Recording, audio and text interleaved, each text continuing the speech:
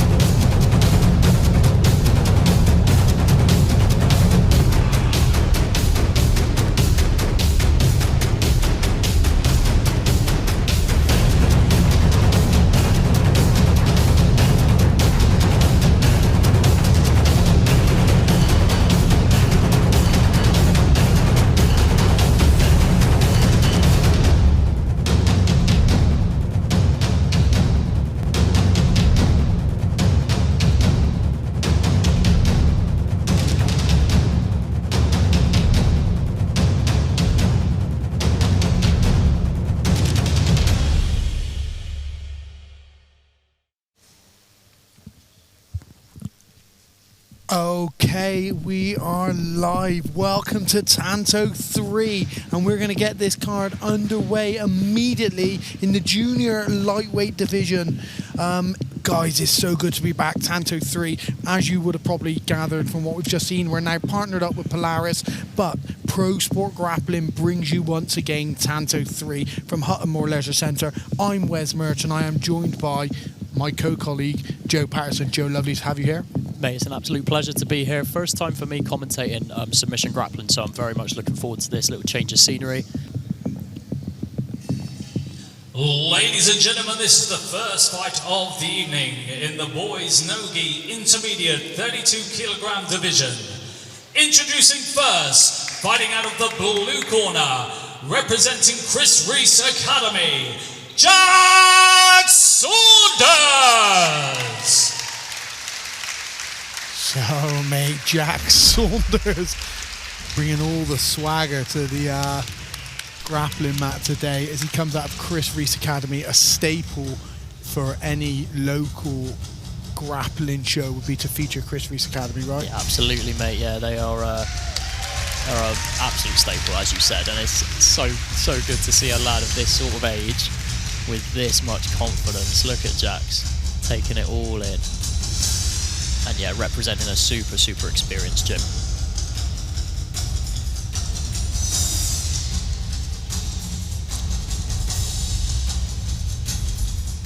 Biggest event he would have competed on for sure. 100%.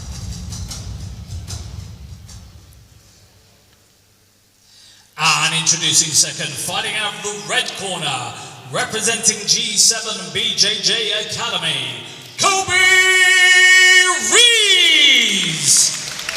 And likewise, mate, we've got Kobe Reese, his opponent, fighting out of G7 Academy, another absolute, if you like, names that are synonymous with especially junior grappling and grappling at this stage, it is G7 and Chris Reese. They go hand in hand.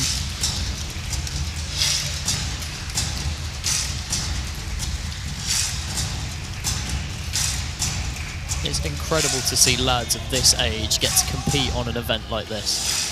With this sort of production and to have this much confidence, it's just superb to see, mate.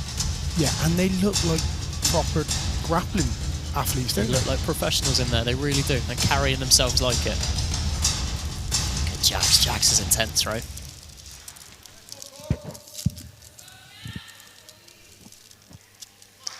Here we go then, we're underway. So this is our junior bouts for 6-minute rounds. Oh, nice little hip toss takedown. Looking to go to the back for Jax. Yeah, Kobe's holding onto the head there with his right arm. Jax now looking to get to the back still. Very nice. Lovely back take. Hooks in. Great back take from Jax. That's very nice. Looking straight to the choke. He's on the choke already, Joe. That's in. That is really in. Really good defense from Kobe. Chin down, fingers in, doing everything right. Staying very calm as well. That's still going to be tight though on the chin. It certainly is. I mean, what these kids benefit from though, unlike the adults, they're very pliable, so they can find tiny little spaces to breathe. Look at this. Nice. Absolutely fantastic defense. To the 3/4 mount for Jax, and now the half guard. That's a good little escape there from Kobe as well.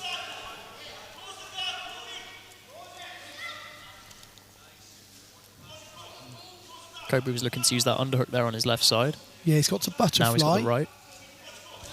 Wrestling up from that position, nice. Really good work. That was a great exchange there. Yeah, a lovely first minute or so for Jax. Really good control. So as we know, we will get flags for in this. Every 2 minutes, we will get a flag, and the judges will score which corner they think has won that 2-minute round. The fight's decided over 3... Oh, fantastic double leg. Oh, nice.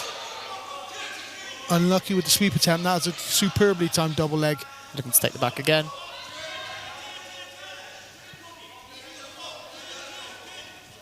Jax has done really well to stay on the back there, but Kobe holding the head again. Straight to that referee's decision. Rear naked choke position. Referee's decision blue. So the ref is scoring that to the blue. The ref decides at the end of every 2 minutes. So Jack's throwing up an armbar.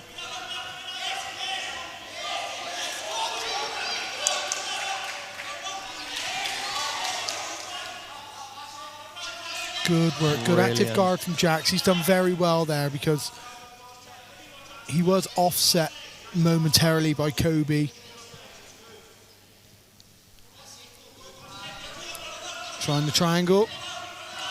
Kobe turning the right way though, he's shutting this down.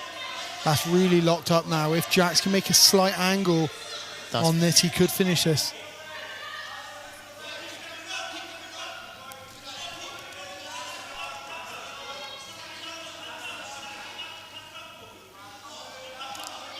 Oh, that's much tighter now. Yeah, so Jack's not giving up on this triangle. He's absolutely not. But Kobe turning the correct way. Oh, he used it for the sweep. That's fantastic. So there's going to be very little space to choke there until you pull the head to get the arm across. Is he going to go to the belly down armbar from this? Kobe looking to step over the body here. Yeah, Kobe's doing everything right defensively. He is. Oh, he got it. He got the tap. Brilliant. Yeah, an absolutely fantastic finish. Yeah, that was superb from Jack Saunders. Yeah, brilliant. Brilliant performance from Jackson. What a great finish, and what a great display of jiu-jitsu from two young lads. Amazing. Absolutely, mate, right? What a really good back and forth. Really good work from Jax. Very technical from Jax. The way he moves around the body, locked up the rear naked choke early on, went to the armbar, went to the triangle. And then Kobe did really well defensively, but unfortunately that mounted triangle was just too tight in the end.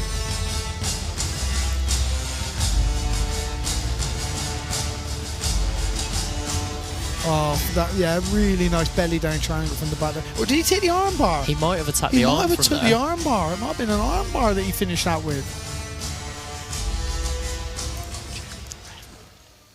Ladies and gentlemen, referee Balthazar Neto calls stop to the fighting for your winner in the blue corner, Jack Saunders.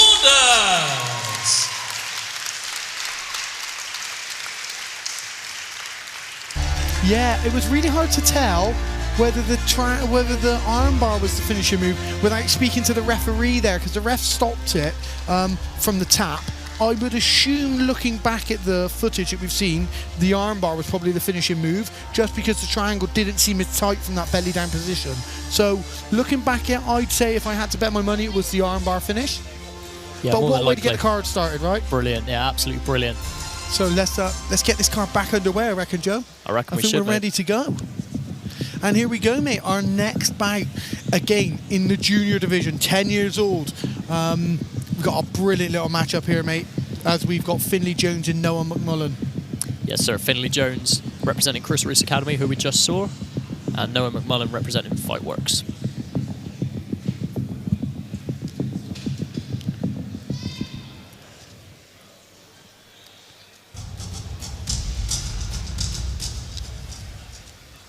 Ladies and gentlemen, this is the second fight of the evening in the boys Nogi Intermediate 36 kilogram division.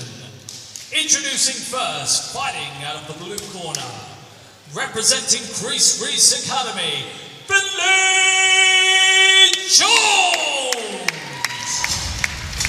Okay then, mate. So Finley Jones from Chris Reese Academy. We've just seen Chris Reese Academy out there as Jack Saunders put on an absolutely fantastic performance. So this has really set the bar quite high for Finley coming out as a second competitor. Also at his age of 10, what a nice morale boost. You've just seen your teammate compete and perform like that. Yeah, absolutely, mate. And Finley is bringing that same level of intensity that we saw from Jax earlier. Storming up to the mat, looking ready to win. And yeah, he'll be off the back of his mate, his training partner winning. There's nothing better than going into a fight like that. And introducing second, fighting it up the red corner, representing Fightwork, Noah McMullen. And his opponent, mate, Noah McMullen, fighting out of Fightworks. Again, a team who we see all the time at this level of grappling. I mean, his coach is in his corner today. Martin Ward has actually competed on Tanto before, and they're very well known throughout the whole of the UK grappling scene. Well, and having a coach who's competed on this stage as well, it just lends yourself, you can just turn straight to them for the ultimate, experience, and they know what to expect, they know what you're getting yourself in for. Yeah, it's a massive, massive boost when your coach has been here before.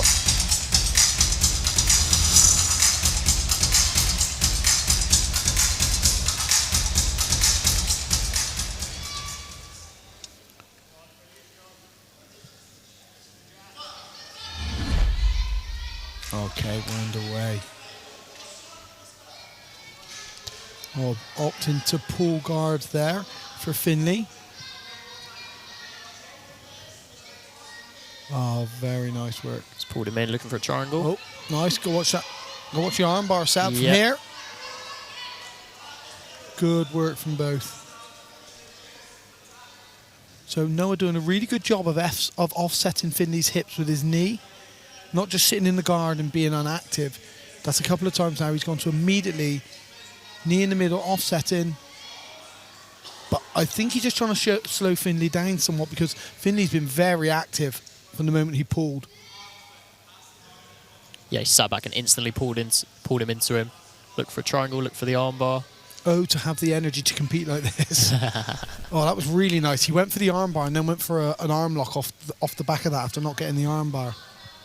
There's that armbar adjustment. Is. Straight to that shotgun armbar. Noah's done very well there. Yeah, indeed.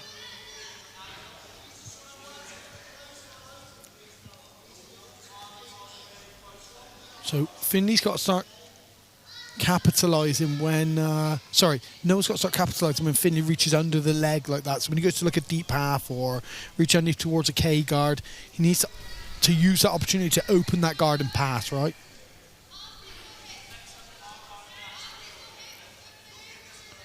If you're Noah, Wes, what are you doing in this situation here? Well, if I'm Noah, I'm looking to pass this guard now because you are allowing this... Oh, really nice triangle attempt. You're not only allowing this round to pass away and dribble away from you here, but you're always at risk of an attack when you're in someone's guard, right? For sure. It's the easiest place to attack from when you're on your back. And Finley's clearly got a very good guard game as well. Referee's decision blue. Yeah, this is a really tight triangle now. It's got almost like a mission control style, hold up high on the knee. So he got the tap with the triangle choke. Yeah, really good submission. Yeah, excellent finish there from Finley Jones. From the moment it started, they slapped hands, he sat, pulled him straight into his guard. It was just non-stop attacking, just relentless. Absolutely, and that's what I was saying about he needed to not sit in the guard, get it open or get out of there. For sure. So let's have a look and show a little replay of this. Come on, here we go. Yeah, look at really nice control, that really high control on the knee. That makes it harder for him to open the guard. But here he corrects the leg, extends the hips, super tight, a really, really clinical triangle finish.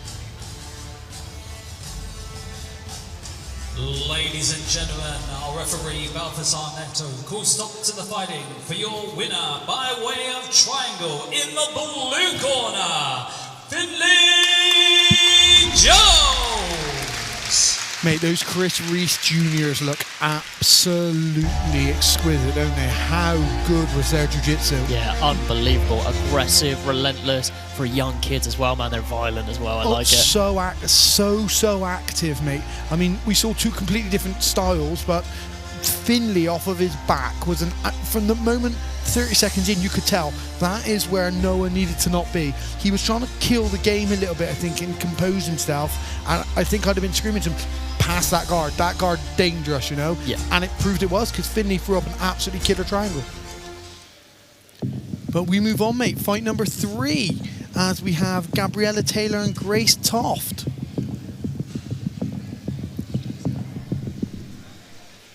Ladies and gentlemen, this is the third fight of the evening in the girls' no-gi intermediate 60 kilogram division. Introducing first, fighting out of the blue corner, representing Southern Quarter BJJ, Gabriella Taylor! So yes, Gabriella Taylor from the Southern Quarter. Very active on the grappling scene. She's been competing for 2 years and is grey and black belt. Yeah, Gabriella, she's won at the Euros. She's won at Naga. She's a British champion as well. Very, very accomplished young woman. And this is our first of many, many female matches as well on this card.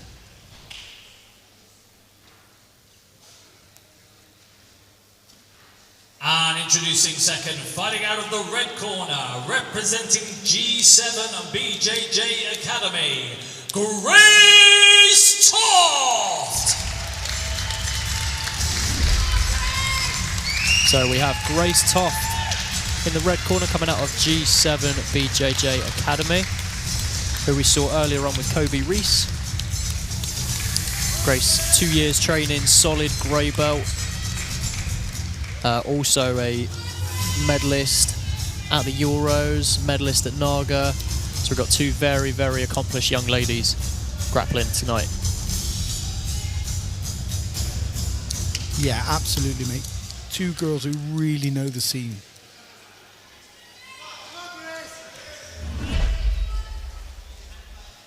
Oh, really nice guard pull. Yeah, Grace sat down very quickly there. Yeah, well, Gabriella did say she wanted to win the takedown game, so that was a really good idea from Grace to shut that down early on. Gabriella's passed very nicely here. Grace trying to get the knee back in. Very heavy top game here from Gabriella, passing really well right to the north-south. She's now locking up that reverse triangle position. That's tight, so this is really nice for setting up a Kimura. Or she can sit with that, but she can take the Kimura or the Americana from here. Joe, I can't quite see because of the camera angle. It looks like she is trying to attack a Kimura. Yeah, or no, the Americana. Oh, wow. Yeah, there we go. Superb. Really nice work. Really good work from Gabriella. Yeah, that was superb. Just, again, relentless from the moment it started. Super good, heavy top game as well from Gabriella there. Very strong, past the legs really well. Look here, setting up this reverse triangle position really nicely. Yeah, that reverse triangle was really nice because it really isolated the single arm on the opposite side. Yeah. So from that position, if she'd have continued wrapping the arm around the waist, she can take the Kimura really well, and she decided to go for the Americana. Great finish. Ladies and gentlemen, referee Balthasar Neto calls stop to the fighting for our winner by way of Americana, figure 4 arm lock. In the blue corner, Gabrielle Taylor. Absolutely fantastic performance from Gabriella.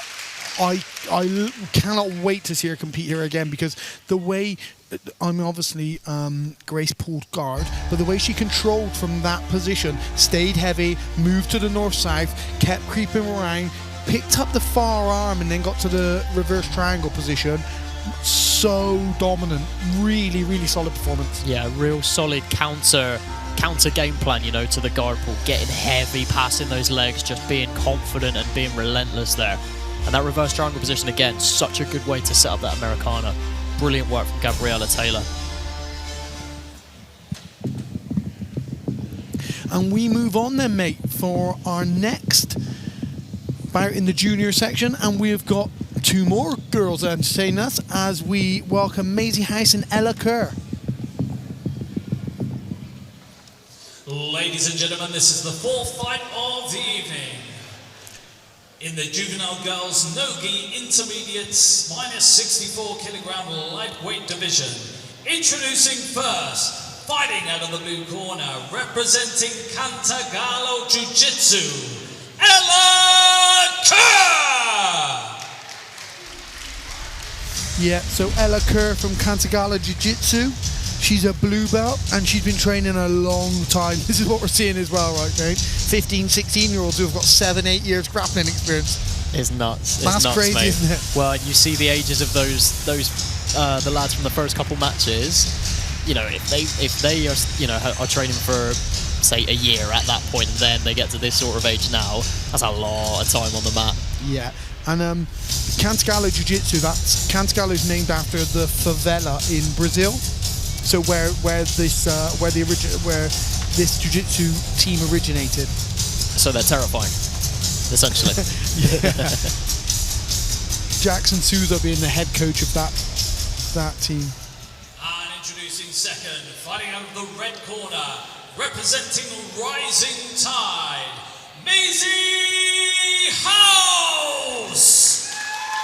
And Maisie House then is our local competitor as she's out of Rising Tide.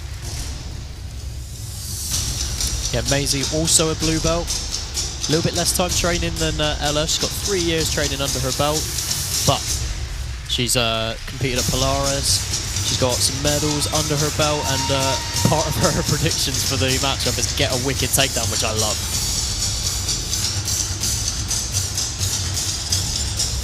Yeah.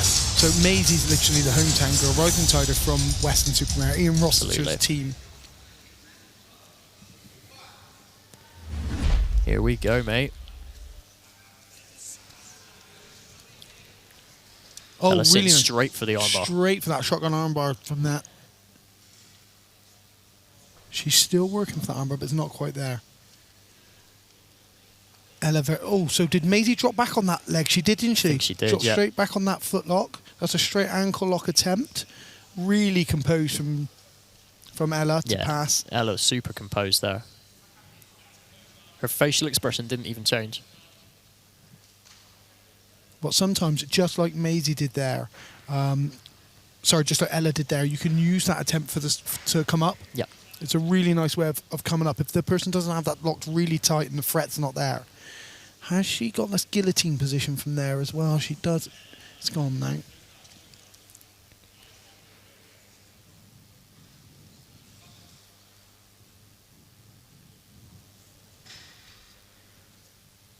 It's such a, if it's their first time on the show, it's such a cool atmosphere, isn't it? Yes. They're used to competing in leisure centres with 6, 7, 8 mats on the go at a time, and then now you could be watching snooker or right back in the Pride days, you know? Yeah, you go to a grappling tournament, like you said, there's 6 mats going on at once, there's constant commotion, there's a lot of noise. This is a very, very tense environment here for these girls, but I love it. I really like Ella's composure. Yeah. Her facial expression, as you say, hasn't changed. She's staying focused. She's not doing anything crazy or outlandish. Really nice work from Maisie. Oh, that triangle could be a threat. Ella's gonna have to get both arms in or both arms out here. I can't see what the left arm is here. Referee's decision. Her left arm is in. You can just see her hand gripping her right wrist there. So both arms are in. So she should be okay from a triangle point of view. She'd like them both a bit deeper, I imagine. But at this point, nothing should be threatening the choke from this position. It's just really tight. You can still submit from there through pressure. You can stop blood flow going to the brain, so you can still submit from there. But it's way more difficult, right? What Maisie is like being efficient and working on this as well. She's not letting go of this triangle. She's not. And the other aspect of this as well, Joe, is Ella's not winning this second round if she spends a lot of it here. Exactly. Right? So at the moment, I believe she just conceded the first round. So she's not going to win the second if it continues like this, because Ella is attacking. And Maisie is attacking. And when Ella defends, she's got to watch that she doesn't get switched to an armbar off of this, which is a really nice attempt can be a really nice attempt from there. Now we've got the arm lock from here. Here's the armbar. Here it comes. Oh, it's really tight. Maisie super flexible.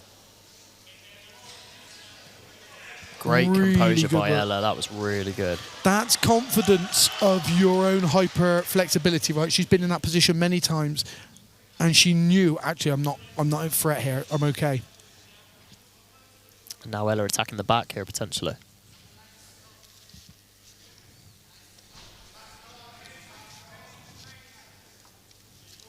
Really nice control, taking her time, not just jumping to that back. She's got that knee in now, that right knee. Maisie's done well to get rid of that. And really nice control to pass to this. Oh, go watch the buggy attempt. She can't get off of her side here. Referee's decision. Referee's decision red.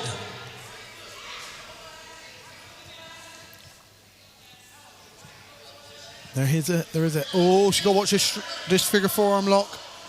She's clear of that now.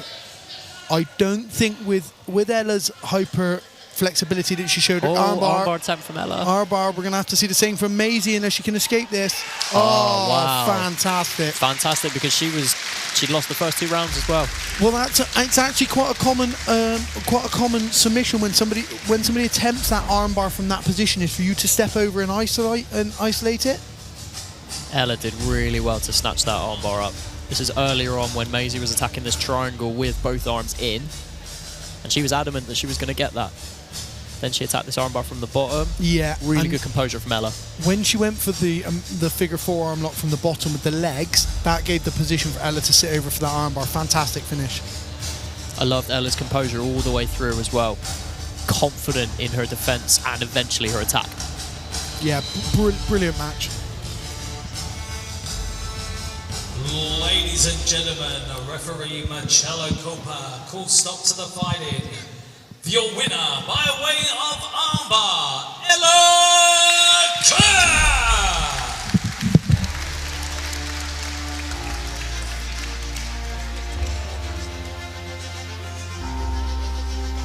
Yeah, brilliant performance there from Ella Kerr. Great win for Tanto. Great win here on Tanto for Ella Kerr. Our next competitors then, mate. We're getting slightly older now, 14 and 15, teenagers now, as we have Darla Anderson versus Daisy Bowers. Ladies and gentlemen, this is the 5th fight of the evening in the girls no-gi advanced minus 65 kilogram division. Introducing first, fighting out of the blue corner, representing Hammer BJJ, Daisy Bowers. So, Daisy Bowers, mate, very active and competitive grappling competitor. Yeah, Daisy, 3-time IBJJF European champion. That's a huge stat to have, mate. 4 years training, blue belt, and coming all the way down from Liverpool as well. You gotta be confident. Yeah, and she is one of our crossover athletes, mate, because she has recently just come off the back of the IMAFs. So, a very accomplished competitor, not just grappler.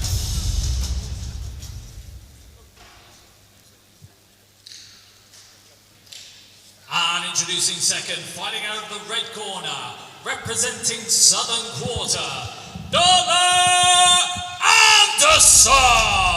However, her opponent, Darla Anderson, is equally, if not slightly more so, experienced in the grappling aspects of the sport, mate, because she's very well known on the Tanto stage and throughout grappling in the UK, really.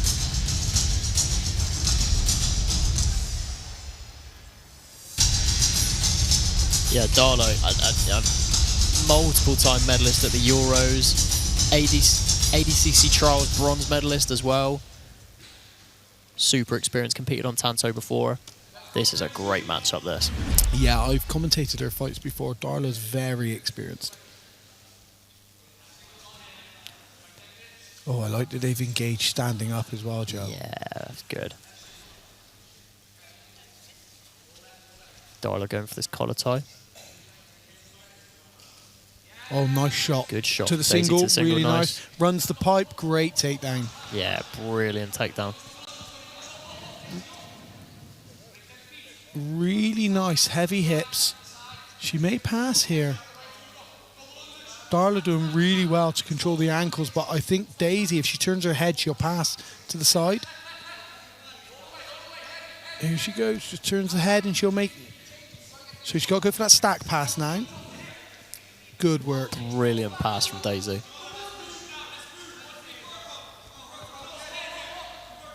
Nice escape from Darla. Straight back to the guard. Darla's done really well to re-guard there. What we're seeing different here, Joe, there in that first opening sequence is the person in the guard was really active as opposed to the person who had guard, right? So now Darla looking up the body triangle from the bottom, which is generally a stalling position, taking your time, think things out. Now opting for the high guard.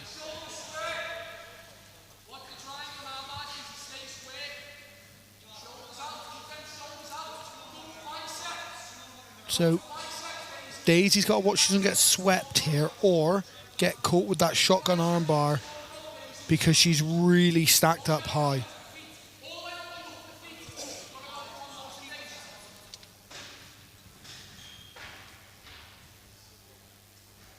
The referee just noticing that she has that Darla has hairbands around her wrist. Good eyes from our referee. Yeah.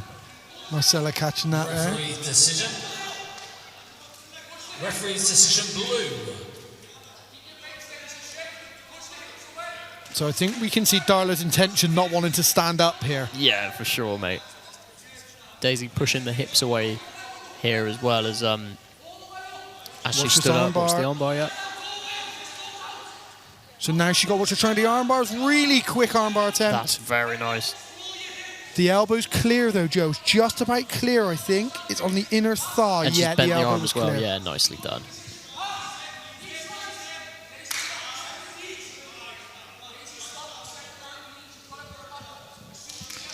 So back to this controlling position again. That's a consequence of the female game, isn't it? The hair all over the face. Of course, yeah. Yeah, that's Darla just... almost offering one of her own hair bands to rectify that.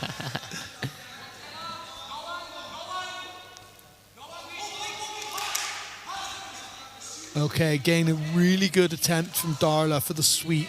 When Daisy sat up there, the guard was open, but she reached back inside and the guard got shut again, and she's back in this position where she's having to stack. Not managing to get a pass or get that guard open to look at passing.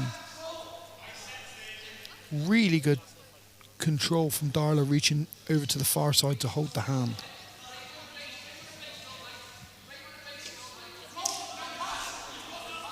Daisy Good. posturing up now. Yeah, great posture from Daisy.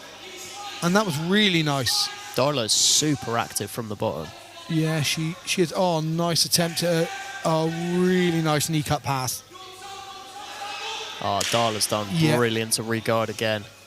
Yeah, I could hear the frustration in Daisy's corner team there because the guard was open and Daisy was on her knees and he said, stand up. And that's what he wants her to do, disengage. Referee's decision red. So we're around a piece now, I believe.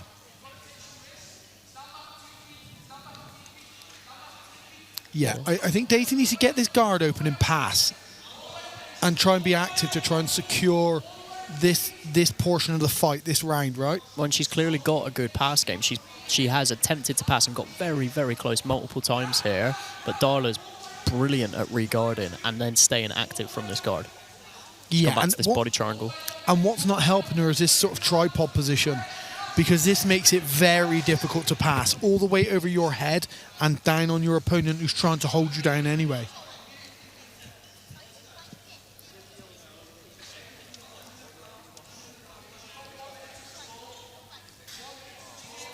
You know what, she doesn't get swept there. Yeah. That body triangle position making it really difficult. Difficult and it's uncomfortable. Yeah, here's the sweep. Here comes the sweep. Daisy's done well. Yeah, that body lock position from there is good, but she then had the body lock position. She should have started using that to pass then, right? Nice shoulder lock attempt from Darla. If she get a nice shoulder crunch onto that, she can start to isolate that arm. Guards open Oh, now. guards Daisy open. looking to pass. Daisy immediately on the pass. Yeah, really heavy on the hips now. Yeah, oh, watch that. Watch the Kimura. Kimura. This Kimura position, very hard to finish, but really good to get a sweep from. Oh, Daisy's done good to defend that. Now using that same arm to control the head. Still stuck in half guard though. Yeah, if she can attack from here, even if she doesn't get it, this might be enough to get her the decision.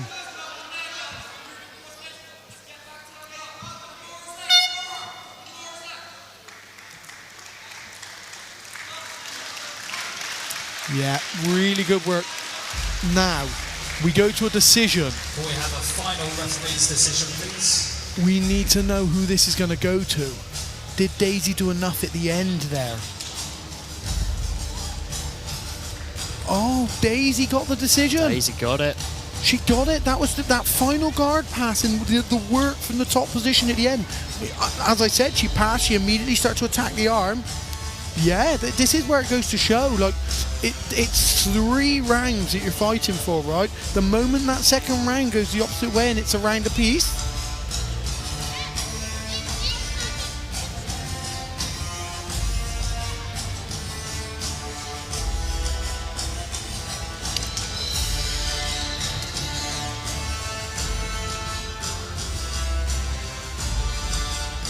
Yeah, brilliant.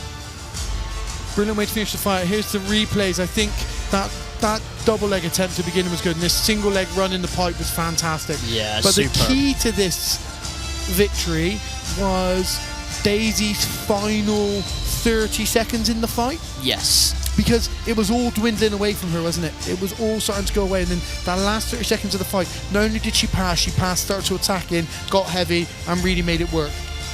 Brilliant way to finish the fight. Yeah, she finished super strong, and it was, like you said, it was enough to take over those last 2 minutes and get, and it was a really close match as well, really close for sure. Absolutely. God, Joe, has been great so far, isn't Yeah, it? 5 This is awesome our matches junior so far. card. I know. This level of jiu-jitsu is coming in our junior card. Like, this is insane.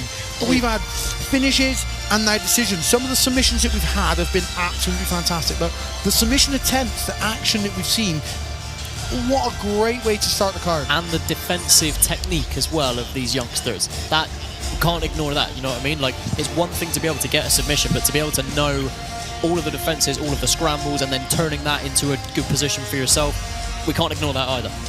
Well, I mean, look at this fight here. We've got 2 young female athletes who have been competing for 4 to 5 years each, who come out there and put on the highest level of grappling that we've seen today, for sure. That level of grappling was absolutely fantastic.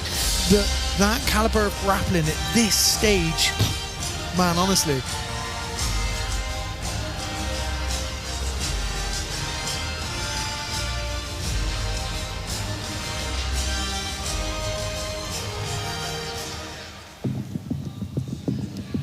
Okay, mate, and we move on as we have a couple more 14-year-old teenagers taken to the mat. Amber Whitson versus Bella Jochenko. We miss out on the fact that Simon's pronouncing names afterwards here, don't we? Yeah. I think you got that right, though. Ladies and gentlemen, this is the 6th fight of the evening. In the girls' no-gi advanced minus 56 kilogram division.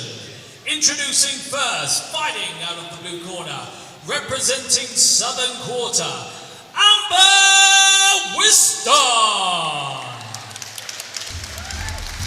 Yeah, so Amber Whitson from Southern Quarter. We've seen a lot of the Southern Quarter guys out today. They're from down in Salisbury. Chris Leon-Deckers will be their grappling coach. As we've seen so far, mate, a very accomplished grappling school. For sure, mate, for sure. And Amber, she's got almost 4.5 years training under her belt, super experienced, lots of medals. And she loves the double leg. Then she's my favourite already. And introducing second, fighting out of the red corner, representing Roger Gracie Bristol, Bella Jochenko. So I'm happy with the way I pronounce her name, for sure. I've done well there. I thought you had it right, mate. Bella Jochenko, representing Hodger Gracie Bristol. Obviously, we know the guys at Hodger Gracie very well, and they are absolutely active on all of the grappling teams throughout the UK. They have a brilliant team established under them now, from junior all the way up to adult grappling competitors. And Bella has probably the best shorts we've seen so far this evening. They're great shorts. Has to be said. Here we go.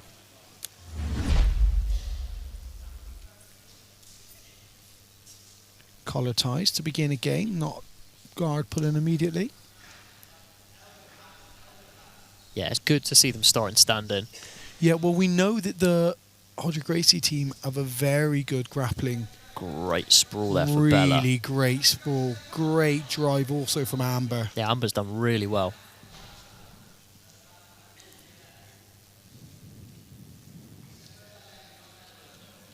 On his shoulder position again. Come to the edge of the mat, and our referee will put us back to the centre.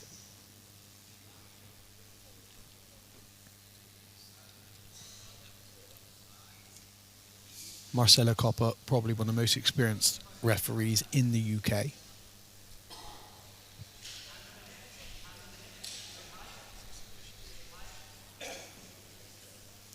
Oh, great. That was active guard. Oh, what an armbar. That was superb. What a fantastic... To attack that triangle and then switch to that armbar that quickly. What an absolutely fantastic armbar. If you blinked, you'd have missed that switch. That was superb. Yeah, I from can't Bella wait to see this. From the bottom of the hip. From the bottom of the hip to high on the shoulder. Here it comes. Pushes the arm. Nice. Really good. That was in slow motion, mate. Whereas that was in slow motion. Yeah, exactly. I mean, that was that pull-push armbar where she literally just tucks that arm, pulls. Fantastic finish. Ladies and gentlemen, referee Marcelo Cooper calls stop to the fighting for your winner by way of armbar, Bella Jochenko. Yeah, Bella Jochenko. I don't know if we'll get another replay of that, but what a fantastic finish. To explode from the hips, high to that triangle attempt, and then to rotate. Here we go, Joe. And just have a look at when it goes from the triangle, how quickly it rotates to the armbar. So here's the triangle attempt. It's on already. Boom. So fast. Fantastic. That has been drilled thousands of times, mate. Yeah. For sure. It was second nature for her to switch to that armbar, and it was so fast. And even the way she set up the triangle, subtly pushing that arm through, boom, well, snatching up the triangle. Absolutely. Position. What she did so well was she pulled on the other arm. So the arm that eventually got armbarred, she didn't just push the armbar that she's attacking, she pulled as well. Really, really good finish.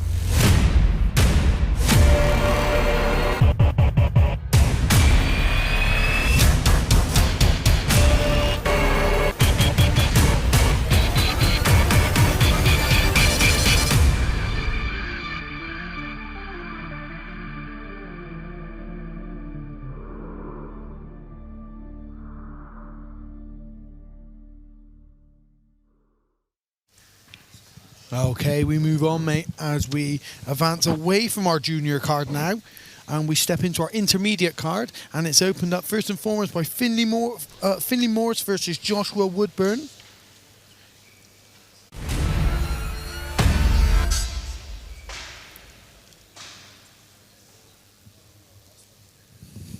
Ladies and gentlemen, this is the seventh fight of the evening in the male Nogi intermediate minus 76 kilogram lightweight division.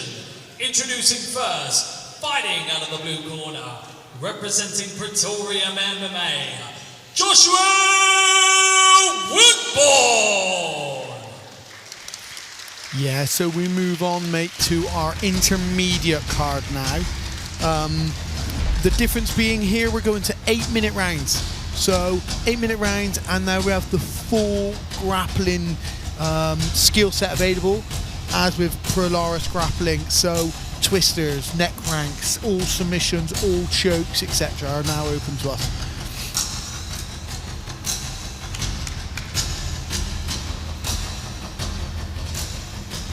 And this is Josh Woodburn from Pretoria MMA.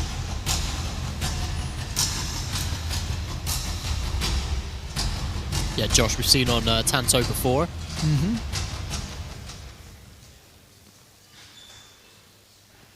And introducing second, fighting out of the red corner, representing Alento Bristol Dojo, Finlay Morse! And his opponent, Finlay Morse, is someone we've seen many times in MMA. We've commentated his fights, also on the previous Tantos as well. Finlay's a very active competitor, trains at Lento Bristol Dojo. Yeah, and Finlay's main skill is his grappling. Even when we've seen him in MMA, he's a solid grappler. Lots of wins by submission.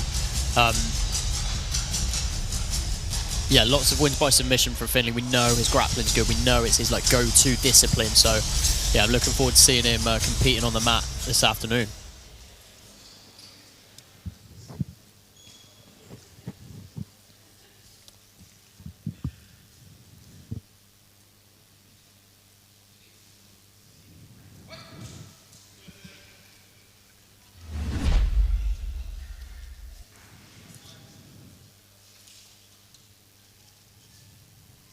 Sussing each other out, feeling each other out here, and we get a lovely double Nice leg shot. attempt. Oh, great drive to finish that. It's passed as well by the looks of it, Joe.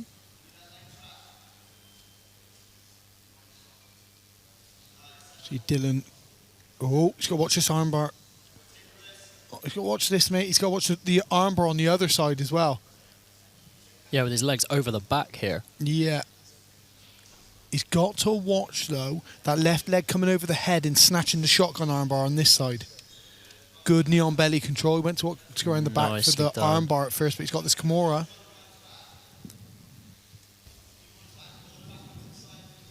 Dylan O'Brien coaching from the corner. Oh, nice transition. Finlay did good to stay on top there as well. Finlay did good. Finlay did good. Finlay did good, stay on top.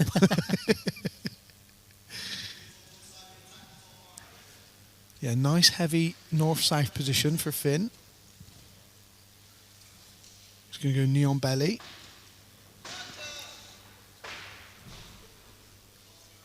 Very strong on top. Yeah, good defence from Josh, shutting down that knee on belly. That knee on belly would have been the deciding factor, I think, in his path. Oh, watch his Kimura. Really good work from Finn.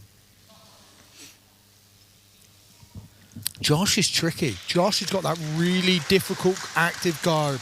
The sort of guard we put you in guard from behind your back and you don't know what's happening. We've never felt that before. Yeah, he's very active from the bottom and he's really tricky. You're going to have to watch these key lock and Kimura positions from the bottom, you know? Yeah, even when you've got a solid top position, you've got to be on your P's and Q's with someone like Josh on the bottom. This is a nice pass attempt and great regard to get that butterfly. Yeah, Josh, super unorthodox with his really legs from the fast. bottom, but Finley's done well. He's very flexible. Well, and just constantly working as well, man. Constantly giving him something to think about, even though he's on the bottom. Referee's decision red. Oh, nice. Nice pass. Toriando star. Doesn't quite complete it. Now, got to watch the leg attacks and the leg entanglement from here.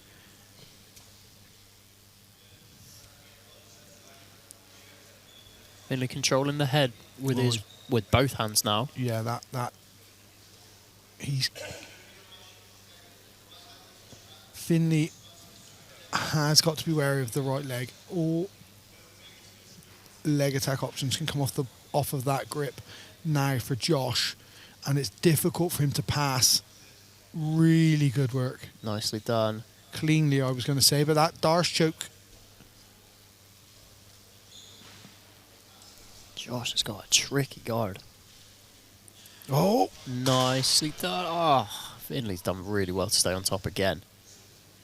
he has, but that does come as well, I think, from the fact triangle. that... Oh, really nice. Finney's got to get that arm tucked back in. Yeah, he is trying to push that left arm through. He is. He's got the wrist through, I think. He's still in trouble, though. Oh, he's going to this reverse triangle. So he's going to look to go to the other side for that and isolate the arm from here.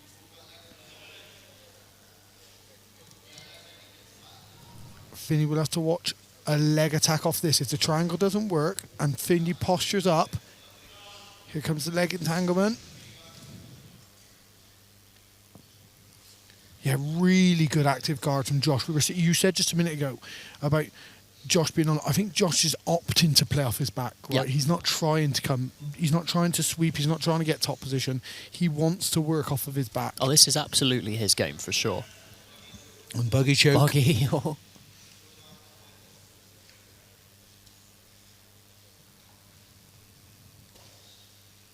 Good pressure. Great pressure to the head for Finn. Got knee on belly That again. armbar attempt. Kimura potentially. Yeah, that's going to be difficult. Josh has very long arms. Very long limbs, to be fair. Very long arms, which means you've got to clear. You've got a lot Armbar. further to go before you clear. Nice armbar Oh, attempt. Josh has done really well there. Really well.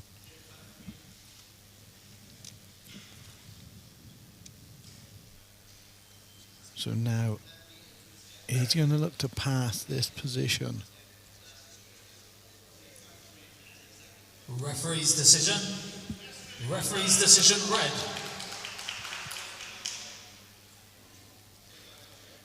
Flexibility that we can both admire, right, Joe? Absolutely, yeah. Can't relate. No. I can't even touch Oh, my armbar. toes, mate. Lovely armbar. Josh done really well to turn out of that. Nice Great. work. Brilliant. Great work from Finn. Brilliant takedown. This from guillotine's Finn. tight though, Joe. If he can go high elbow on this guillotine as well, he doesn't manage to get it. This is a brilliant matchup, mate. Brilliant technical match.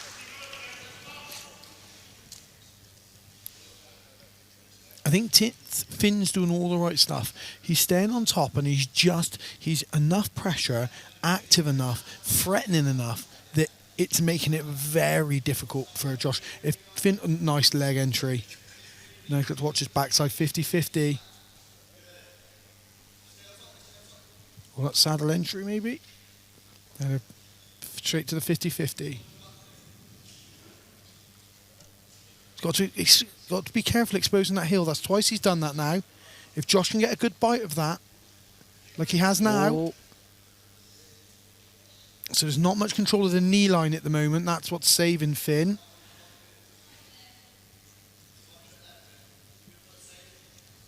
Good work defensively from Finn, but he needs to be out of that position. Either attack back or he needs to get out of there. Josh is relentlessly attacking relentlessly, this. and foot. he will catch it if you keep staying in that position. Yep, it's gone for the outside. Finn needs to clear that knee line or strip that leg. He cannot fall and be in that position. Nice back step. He's not clear yet. Really good work. Good composure from Finn as well. Yeah, really nice leg entanglement by Josh. It's one of those things where... Oh, this Darce choke attempt again. Yeah. It's one of those things where if you keep attacking, somebody's going to make the mistake, right? If you make a mistake as the person who's attacking, so what? You don't get the submission. If the person on top makes a mistake, you catch the submission, you know? So you just keep trying. Oh, nice sweep. Great sweep to finish the round. Armbar. Oh, wow. And we've not got long left either. That's a brilliant way to finish the round, the fight, though, isn't it? Superb. Superb. What a great match. Awesome matchup that was. Let's have a look at some of this action back, Joe. I'd watch the whole thing again. Oh, absolutely, mate. For sure. Yeah, it was fantastic jiu-jitsu on display there. Yeah, this really tricky guard of Joshua, that triangle is a really close attempt. But Finn, the top game control from Finn, and not being scared to risk attempts, go for something. I'll lose my position, but I'll find a way back to where I need to be, was really good. Absolutely, and Finn threatening a couple of arm bars as well from the top. Really good work, really good match. Ladies and gentlemen, after 8 minutes on the Tanto mat, we go down to the judge's decision. For your winner, in the red corner, Finley Morse! Yeah, Finley Morse with a referee's decision there, which absolutely, I mean, I didn't keep tally of all the way through. Did he win all 3 rounds? Did you see, Joe? I don't remember. Okay. If I'm being honest, mate, but I wouldn't be surprised if he did. No, exactly. Isn't it amazing though? So do you know it flashes up on the side of the board? Yeah, I didn't even notice. No, we're watching the action the whole time. So enthralled in that action. Yeah, it was an absolutely brilliant match. But Josh did make it easy for Finley though. That tricky guard just constantly throwing up attacks from the bottom.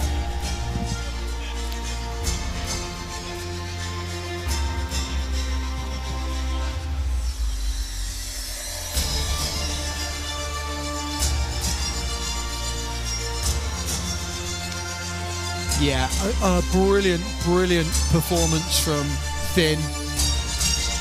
Great work from him against, as you said, a very tricky opponent. Makes a difference about even what skill level they're at.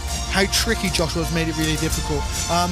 If you're viewing at home now, you'll wonder, we're going to be skipping a fight now. So if you've not missed anything, that Carmella versus Emma fight will be coming up a little bit later on. But we're going to move forward onto fight 9. So if you are watching at home, that's what's happened.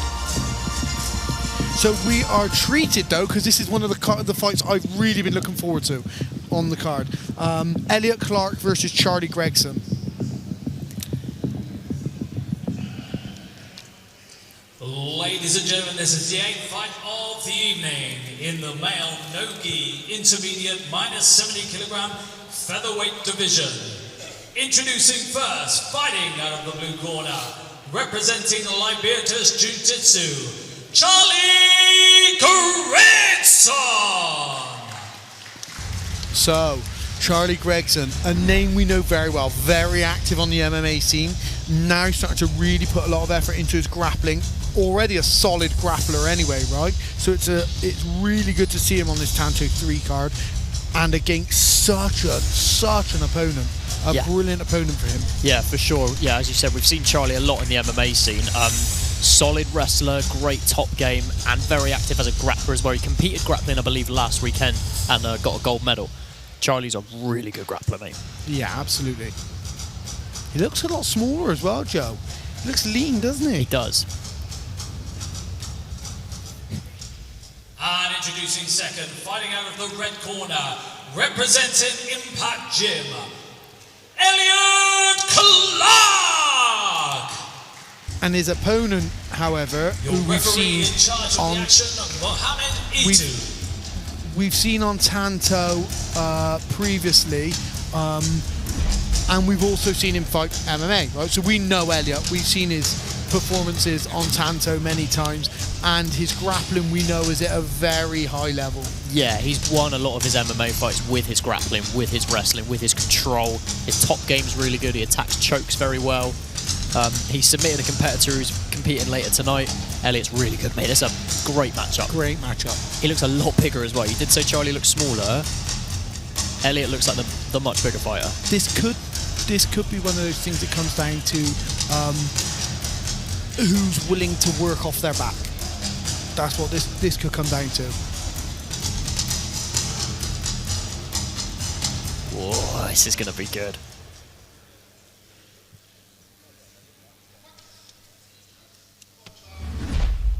It's going to be weird watching Charlie Gregson compete with no overhands and leg kicks. Straight to the collar tie. Straight to the collar tie, yeah.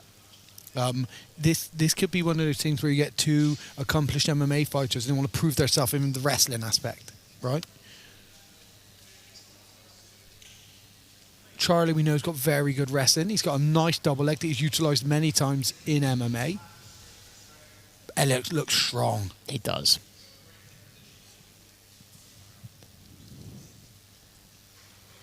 I like the patience from both boys as well, and head position as well.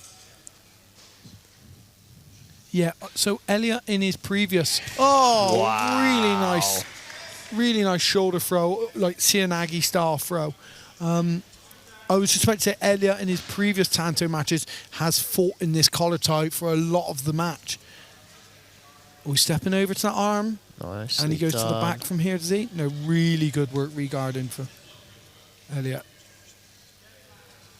Now watch his Von Flu position.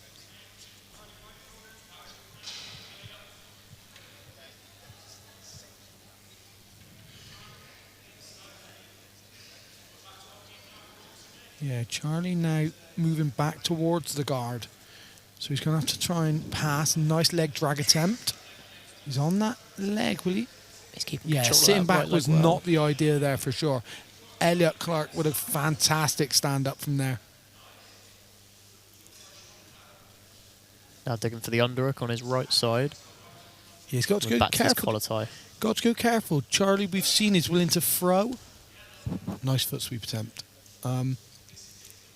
Yeah, that Ashibarai foot sweep is something that Elliot Clark tried previously on Tanto. But yeah, he's got to be careful with this reaching forward high onto the head of Charlie, because as we've seen, Charlie's already gone for a Sianagi that he landed. So hip throws are definitely something that I would be expecting. Or the double leg. Nice ninja choke attempt. Yeah, and we've seen Elliot win with that before.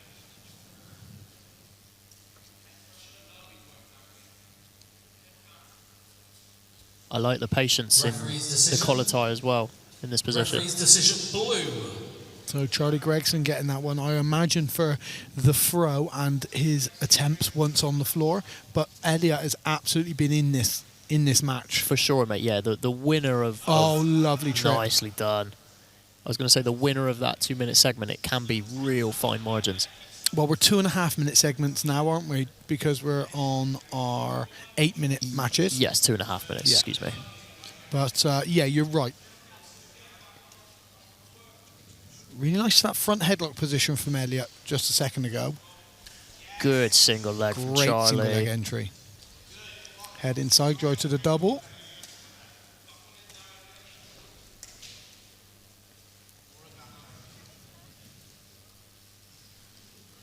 It's difficult, right? He had that potentially that double leg, but you're in the corner of the mat already. He hasn't got miles of space to try and finish a big double leg like we see Charlie do. No, but also, other than those foot sweep and trip attempts from Elliot, we're not seeing a lot of active attack. Oh, not a lot of active attacking from Elliot from the wrestling perspective. Charlie has tried the throw, tried the double leg, tried the single leg, also just tried to drop for a shotgun armbar. So you've got to ask yourself, what now, being already a round down, is the ref scoring in these stand-up exchanges? Yeah. Of course, they're scoring significant attacks.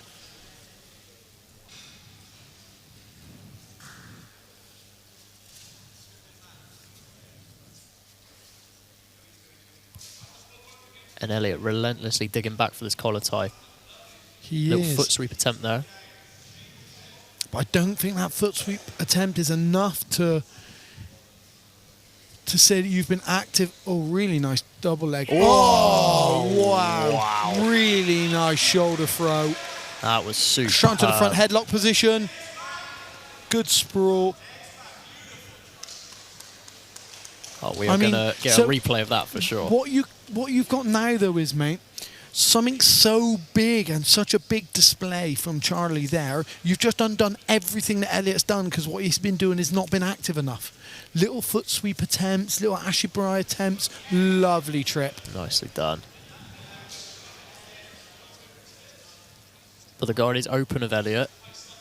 Nice work from Charlie to get his head out.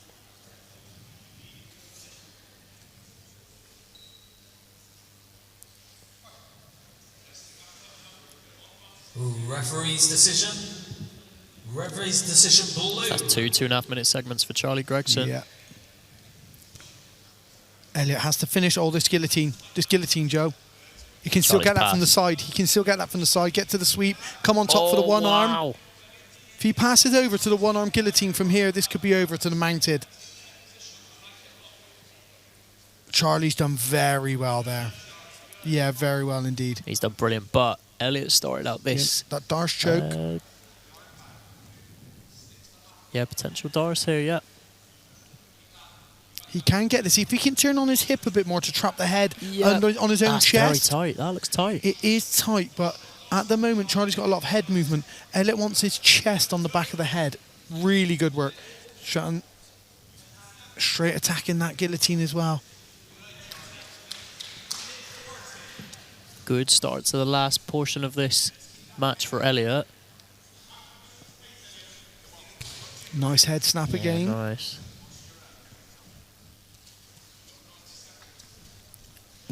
Oh. Charlie opting to try and pull. It's active, right? He's staying active. For sure.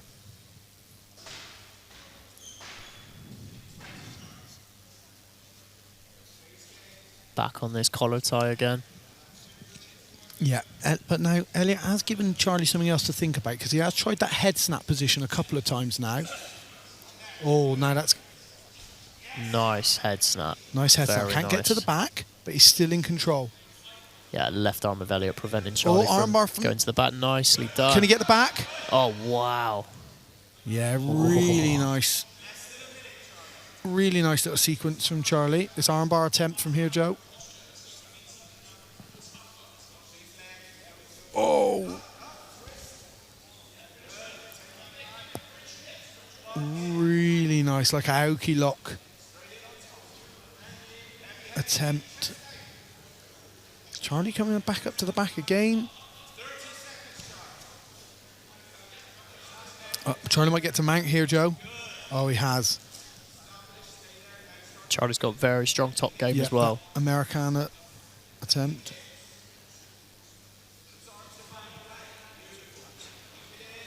To the back. Potentially, yeah. Oh, the armbar.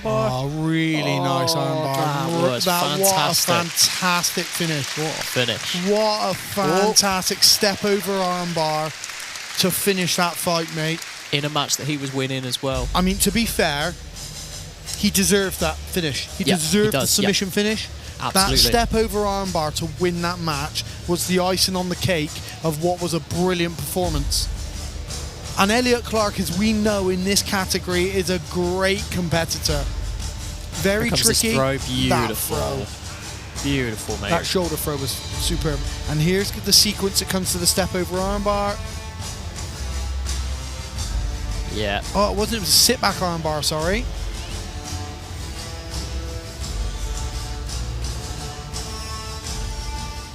Ladies and gentlemen, referee Mohammed E2 stops to the fighting for your winner by way of armbar, Charlie Gorexa! Yeah, what an absolutely brilliant performance because Elliot Clark was coming to fight and was looking to finish. Absolutely. But Charlie was active, attacking, some fantastic takedowns, like a lovely throw about halfway through. And he survived a couple of submission attempts himself as well. And also trying to finish the fight till the bell. He's trying to finish the fight until the ref stops the fight, right? Because the way he snatched that armbar and sat back at it, why not? You've got nothing else to lose. Go for it, right?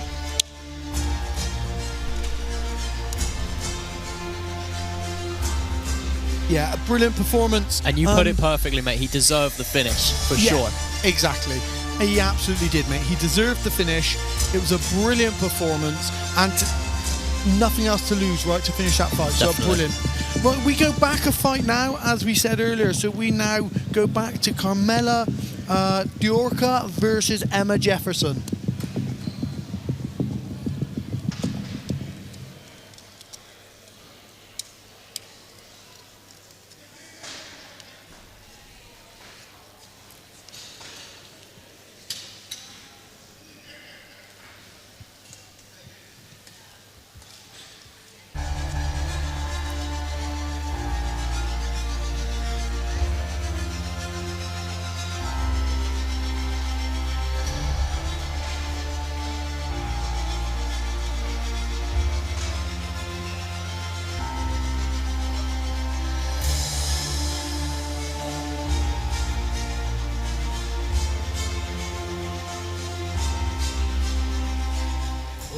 Ladies and gentlemen, this is the ninth fight of the evening in the female no-gi intermediate minus 64 kilogram lightweight division. Introducing first, fighting out of the blue corner, representing Asgard, Cornwall, Emma Jefferson. So, Emma Jefferson from Asgard, Cornwall, we know very well. I've seen Emma compete in grappling a few times and also fought in MMA. We've caught her MMA fights. So Emma's a very experienced competitor. Yeah, she's very game, man, very tough. She's fought some really good opponents coming out of Asgard as well, who we've seen a ton on this scene, the grappling scene, and obviously the MMA scene as well. But yeah, Emma's super experienced. And introducing second, fighting out of the red corner, representing Exeter BJJ, Carmela Diorca. And her opponent, Carmela Diorca, very experienced grappler, coming out of Exeter BJJ.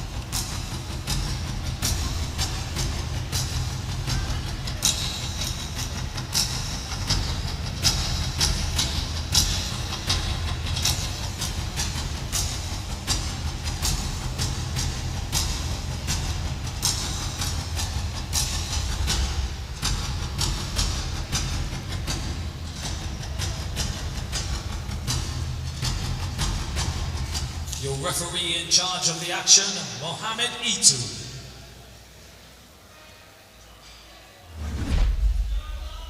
Here we go.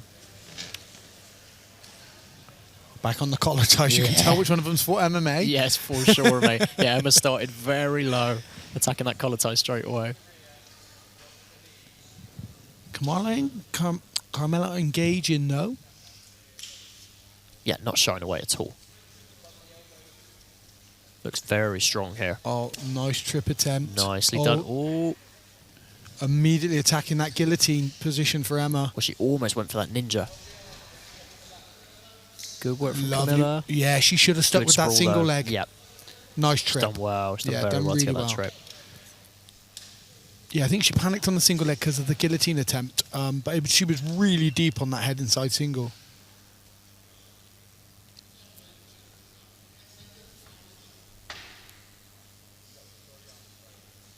Guards open, and Carmela's made no attempt to pass. Oh, really nice work.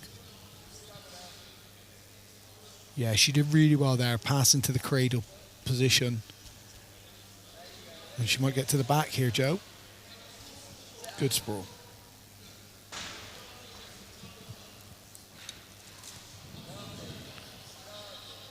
Nicely done. Yeah, there good work from Emma. Really nice. And lovely counter wrestling back from Carmela. Nice exchange. The guard of Emma is open again.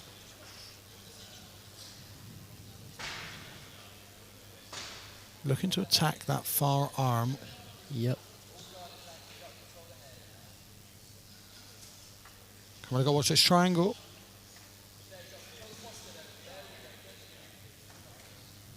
Oh, nice control from Emma. Carmela's done very well to pass the legs.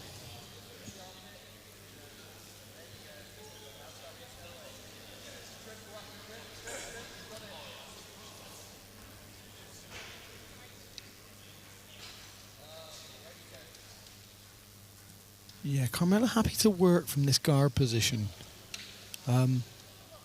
Not attempted to pop up and pass, knee cut or anything. She's happy to work from there until Emma makes a mistake or attempts something, and then she explodes out. It's working for her, but you're relying on your opponent to try something, it not work, and you pass or you counter it. That's always a tricky, risky game plan, right? Because you're relying on somebody going for something and them not getting it. Yeah, exactly. Yeah, mate. Guards open again. Potentially to pass for Camilla. Referee's decision red. So the referee's given Carmela that opening round. Yeah, I think that's possibly through control. Oh, I think armbar, armbar. I think the elbow's clear, Yeah. isn't it? Yeah. Nice work. Yeah, I think control time's probably scored that for Carmella there, because you'd have to say they're pretty equal on attempts, front headlock attempts, etc. She's got the takedowns as well, stayed in control, so the good counter wrestling.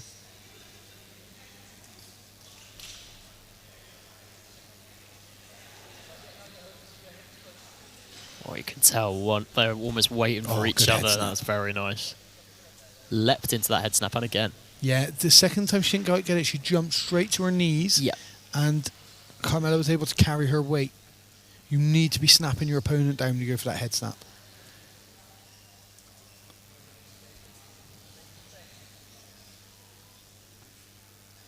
It's tense, this one, mate. You can feel they're waiting. Almost waiting for the other to make a mistake. Yeah, absolutely. It's very well matched. They're very evenly matched, aren't they? Yes, they are, mate.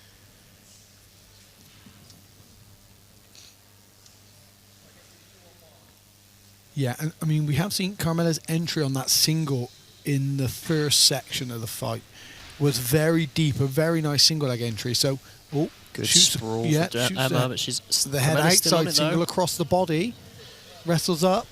Goes for that trip again. Yeah, really nice. She caught that leg. She caught the ankle pick almost off of that quite well. To the back. Emma to the back. Great back take. Yeah, superb, but great work from Carmella. Yeah. Yeah, really nice work from Carmella. Oh, Emma but- spun back round to the back again. Yeah, Emma, well, I'd say she retains the back there, really, right? She managed to hold a back position or a hook. And she throughout didn't all of that. panic. She didn't rush there to keep on a dominant position. She was patient there, and as you say, yeah, retained the back really well. Emma now with both hooks in now. I think this could. Referee's Yeah, decision, I think blue. that sequence for the back take is probably what gave Emma that portion of this fight so far. Oh, it was To give dead even up until then, I think. exactly. Yeah. Round apiece now. And also, it's a very dominant position. Yeah. If someone gets your back, I always say, right, the two worst places you can be, flat on your belly, flat on your back, right? So if someone's got your back and control hooks in, that is the only position that's slightly better than either of those two. Great, strong control for Emma as well from here. Yeah. Emma doesn't want to try and rush to finish something here and lose the position. She can take her time. She's into the mount position now. Creeping up to a higher mount as well.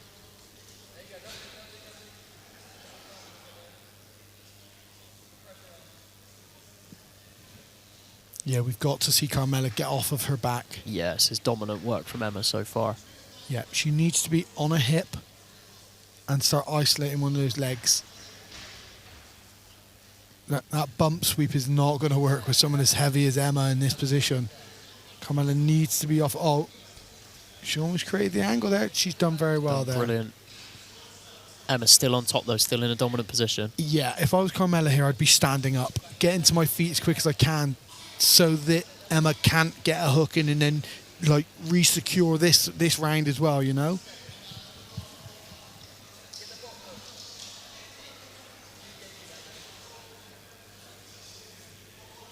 Just under a minute to go, and this is a very dominant third portion of this match for Emma Jefferson. Yeah, she's caught the arm here now as well, Joe.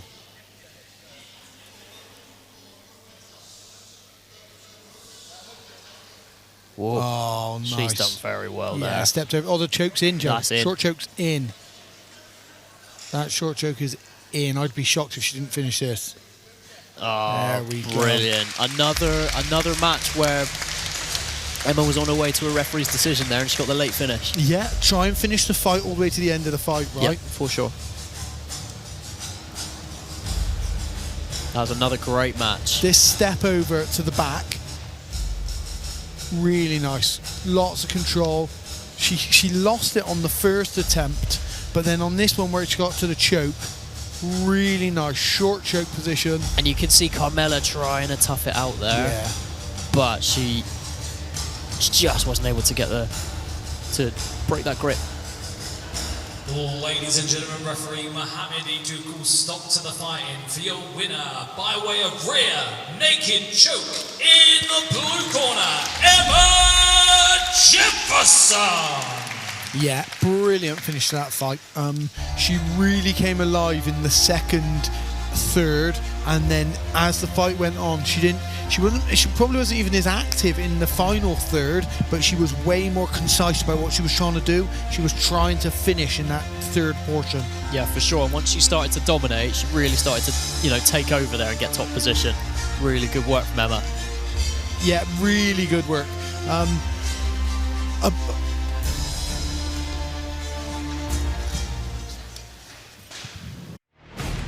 Coming to Weston-Super-Mare this September, a new era of combat sports begins. Are you ready for the evolution? Get ready for fast, dynamic, hybrid striking action as fighters from K1, boxing, MMA, Muay Thai, karate, and kickboxing will be battling it out in Europe's only 24-foot, 8-sided octo ring wearing hybrid gloves. You've never seen a show like this before. This is a new era. This is Evolution Combat. Follow us on Instagram for more information or to register. Evolution Combat, Joe, it's coming. Okay, but for now, let's focus on this, right? And we've got a brilliant matchup coming now as we move on with Hughes versus Brett Hughes from Intensity MMA. Yeah. Fergus Wood, Blackgrove. Exactly, Wood Blackgrove. So Hughes versus Wood Blackgrove. Ladies and gentlemen, this is the 10th fight of the evening. This will be a male no-gi intermediate minus 76 kilogram lightweight division. Introducing first, fighting out of the blue corner, representing Intensity MMA, Brett Hughes. Yeah, Brett Hughes from Intensity MMA says he's just excited to compete Love that. and be here. Yeah, love that. right. Yeah, absolutely. Nothing better than when someone's just happy to be there. They're No, not and one of feeling his too much coaches. pressure. Yeah. Yeah, one of his coaches is on the card as well tonight. So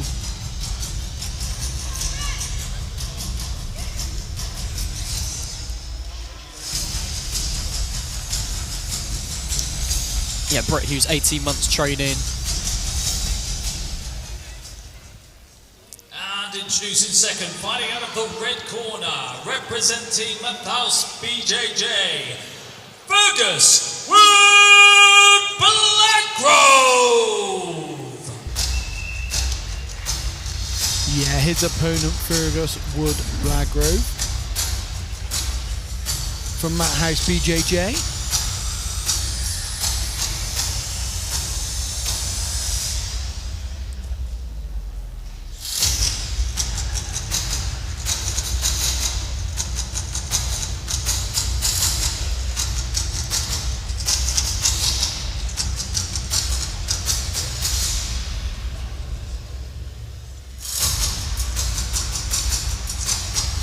Two guys not been training a hugely long time, white belts, making their really big competitive debut on such a big show. Yes, for sure, mate.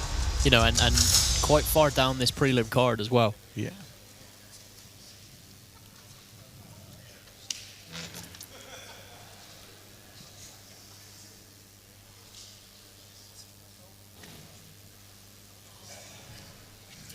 Here we go. Matthaus BJJ in Reading there. I believe Dominic is their black belt coach. Yeah. Fergus sitting down here. Oh, Fergus sitting for nice. the Sweep foot. to the straight. Oh, Yeah, wow. really nice. Wow. Did he catch that straight foot lock? I think it was a straight foot I lock. think it was a straight foot lock. I'd have to try and see the replay, but I think he sat back on a straight. That was fast. See if we can get this. It looked like it was the straight foot lock. Here, let's see the entry. Yeah, straight foot lock. Yeah, really nice straight foot lock finish. Yeah, brilliant. Ladies and gentlemen, Mohamed Ituku stops the fighting for your winner by straight footlock. In the red corner, Fergus Wood Blackgrove. Brilliant finish from Fergus. Sat straight onto that straight footlock. Really nice finish. You can really tell he deep. catches those all the time in the gym Yeah. because he sat immediately and like you can tell he wanted to go for that straight away. Absolutely. What a way to make your entrance onto the Tanto scene, right? For sure. With such a slick finish.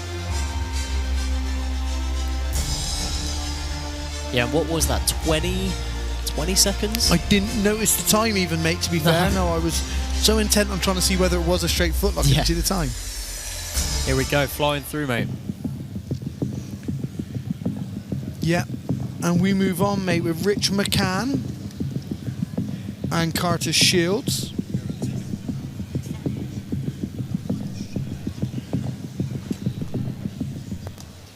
Ladies and gentlemen, this is the 11th fight of the evening. In the male no-gi intermediate minus 76 kilogram lightweight division. Introducing first, fighting out of the blue corner, representing Andy Roberts BJJ, Curtis Shields. So Curtis Shields, mate, from Andy Roberts BJJ. 4 years training in blue belt. Has competed on some competitions throughout the UK as well. Experience on the competition scene. Yeah, Naga experience as well here for Curtis. He predicts a straight footlock win as well, Joe. So. And introducing second, fighting out of the red corner, representing Dragons Academy, Richard McCann. But Richard McCann, mate, we've seen previously on Tanto 2. He won on Tanto 2. And he's won on multiple super fight platforms as well. So no stranger to the Tanto mat and the super fight style of grappling. Yeah, Rich McCann, multiple British gold medals, ADCC national champion as well, and he's, as you say, he's fought on Tanto, so lots of competitive winning experience for both these gentlemen.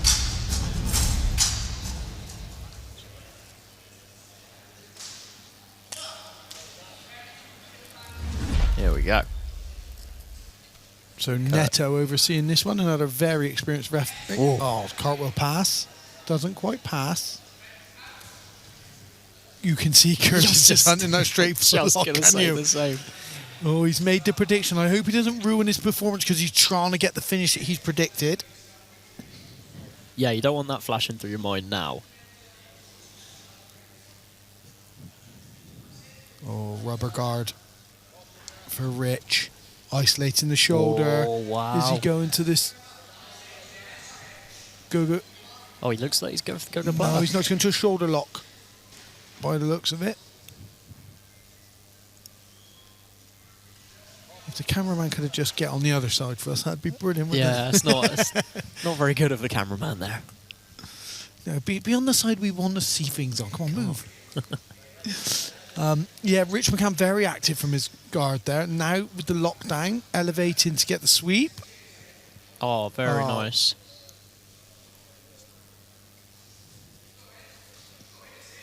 Okay. Is he going for this electric chair style finish? He's got toe hold position here.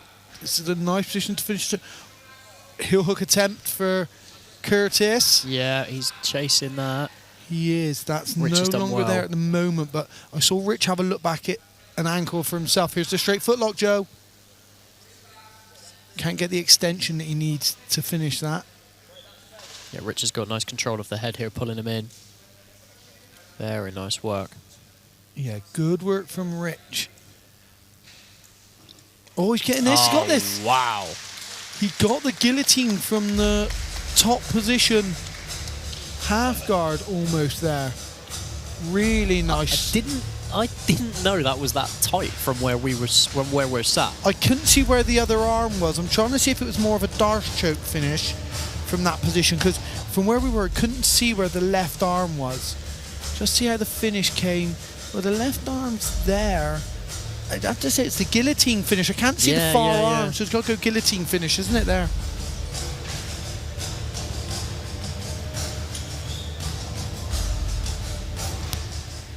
Ladies and gentlemen, our referee Balthazar Neto calls stop to the fighting for your winner by way of guillotine. In the red corner, Richard McCann.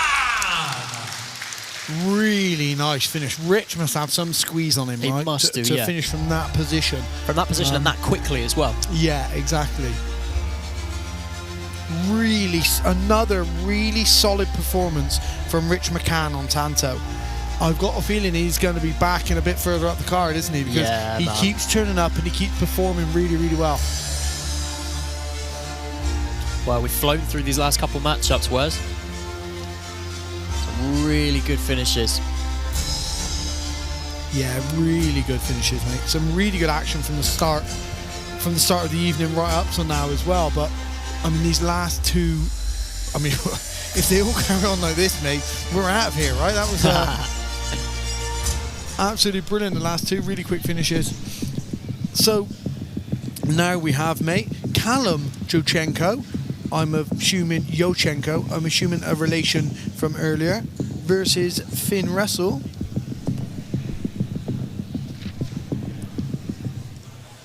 Ladies and gentlemen, this is the 12th fight of the evening in the male no-gi intermediate minus 82.3 kilogram middleweight division.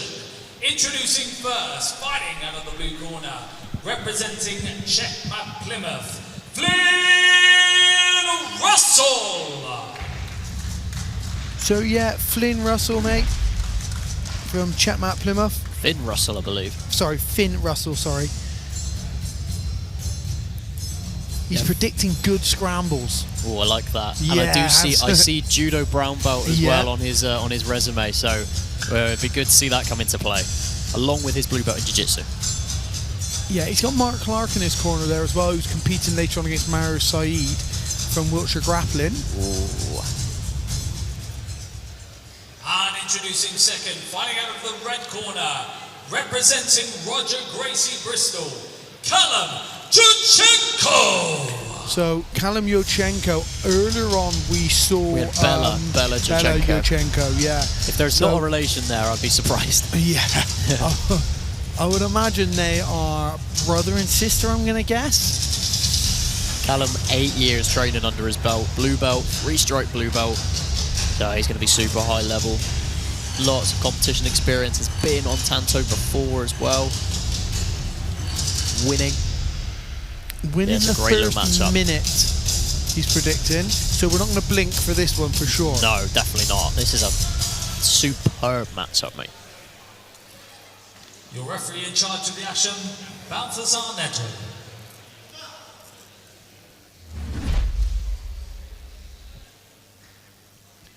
So those collar ties, lovely head inside single, and a great sweep attempt. Really nice back step. The arm bar. That grip is tight, Joe. Finn has to be on his game there. Yeah, really nice. Oh, nicely done there from Callum. This is fast-paced. Well, and he did predict an early finish as well. Did Callum. Oh, goes to the back. Very nice. Good scrambles. As Finn predicted. As Finn predicted, exactly, mate. An armbar attempt again.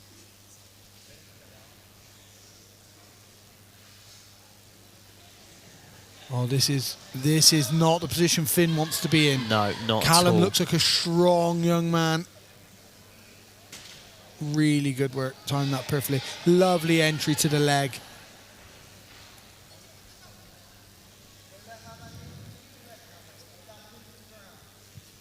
Yeah, Finn's done very well to clear the knee line. He sits back onto that leg though. The knee bar. Very nice, got him with the knee bar. Knee bar, absolutely brilliant knee bar finish. First 90 seconds as opposed to the first 60 seconds. Great finish for Callum. Yeah, an absolutely fantastic finish. You could tell the way he sat back onto that leg for the second time. Finn could not mess around. He couldn't let him get a good bite on it, and he did. Just gave him too much time on the second entry here.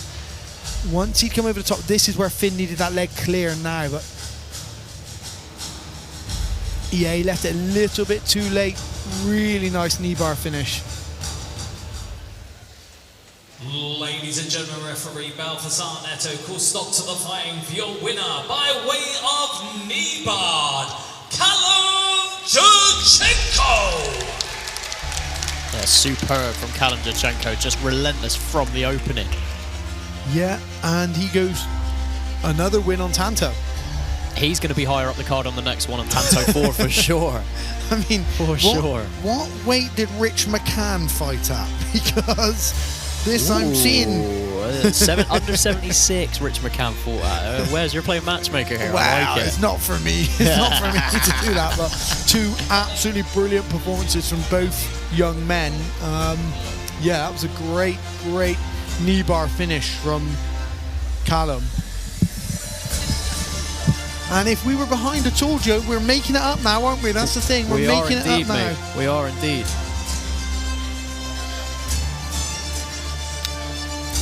Again, if you're tuning in at home, let us know that you were watching. Give us a shout out. We may give you a shout out as well at WesMurch, WZMURCH on Instagram, or at Joe Patterson MMA. And we move on. This is going to be a really interesting one that we've been looking forward to, mate. Is Kieran Beardshaw takes on Alex Norkunas. Ladies and gentlemen, this is the 13th fight of the evening in the male no-gi intermediate -70 kilograms featherweight division. Introducing first, fighting out of the blue corner, representing Elite Jiu Jitsu Somerset, Alex Norkunas!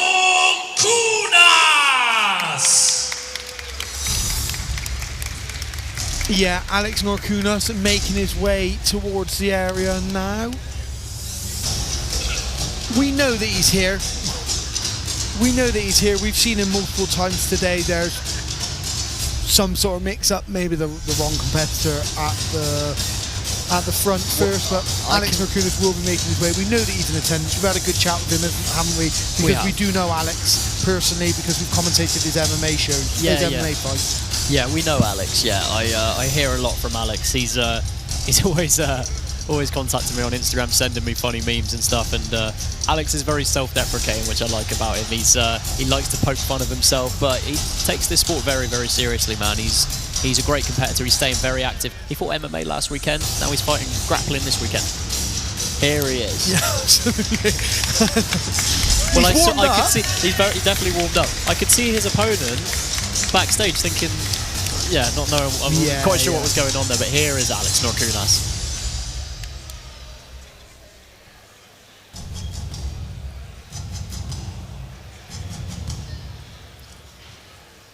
And introducing second, fighting out of the red corner, representing Impact Gym, Kieran Beardshaw! Yeah, and his opponent, Kieran Beardshaw from Impact Gym, Bristol. Yeah, I've seen Kieran before. So Kieran and I have fought in the same category before in grappling tournaments. I've not gone up against him personally, but we've been in the same category before on the same day. So yeah, he's very good, man. Very tricky. Representing Impact as well. He's got Mitch Good and Ellis Good there in his corner. Yeah, very strong, very, very good grappler. Good matchup this. Yeah, absolutely. Your referee in charge of the action, Balthazar Neto.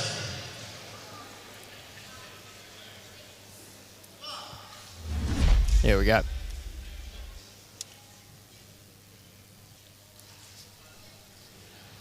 Yeah, so I think Jordan Kirk in the corner of Alex, who's competed at the highest level, been on Polaris, etc.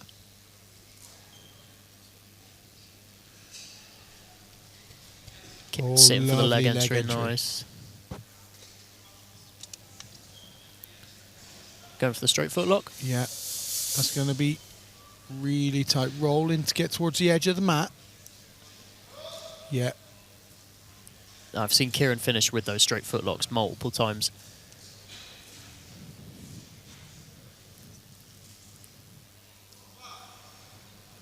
Alex did well there.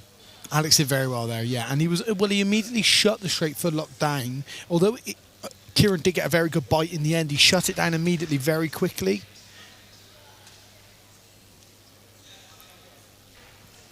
Yeah, this is really interesting to see now what the approach is, because Kieran has shown his hand at how dangerous. Tries the Imanari roll from a long way out.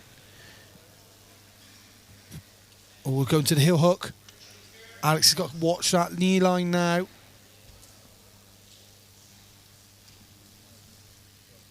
Good awareness from Alex to defend that. Yeah, nicely done, and good composure as well. But Kieran is relentlessly attacking the legs. Yeah, Alex now at the moment just struggling about how he's going to pass this very active guard of Kieran. Kieran looking to go shin on shin.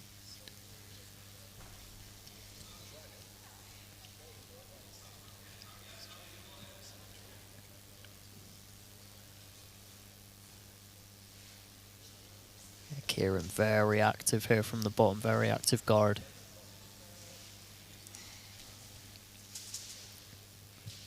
Alex done well there to shut that down.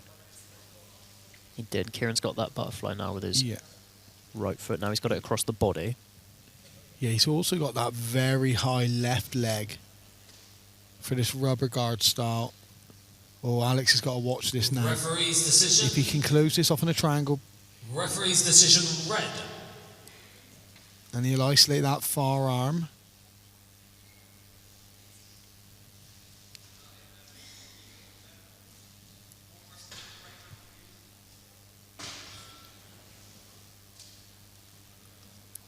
Yeah, Alex needs to be wary now of. Oh, he's going to let him have that foot. If he gets that triangle over, Alex in a lot of trouble. He's done very well there. Nicely done. Yeah, he did very well there to shut that down.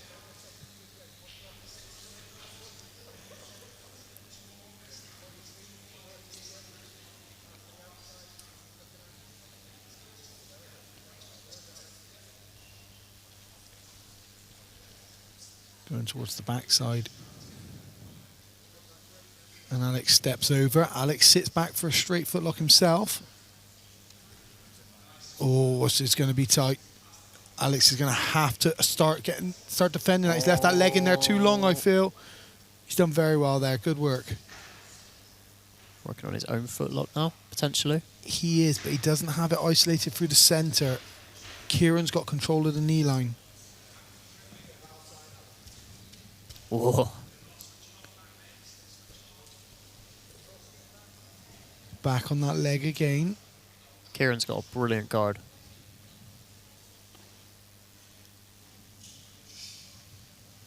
This heel hook. Now Alex could be in trouble. That's very deep. That knee line's very deep.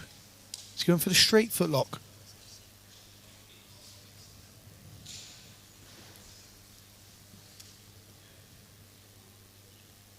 Alex has got the other leg through, which I imagine now Kieran's just going to play with that leg entanglement until he can free up the position and take that bottom leg for the heel. Here. Well defended. This is competitive. Well, it's at this point it's very much Alex defensive here, right? Kieran is throwing everything at him in this leg entanglement. Yeah, yeah. And Alex is just defending right now. He's doing a good job at the moment of defending. Now he might be in trouble.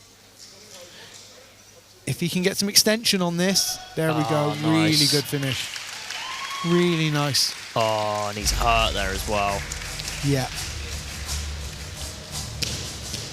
Yeah, really nice. As soon as the grip of Alex was broken and Kieran managed to extend him. He's really hurt him there as well. On the leg where he's got a knee sleeve on as well. Yeah, so here it Knee is support. here. Whilst Alex has got hold of the wrist, he's okay, but he manages to clear that sit back, and that's a really nice heel hook finish. Yeah, Kieran was relentlessly attacking those legs with really nice attacks as well. Really clean, educated leg entries, good leg attacks, kept sitting on it. It's like I was saying earlier, if you spend enough time in that position, a leg locker will catch you. For you sure. will make the mistake before the leg locker makes the mistake and you escape, if that makes sense. I just read Kieran's lips. I think I saw him say it popped. Yeah, I think mean, so. I would imagine so. It's a really tight leg lock. Yeah. You have less than seconds. You have milliseconds. For sure. Once that's on, to tap or for it to come off. That's it, right? For sure, mate. Yeah, I mean, the best he can hope for, really, Alex can hope that's an ankle injury, not a knee injury. But a really good finish from Kieran. Brilliant. Yeah, Kieran Beardshaw absolutely relentlessly attacking the legs. Great finish. Ladies and gentlemen, Balthasar Neto goes stop to the fight for your winner by way of heel hook in the red corner, Kieran Beardshaw. Yeah, Kieran Beardshaw looked absolutely fantastic. His leg entries, his guard game, he's going to be tricky. He's going to be tricky, man. This is a blue belt competitor with 4 years experience, you know? Well, and super tight on his leg attacks as well. Very efficient, you know what I mean? Not wasting anything. But, and really dangerous on the legs. And not giving up position if he doesn't get what he's going for as well.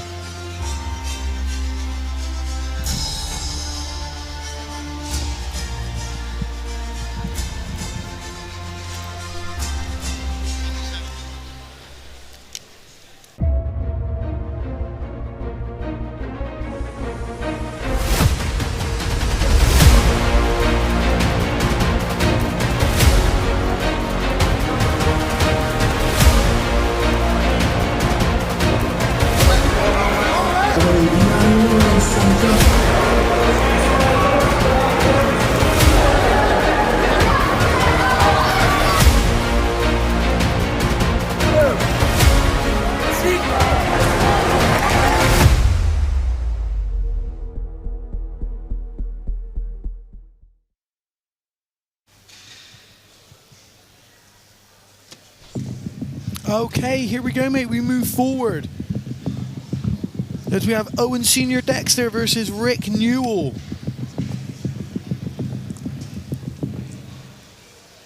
Ladies and gentlemen, this is the 14th fight of the evening. In the male no-gi intermediate minus 76 kilogram lightweight division.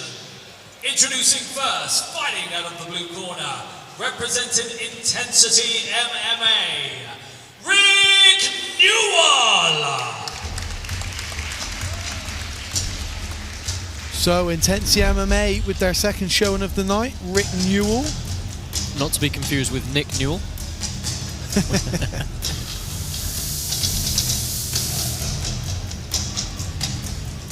So yeah, we saw the Intensity guys out earlier on, but Rick Newell been training for 2 years, blue belt, newly promoted to blue belt actually.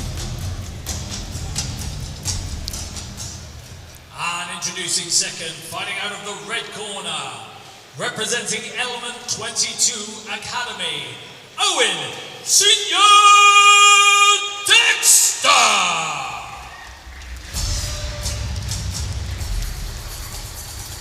And his opponent, Owen Senior Dexter from Element 22. Training for 2 years, a white belt. One achievements, winning on my Tanto debut. Yeah, Owen's been on Tanto before. Yeah. Rick is predicting a choke via crucifix, I wanted to point out just now. That's very specific prediction. And Owen wants to attack a footlock. Your referee in charge of the action, Balthasar Neto. Here we go.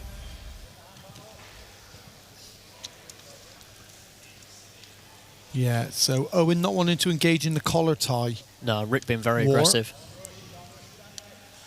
I mean, Rick looks big and strong, doesn't he? Yeah, he does.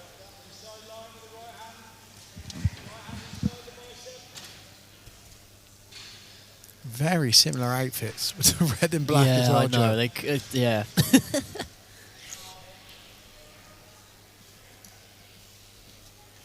They're having a moustache off as well. Yeah, they couldn't look more similar.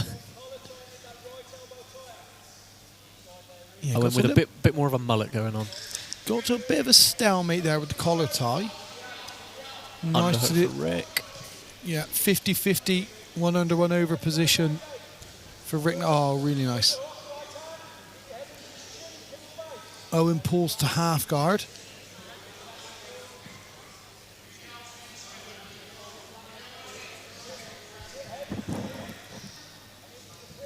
Yeah, Rick a bit stationary for me in this position.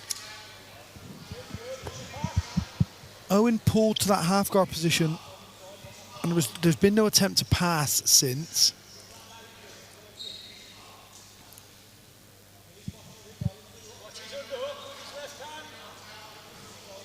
Yeah, Owen trying to drive with that left under it. Now he's looking to get potentially Kimura. Yeah, from friend, into here. that Kimura position. As I said, difficult to get here, but really nice to get a sweep from.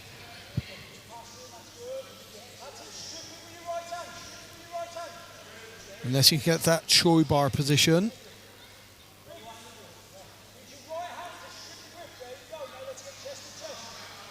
Yeah, Rick going to need to be a little bit more active from that guard. That's really nice. Good pass, but Really good regarding. yeah, Owen's got that Yeah. right leg in back.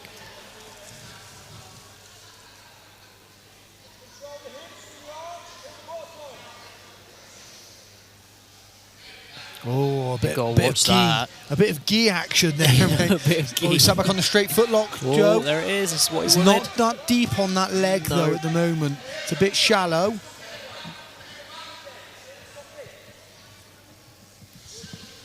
Yeah, Rick trying to control that wrist with his left hand. So Rick done really well sitting over the leg. So he managed to sit over the top of the foot. So he's now on the outside. It makes it a lot more difficult for Owen to finish. Not Referee's impossible. decision. Referee's decision, red. And I think this attack right at the end there is actually probably what sealed that. Yes. So- yeah, potentially, yeah. Now Ooh. Rick has to watch out because he's done very well there clearing that leg. Yeah, good work Yeah. by Rick. Good work with that butterfly to go to the De La Riva on the outside there. Yeah, Owen's super active here from the guard. He's lost the foot again. Yep.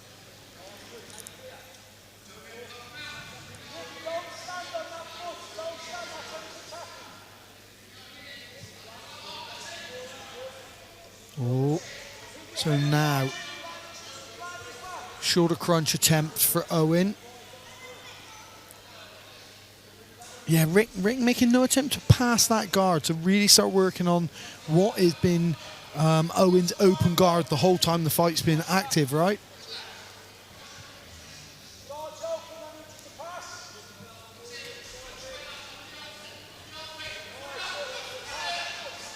Owen driving that right arm underneath there. Yeah, but Rick's caught the shin and he can pass. And really good guard again, Owen's regarding. really good at regarding. Really good at that. He's done that a fair few times in this match, and he's very active from the bottom as well, attacking stuff. Oh, just threatening that choke, like the Ezekiel choke style. Oh, From he the could come up bottom, on top from here. Oh. going to catch the leg. I can't see what Rick has isolated. He's got the heel, he's took the heel.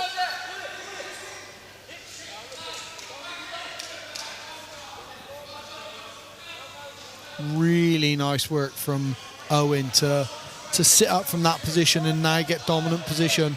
He can isolate the arm here if he can pass.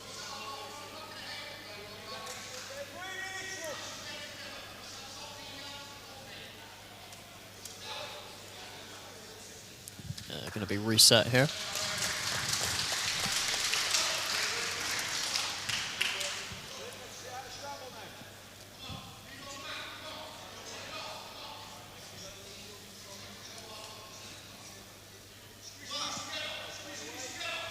Referee's decision. Oh, sits back on that. Straight for lock Referee's again. Decision blue. Again, so round apiece. that leg's, he's got his butt outside of the shin. So it's not as tight as it would be. And he's Rick now doing got to well. watch that Rick doesn't come up towards that back. Yeah, Rick's done well to shut that down again. Yeah, Rick coming up towards that. Nice, Rick can pass here. Oh, Kimura sweep attempt.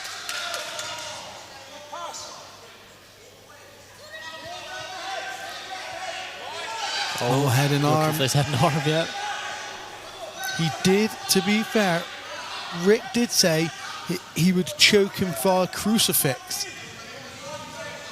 And this head and arm's looking like the technique at the moment, isn't it? Yeah, for sure. Well, and he sort of, when he was in half guard earlier on, he did have this position.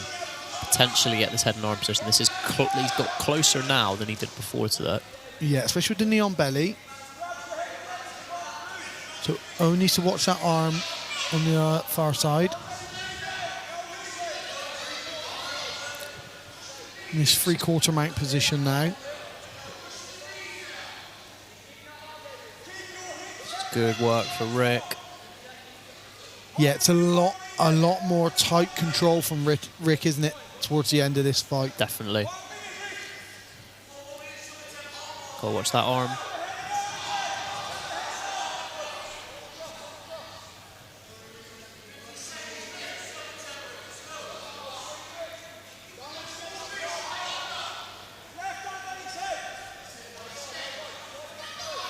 Good work from Owen to get some sort of guard back. Almost like K-guard position. Not quite there. Nicely done. And another nice pass attempt from Rick. Owen Not quite doing well. executed, but Owen doing well to keep that right knee in. yeah, he really is. Just blocking Rick from getting Yeah, from because passing. if Rick would have backstepped in that position, he would have been in a much better position to pass and then step back for the mount.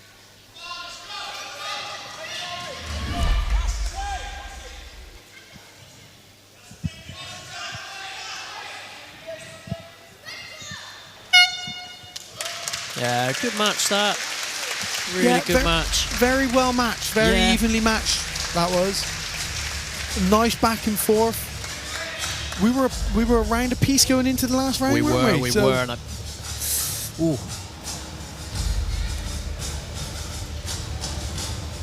Yeah, I'd say very close. yeah, Rick came to life in the last round there, comparatively, I'd say. Ladies and gentlemen, after 8 minutes on the Tanto mat, we go down to the final referee's decision. And your winner in the blue corner, Rick Newell. Yeah, so Rick was very active going into the final round, and when you're around a piece, you need to be working, right? So he did have that 3/4 mount position, past the guard. Then when he was back into guard, there was no attacks off the back of Owen. So yeah, that makes sense to me. For sure, mate. Yeah, for sure. Yeah, he got to that last minute, and Rick was on top. He looked, in that dominant position, but a very close matchup. But yeah, Yeah. Rick was just able to steal it there. A brilliant back and forth matchup, mate. Yeah.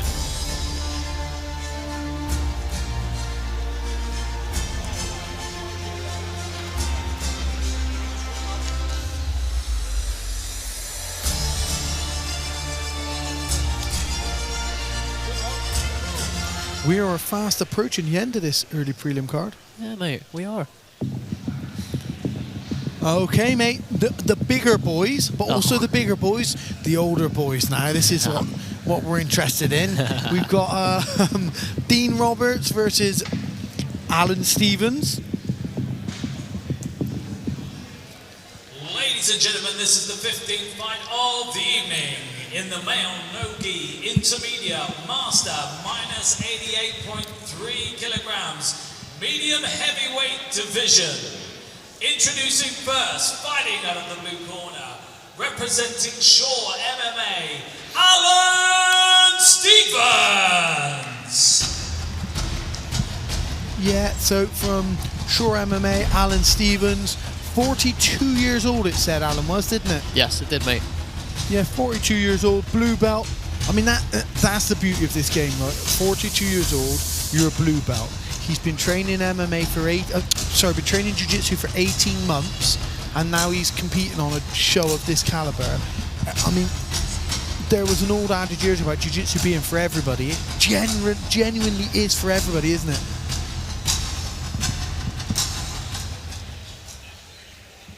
And introducing second, fighting out of the red corner, representing G7 BJJ Academy, Dean Roberts. And his opponent, Dean Roberts, 40 years old, fighting out of G7. Yeah, we've seen the G7 team a fair few times tonight already on this prelim card. And Dean Roberts has been training a fair bit longer, 4 years. Also a blue belt. And as you said, you made a great point earlier, mate, of, you know, two men in their 40s getting to compete on a stage like this. This is the beauty of jiu-jitsu, right? You just wouldn't really get this with MMA. No, absolutely. These are two big, strong guys. Your referee in charge of the action, Marcella Cooper. Good clash of gyms as well, this is. Yeah, absolutely. Two Welsh gyms.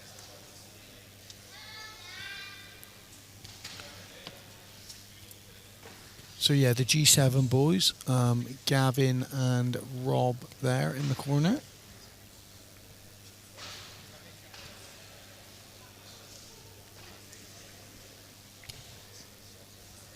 .50-50 on this collar tie position. Dean looking to attack a leg there. Or slight eye poke. Just that's consequences unfortunate. of one palm and the other away. Accident, obviously. Of course.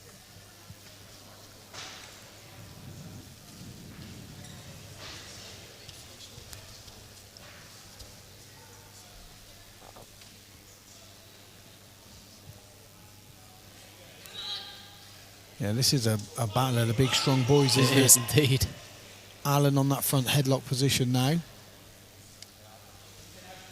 He's gone to that 10-finger guillotine. He has. Alan It's is tight. That's it. His head's going to pop out, though. That's tight from there. Alan Dean looks doing very strong. He does, yeah. Dean doing a good job there of committing both hands to one arm and just taking his time.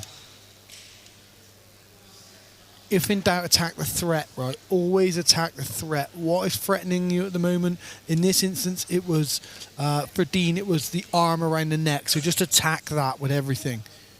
Shut that down before you think about where you're going next.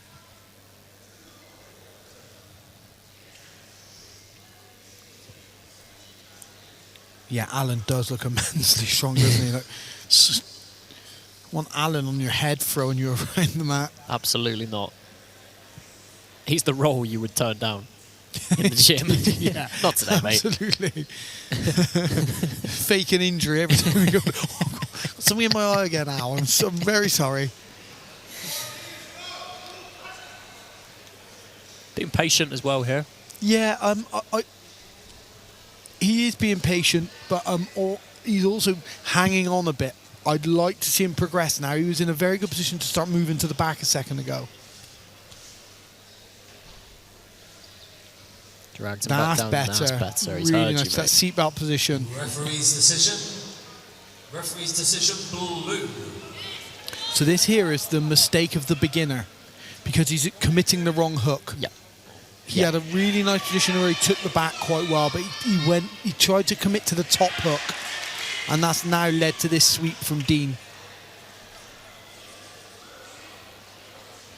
Yeah, if you're going to take the back, you've always got to go bottom hook Bottom first. hook, exactly, yeah. Whenever we take the back in that position, what we don't want our partner or our opponent doing is putting anything between us and them And the worst thing they can put between us and them is the floor, right? Because you can't get underneath it. So you have to get that bottom hook secured, control the hips, and then keep the back that way. Nice high guard from Alan. Triangle's an option here, mate. Dean needs to really... Yeah, he's done well there. He's done very well looking for this knee cut pass. Oh, nice, going right to that. Oh, good. Good transition from Alan as well. This is not the style of jiu-jitsu I imagined Alan pulling off when I first seen him walk out, mate. 42 years old, a big guy, but he's inverted quite well a couple of times.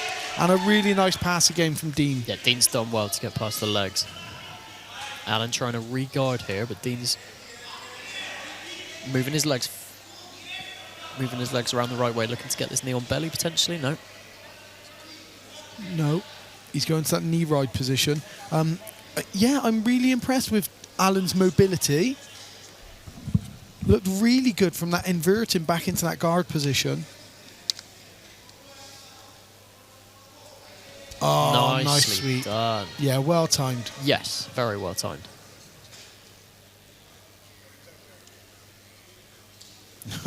Alan's not letting that wrist go now, is he? I don't think so.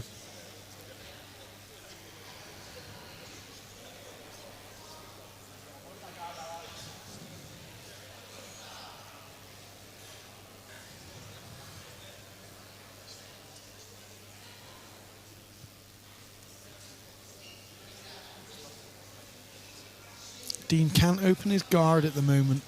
With Alan having so much control over that that wrist, he needs to be cautious. It is open now. And a nice use of the knee shield, but Alan passes with some ease, to be fair there.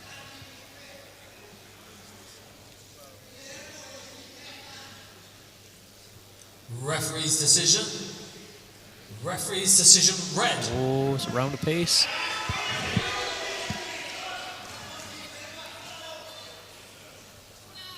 So now as these guys are getting tired, they need to start thinking about how they win this fight now. Neither of them have come. Oh, he's kept the leg. Is he sat back on a heel? No, he's not quite exposed the heel. So Dean's spending too much time in this position. He needs to start attacking that leg. Yeah, Alan's done well there to clear his knee line. For sure, and this is a round apiece now. It's anyone's fight.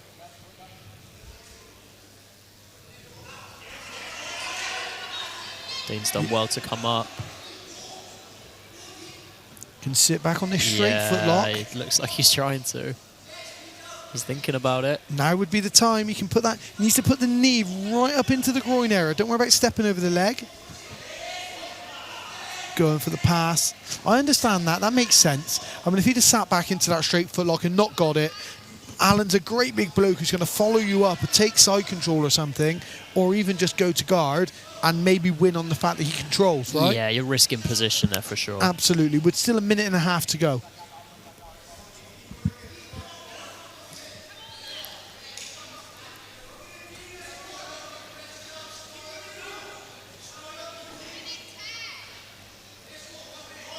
Yeah, Alan needs to get active. He needs this is dwindling away from him now. Yeah. He needs to get sure. active to be out of there, right? He is breathing very heavy though.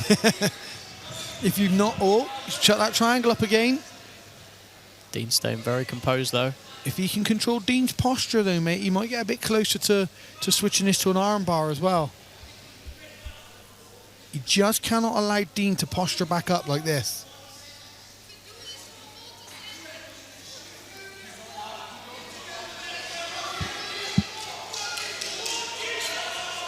And this is Alan trying to attack something as well. Yeah, well, Dean's got to be careful here because if he removes that arm, he could get triangled. It's gone now, the threat.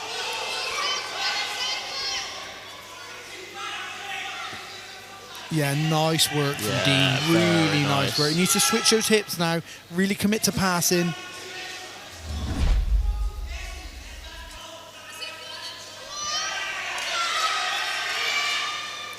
Yeah, very active last minute of the fight.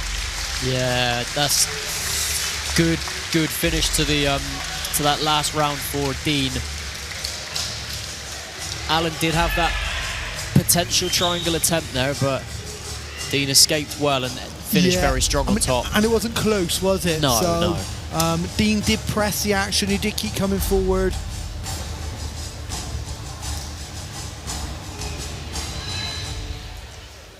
Ladies and gentlemen, after 8 minutes on the Tanto mat, we go down to the final judge's decision. For your winner in the red corner, Dean Roberts! Yeah, so I think Dean being active in that top position, mate, during that last round, just saw him secure it. I mean, even though Alan was throwing up attacks from his back, they weren't particularly close, and Dean was still passing and controlling thereafter. So, yeah, I think it's just enough for him to eke out that win, but a very competitive back and forth match between both of them, right? Yeah, at really 14-2 respectively. I hope I see them both here at least a couple more times, because that's a great age to start your career. Oh, 100%, mate, yeah. Yeah, two big, strong guys in their 40s. Like, fair play. You got to say fair play getting out on a stage like this.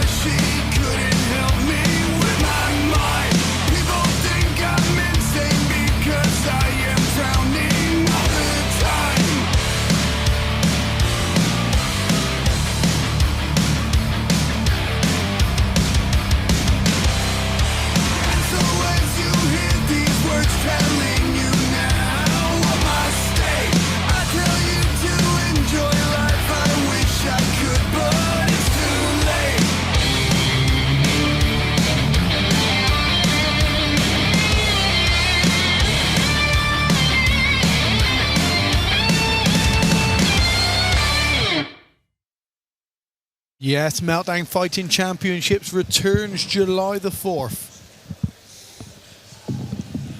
Okay, and we move on, Joe, as we have Kieran Thomas versus Harrison Jackham. Ladies and gentlemen, this is the 16th fight of the evening in the male no-gi intermediate minus 88.3 kilograms medium heavyweight division. Introducing first, fighting out of the blue corner, representing Chippenham Jiu Jitsu, Harrison Jackham. Yeah, Harrison Jackham from Chippenham School of Jiu Jitsu has been competitive. Has been competing, for quite a while. He's been training for 3.5 years. He's been competing for almost all of that. 34 wins amassed on the smooth comp and 13 by way of submission.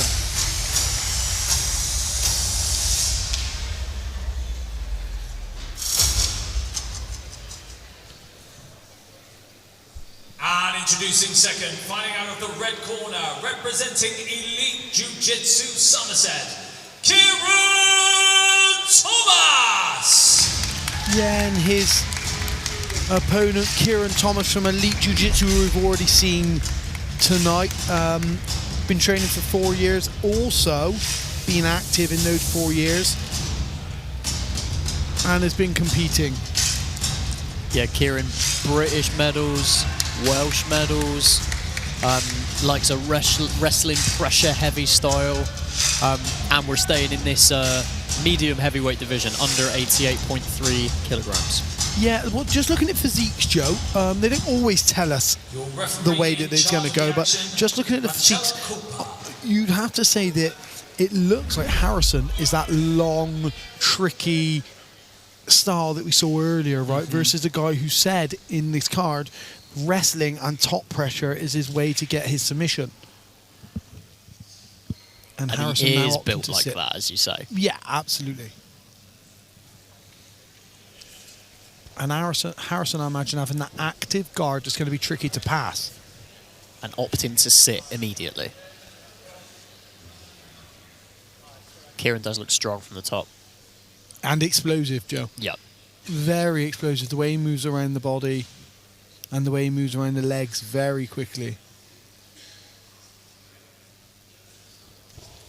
Yeah, that mercy grip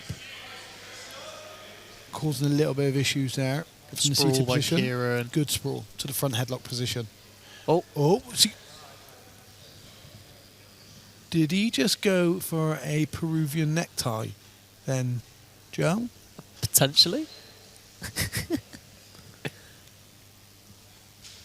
We might see that back on the replay. It looked like a Peruvian necktie attempt.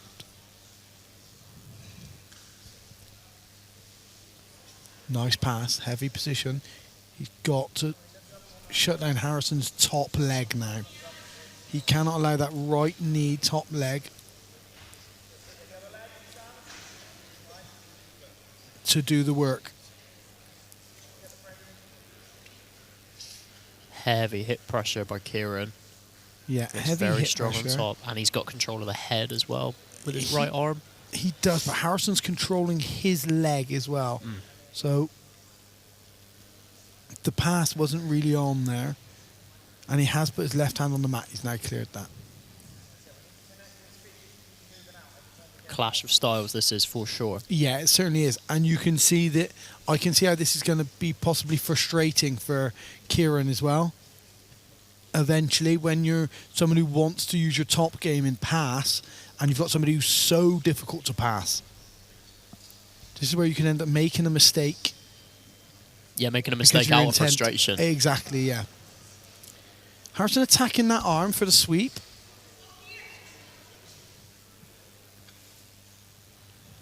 Kieran opting to go body lock here.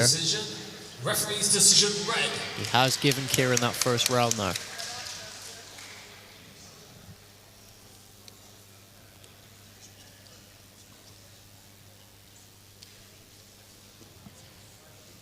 Harrison does look very, very tricky from the bottom.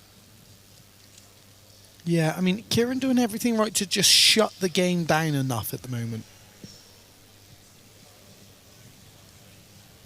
I think Harrison does need to up it slightly and start attacking a bit more.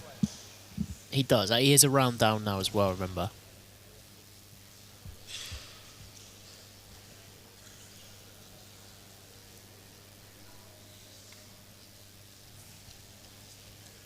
Yeah, Kieran really trying to pass those legs, but Harrison Yeah, was good at shutting him down until then. Harrison offset really well there, as if he was going to go for that arm bar. And Kieran just did not re-engage, kept at arm's length, and just kept moving around the body. Really nice work.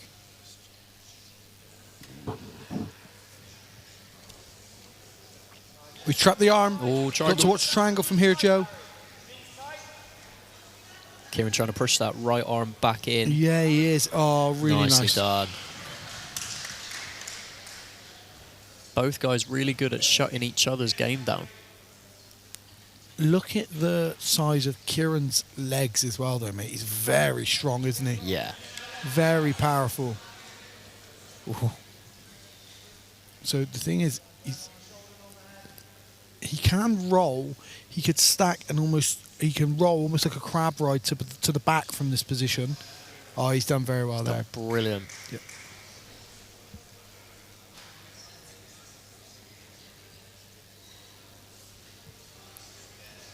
Walking away from those legs of Harrison now as well.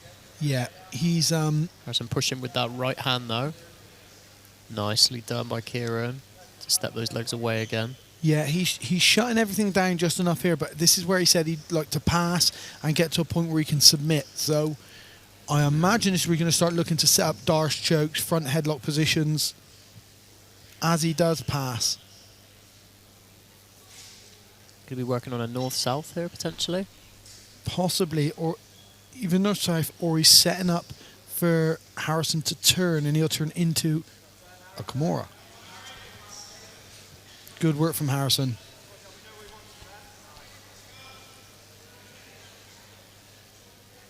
Referee's decision. Referee's decision red.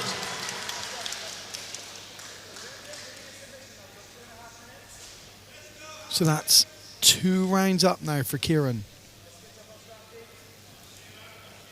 So Harrison has to find a finish to get this win. And Kieran just needs to keep working. He cannot stall and slow down and get the round taken away from him, right? So he just needs to keep working, doing what he's doing. He's not been in any real threat yet. But now is not the time when you're getting tired to take your eye off the ball. Watch out for that triangle. And the armbar now. Good work shutting those down.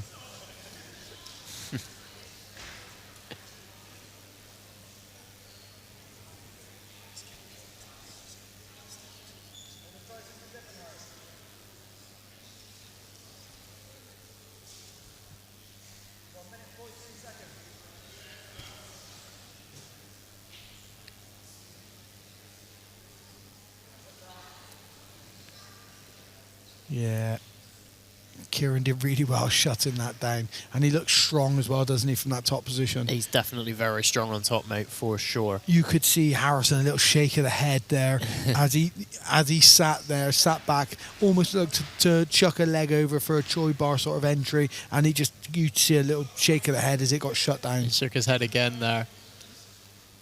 Kieran's done a really good job, for the most part, shutting down his game. Yeah, absolutely. Ooh. He's on that Stepping front around here, headlock. he's got a minute still to attack something. Nice work. Yeah, if you're Harrison, you have to really say, right, I need to go for something now because I'm 2 down. I'm losing this third. I need to go for something.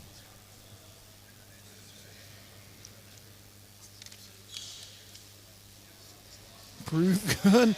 Tight. That's tight, Joe. Joe, that is really tight. That left leg, that right leg, sir, is just not that long. It's not long enough. That's all that let him down there. Fair play to him. That's really the second good time he's attempt. gone for that. Or Yeah. third. Did he go for it again halfway through? I think he did. Yeah, will we see something flying from Harrison here? Flying armbar, flying triangle attempt. No, shot for the double. Yeah, this is a dominant performance by Kieran Thomas. Looking very strong on top. Yeah, really good top absolutely. game. No mistakes. Did everything he needed to do. Didn't take any big risks.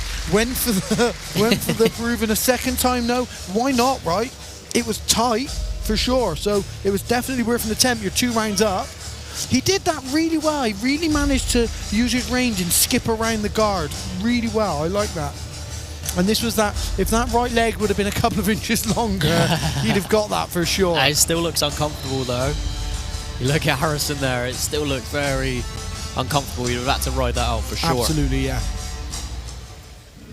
Ladies and gentlemen, after 8 minutes on the Tanto map, we go down to the judges' decision for your winner in the red corner, Kieran Thomas! Yeah, good performance from Kieran Thomas. Never looked in any danger whatsoever. Maintained control, didn't take any risks.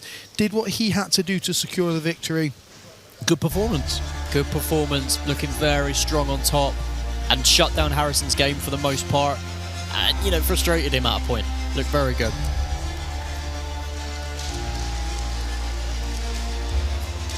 Yeah, I'd like to see Harrison compete again and get to see his jiu-jitsu, get to see what it is that he does, because you can tell the style that he wants to play. Unfortunately, it was just a bad matchup for him. A small, strong, powerful guy. It's really a tricky matchup for someone with that style. And we move on, mate, as we go into our 92 kilo or 90 kilo 94 category. kilo. Evan Kennedy versus Rowan Whitehead. Ladies and gentlemen, this is the 17th fight of the evening. This will be a male no-gi intermediate minus 94.3 kilogram heavyweight division. Introducing first, fighting out of the blue corner, representing Chippenham Jiu Jitsu, Rowan Whitehead. Yeah, we've seen Rowan Whitehead before, mate. A very accomplished competitor. Yeah, Rowan, blue belt, 3.5 years training. Podium twice in the Tanto Cash Absolute. So very good. Very, very good. Yeah, very good grappler. And he wants a very leg strong. lock finish tonight, is what he said. Yeah, exactly. He wants a leg lock finish tonight. Well, he doesn't want one, he's predicted one. Strong prediction.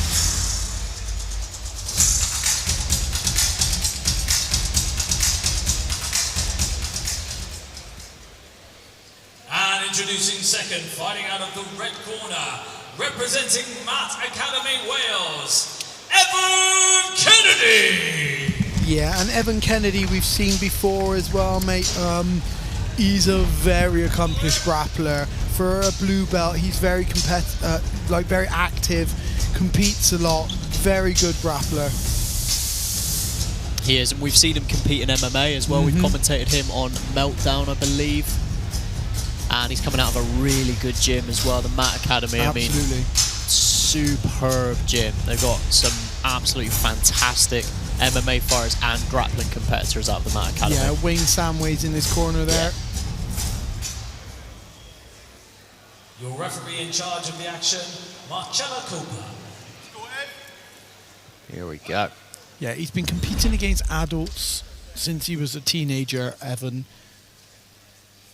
Mate, and no stranger to this sort of stage. Rowan pulling immediately. Evan looking to shut that down.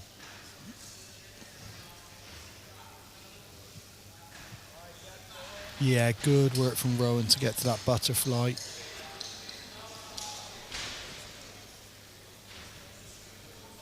Just sit through to the leg.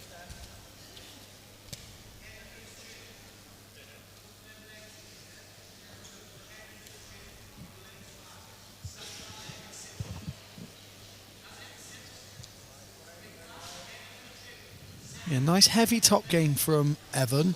He has to be careful because he is playing right into Rowan's ideal game and setup at this point. Deep half attempt, yep. Rolling through for Rowan. Rowan putting that barrier between them with his left arm. Yeah, sits through, steps over that leg. That leg's isolated.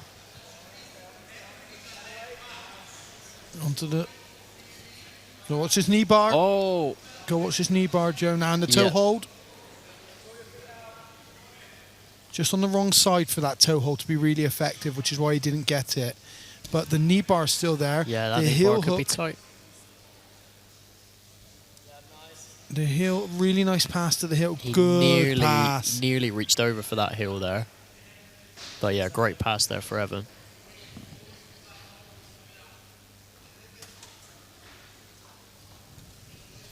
Yeah, Evan never really looking worried about the knee bar threat at all. No, and it could have been there, but he stayed very calm, very composed. Oh, really nice. Yeah, at the moment, Evan very active in this top position, which does make it a little bit more difficult for Rowan. Rowan's got that leg isolated again with the De La Riva on that side. Got to watch this knee line. Referee's decision, blue.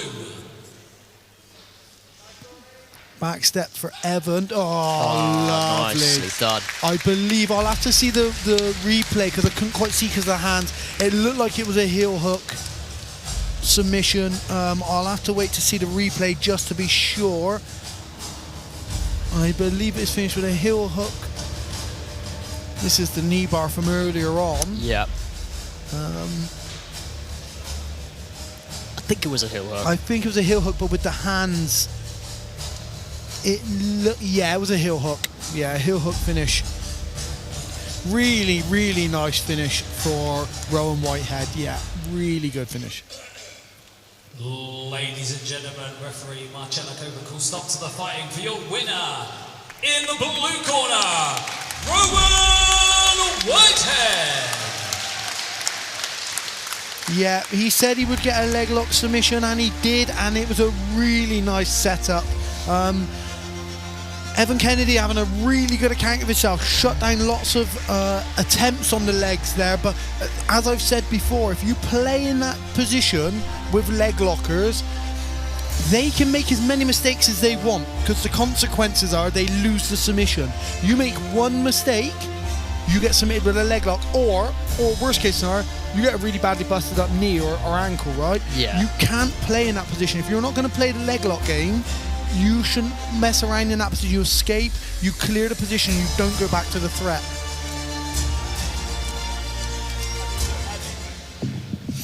We move on then, mate. We're getting through these. This is the penultimate fight in our early prelim card, as we have Christoph Fliss versus Mitchell Fiddler.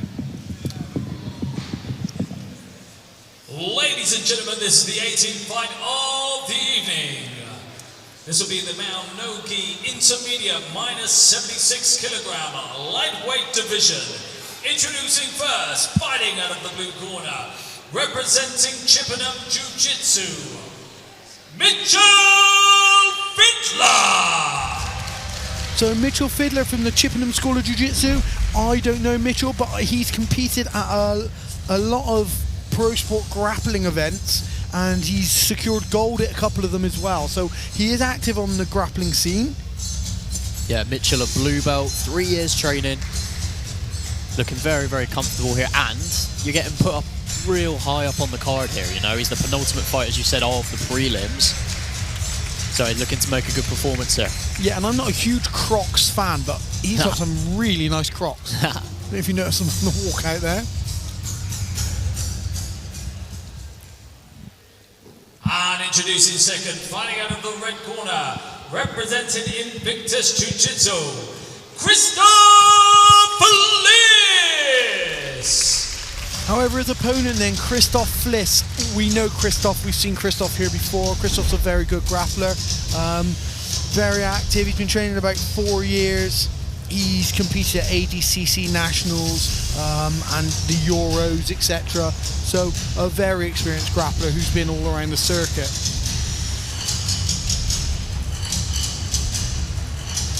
Competed not just in the UK as well, but, in England, sorry, but competed in Dublin, competed in Spain as well. 30 plus wins, he says here. 30 plus wins, yeah. That's big. That is big. And his prediction is to entertain you, he's written. I love that. I look forward to that. That's exactly, all I want. yeah. I look forward to being entertained. All I want is to be entertained. Thank you. Referee in charge of the action, Mohammed Itu. Yeah, Mo now in control of the action. Whoa. Oh, really lovely entry. Sits on that heel. Needs to get some extension. Christoph, explosive to start. Yeah, but Christoph's leg is now...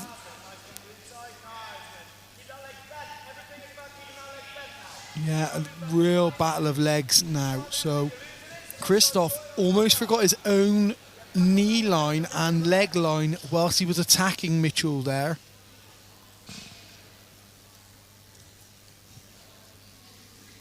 Now in this very 50-50 position, in the seated position.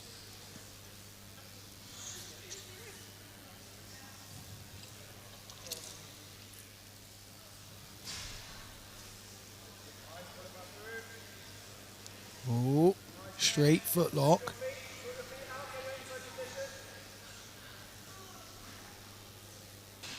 Almost got completely lost in this then and forgot that I was the commentator for a second, Joe. Do you know what? So did I. Yeah, I was so caught up in watching this really competitive leg exchange between the two. Well, in a very aggressive start as well. Very aggressive. Very relentless as well. Whoa. So he's cleared that leg. Mitchell cleared his leg line, so he should be okay in this straight foot lock. He's relieved some of the pressure. He's done very well there. He has.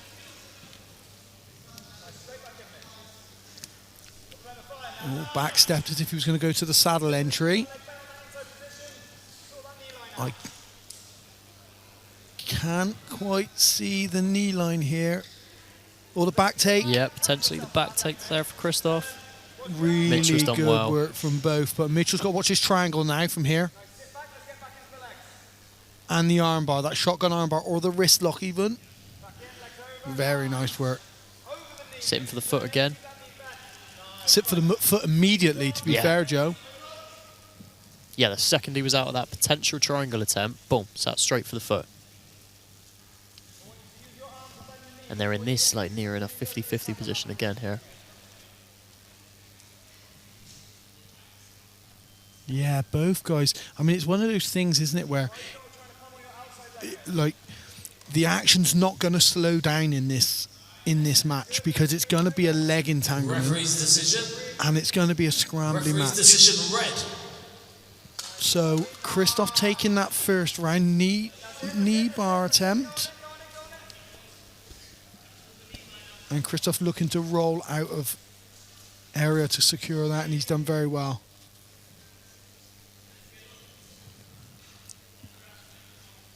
Christoph pressing his head into the chin of Mitchell as well, making it uncomfortable. Yeah, he's also doing that to create separation, right?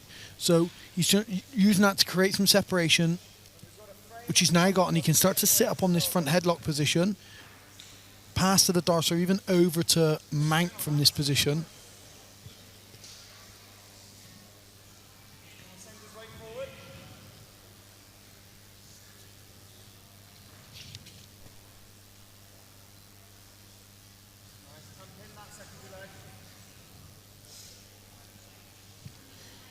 Mo is going to opt to move them whilst they're both locked in a game of Twister. I would have waited until there was some sort of separation between the two of them, something a bit clearer, a somewhat clearer understanding of what I was separating. Yeah, who is who right now? Yeah, I can't tell. Pick a Rubik's Cube to put it back together, right? Yeah.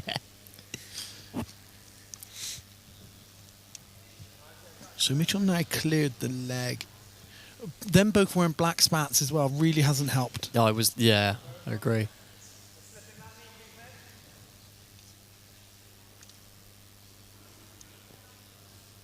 So now Christoph's sitting back to attack that foot. Is he checking the toe hold from here? So it could be toe hold versus heel hook. Yeah. Mitchell going for that heel hook again. Yeah. Christoph has to watch again. that knee line.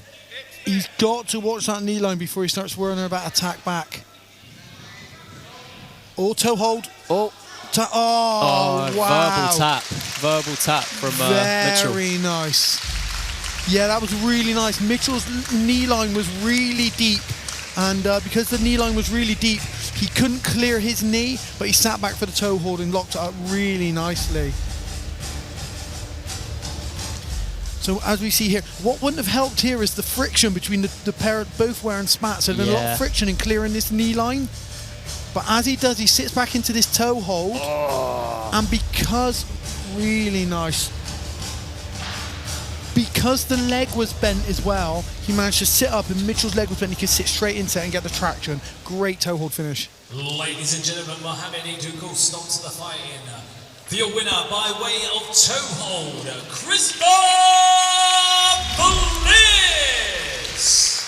Yeah, what a fantastic leg exchange from start to finish.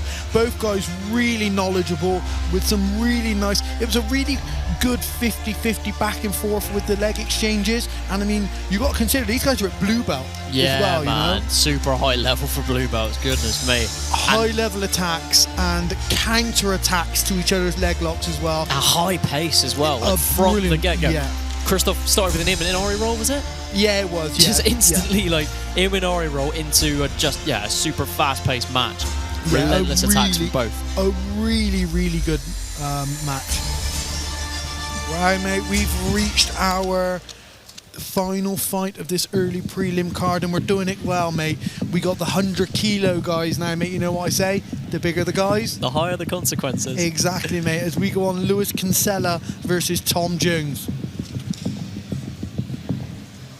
Ladies and gentlemen, this is the 19th fight of the evening in the male Nogi Intermediate minus 105 kilograms super heavyweight division.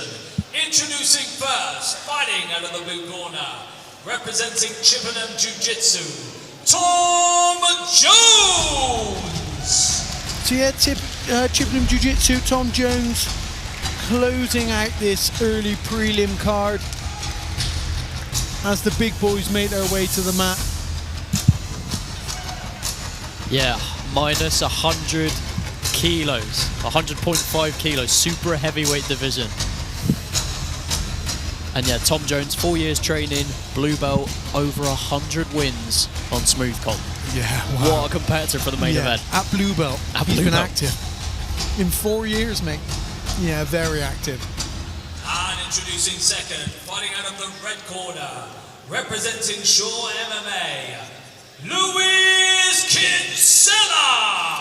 Now, Luis Kinsella, though, is very well known to us, and he's a very active competitor. He picked up 14 golds last year, and he also including a Tanto win last year. Yeah, well, and again, like you say, as a blue belt, to have those sort of accomplishments under your belt already is massive. And coming out of Shore as well, we see Shore all the time, you know, with grappling or MMA shows. So, yeah, it's a great matchup. Brilliant matchup for this prelim main event. Your referee in charge of the action, Mohammed Eaton. Here we go.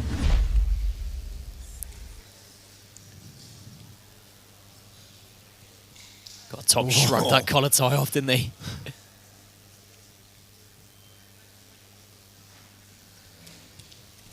Oh, nice.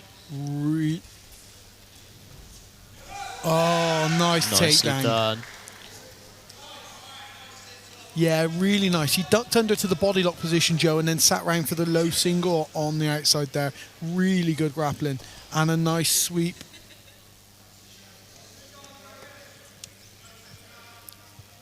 These guys are quick, Joe. They're very quick. Explosive. Yeah, explosive, strong, quick, powerful. Well, we know they're big, strong guys. But yeah, very explosive. Even like initially, when the match started, Lewis grabbed that collar tie, the way Tom shrugged it off. Yeah, exactly. Fast, you know? Heavy top pressure here for Lewis. Reaching round for the head with his left arm. Now Tom's cleared that. No attempt to pass the half guard, though. No. So the half guard was open as well. There was no attempt to pass it. And now the lockdown position for Tom to control that far leg.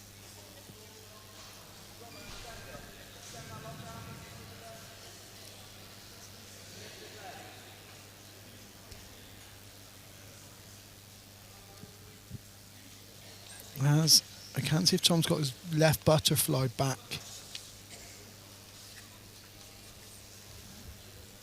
No, he's not quite get it back. So we're still in this half guard position.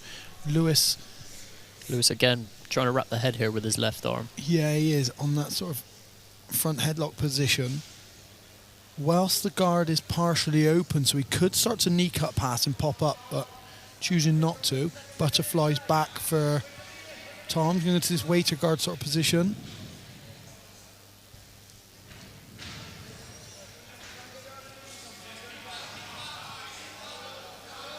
Whoa. Oh, wow. Yeah, good transition. Yeah, Lewis did really well.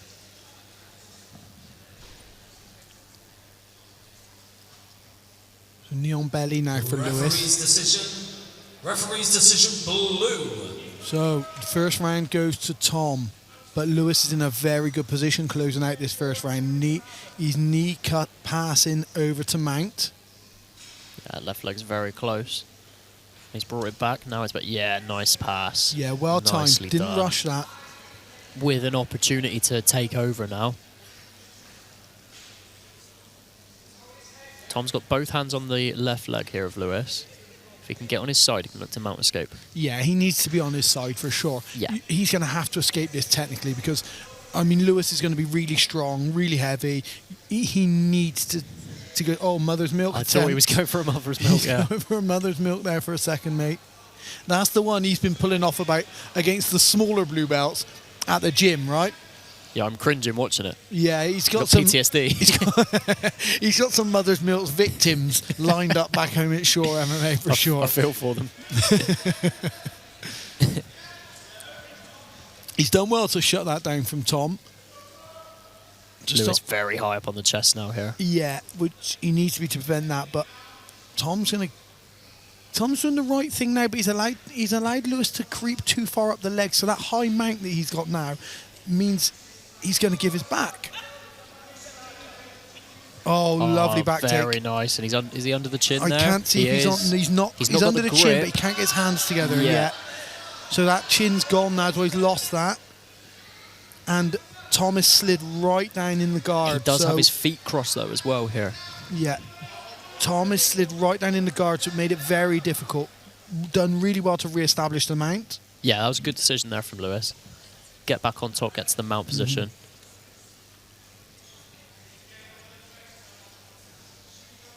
Thought he was going to work on an Ezekiel, yeah. Yeah, threatening Ezekiel. I think he's just trying to get Tom to do something, right? Just offer up something that makes it uncomfortable, like he did with the mother's milk.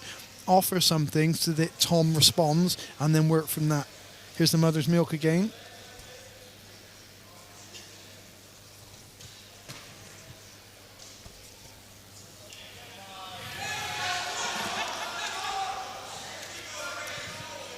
Back to this half guard lockdown position for Tom, going high on the shoulder crunch.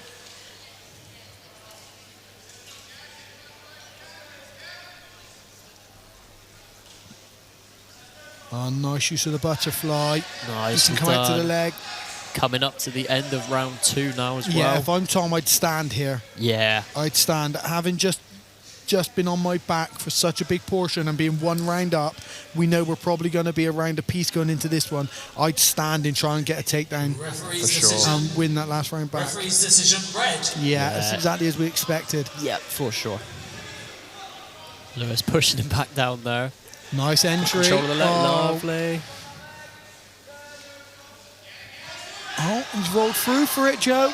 Oh, that's tight. The knee line's clear, so he doesn't have to worry about that. But he can use this to improve his position. That mate, he's no way he's getting it, is he? That calf slicer, or that calf crush from here, Joe.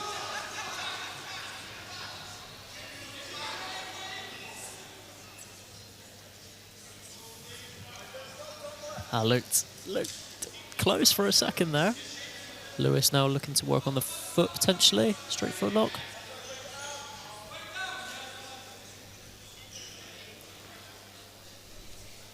Oh, snap back for himself. Oh, so if I'm Tom there, I'd have been scrambling to get to my feet in that position. Oh, he's done very well though. he Ignore has. me, Tom. You do what you like. You've got this covered on your own. Really nice. Sits to the knee bar position. Can't quite finish it. Toe hold. It's on the wrong side of the foot, but it can be finished. There we go. Here's the toe hold now. Yeah, good work from Lewis. Oh, Tom looking tired. Yeah. And we got a minute to go as well. Opts to sit. Yeah. Immediately.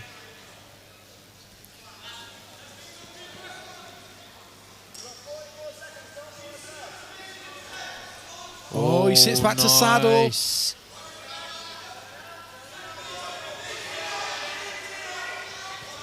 He's not got the knee line. He's too far down, so Tom needs to scramble up from here. Oh, that's nice. This could be, if he avoids any submission attempt here, that reversal might have just saved Tom this round, you know. Potentially, yeah. But Lewis is working on this Oh. guillotine here. Oh, Oh, he's attacking. he I is would attacking. not want to be judging this last minute of this fight for sure. Oh, Yeah, wow. that What was a really competitive back and very forth match, competitive, right? yeah. It got really much more competitive towards the end. Let's have a look at some of these replays. That was a very close last round. Very Yeah, so close. what a lovely takedown at the beginning of the fight. Good back take from Lewis and some really nice leg exchanges throughout the fight.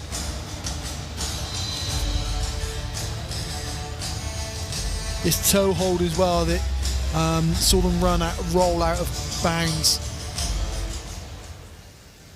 Ladies and gentlemen, after 8 minutes on the Tanto map, we go down to the judges' scorecard. And your winner in the blue corner, Tom Jones. Yeah, Tom Jones taking it. I think he was just so active in that last round. He just managed to eke away the victory.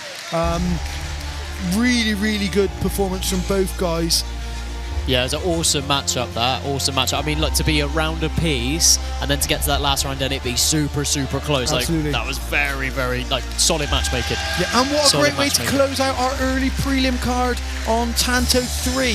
Stay tuned. We are going to go away for a 15-minute break, and you will be back with your main card commentators, your main prelim card commentators, as Joe and I say goodbye, and we go to now become spectators, Joe. Exactly, fans. Thank you very much, everyone, for listening to us, and we will see you in 15 We'll see minutes. you in 15 minutes when we will return for Tanto 3.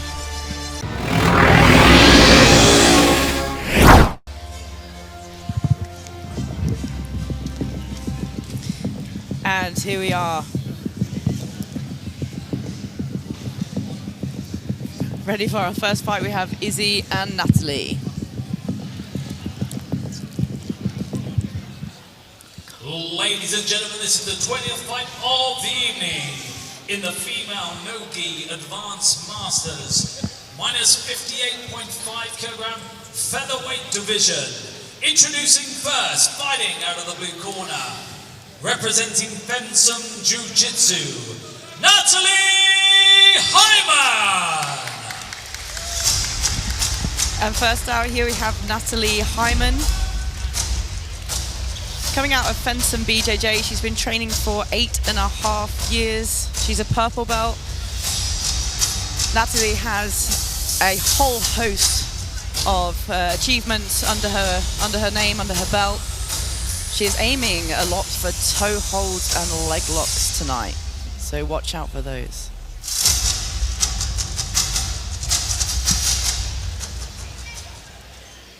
And introducing second, fighting out of the red corner, representing K2 Nuki BJJ, Izzy Von Kula. And her opponent, Izzy Von Kula. Izzy is fighting out of K2 Nuki. She's been training just 3 years, so quite a lot shorter time training than her opponent, Natalie. But let's not underestimate her. We've seen her on a number of events. We've seen her on Tanto too, yeah. Let's see how this fight goes.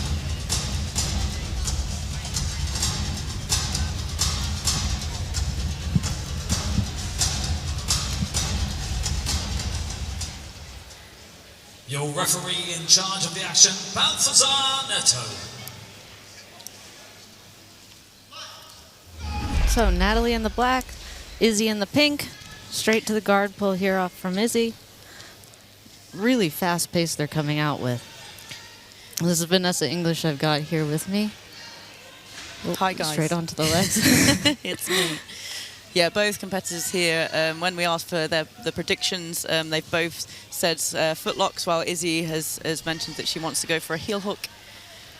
I just recently saw Natalie fight at the Enyo event, I believe, although they are kind of blurring together, so it could have not been that. And she did extremely well. I mean, Izzy is now past the guard into a Kimura. Beautiful, aggressive passing Into here. an armbar. Straight into the armbar. Are we going to get the tap here? Nice defense from Natalie. Really calm under pressure there. Oh. It's a shame. If Izzy would have brought that hand towards, or pressured the arm towards the middle, little finger there, she would have possibly got that armbar. That was unfortunate. I think there was also the opening for a triangle there, but this pace is insane. They both still have a lot of juice, I think. Absolutely. I think I can see Martina Zola in Izzy's corner. Am I correct there? I can't. Oh, yes. And Annika von Mantrip, who we're seeing later in the evening. Excellent. Nice roll through from Natalie there. She hunts the legs extensively, if I remember correctly. It looks like she's looking for, I wish we could get a different angle. That camera there. Like a bear trap position. Calf crush on that leg. Izzy really pushing the pace. Yeah, really passes. wants to pass. Does not want to get entangled in the legs, I don't think. Yeah, has a guillotine on, but I'm not sure she's going to be able to get a good bite on it. Yeah. Possibly reaching for an anaconda, which is also something that she's mentioned in her predictions. Nice movement from Natalie there. Good reversal. She's going to be able to probably escape the guillotine now. Yeah, we might I think we're going to bring it back to center and side control.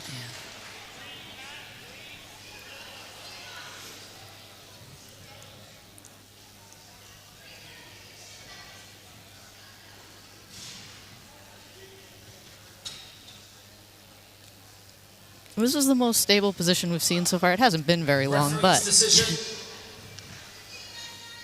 we'll see if Natalie's going to be able to stabilize this top position. That was a commentator's curse there, Yeah. Chelsea. I know. So that first round was given to Izzy. I believe so, yes. Natalie's doing a good job of prying the feet out. Not above the knee line, though, which is going to make it hard to finish any leg entanglements. Oh, a pull guard there from Izzy. I'm hoping she comes up to the mount, but she's staying in the closed guard. Natalie was very off balance there. Yeah, Natalie's showing a lot of instinct for staying in dominant positions, which I think is a testament to all of her points jiu-jitsu. She does a lot of tournaments, and she does quite well in them.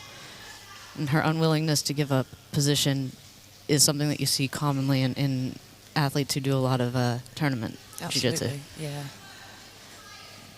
Yeah, in her achievement, she's got medals in the IBJJF Europeans, the British Open, you know, both very High-level prestigious events, yeah.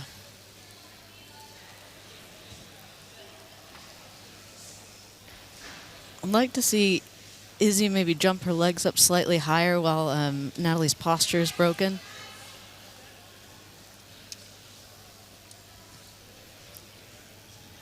Yeah, she's controlling the hands and doing it. Like she's doing a good job of stopping Natalie from kind of gaining posture here. Yeah. Again, commentator's curse.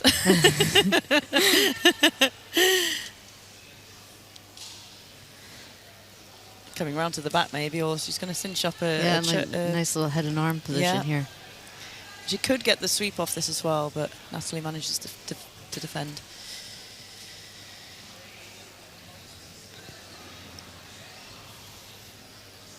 I think if Izzy tried to underhook the leg, she might be able to off-balance more effectively. She has tons of space under on the right side here. Yeah. I mean, she could kind of start to reach and attack the legs, right? Absolutely. She wants a heel hook, so she could kind of come to the K guard and start searching for that. I also wonder if maybe she doesn't want to slow the pace down a little bit because it was quite frantic for the first few minutes of the match. It's always good to get a little bit of breath. Yeah. The closed guard, Absolutely. we love it. But they can't stay here forever, and the referee will start to call them for stalling if they don't start to move through the position. Yeah. The referees made it really clear that they were going to be hot on the stalling calls during the rules meeting. So we'll see how that plays out in the event tonight. Referee's decision. Referee's decision blue. We've got a split decision now, so we've got Izzy with one round, Natalie with another. You saw Izzy immediately start building up her pace Absolutely, there when the decision went to Natalie. There's a good thing about the point system and the structure here with having 3 rounds, I think. Yeah, it makes it really clear who's winning and what you need to do to continue to perform well in the match. And I enjoy that the match continues continuously as well. It doesn't like stop and reset. I agree. I think that makes it a much, much more difficult match to get any kind of pace going in. Yes, yeah. Natalie's doing a great job dominating this position. Really good positional control here. I think maybe that she's roll her hips back and get that leg back, but using it to come over to the mount. This is a good, strong position. I'd like to see Natalie climb her hips up higher under the armpit here so that she can start to take the back. Yeah, she's got that gift wrap. Izzy needs to be careful. She can't just hide. It's a split round at this point. She can still take this as long as she keeps being aggressive in these positions. Yeah, she just needs one submission. Absolutely. Not even a submission, round, right? a submission attempt. Yeah. Like a good, strong one. Yeah. Sorry, that's what I mean. Yeah. She just needs one submission. Yeah. Just needs to finish the match. She just needs to finish, that's all. I definitely meant a submission attempt. Thanks for clarifying that. But as of right now, Natalie is thoroughly dominating this part of the match. We'll see if the commentator's curse strikes again. Yeah. And this is one of the hardest things is when you have to perform, but you're in a bad position, and you have to find the energy and the space to get free. It's such a difficult thing to do. About 30 seconds left on the clock. Yeah, I would say what Izzy needs to do is bring her elbow to that far side to stop Natalie from taking the back, and then she can start working to get her guard back. But here she's kind of she's continuing to expose her back. I think this is a good choice from Natalie. Yeah. Just trying to smother and trying to be as problematic as possible. I mean, she's certainly winning positional dominance right now, right? Nice. Oh. And there we and have we it. go to a decision.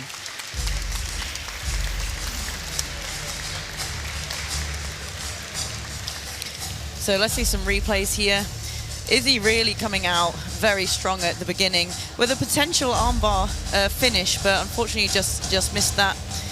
The match really went back and forth, and Natalie finishing off with the positional dominance.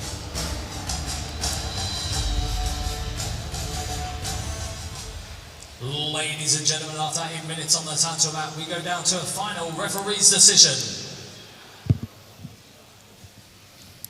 For your winner in the blue corner, Natalie Hyman! Natalie picks up another win in a series of wins that we've seen her.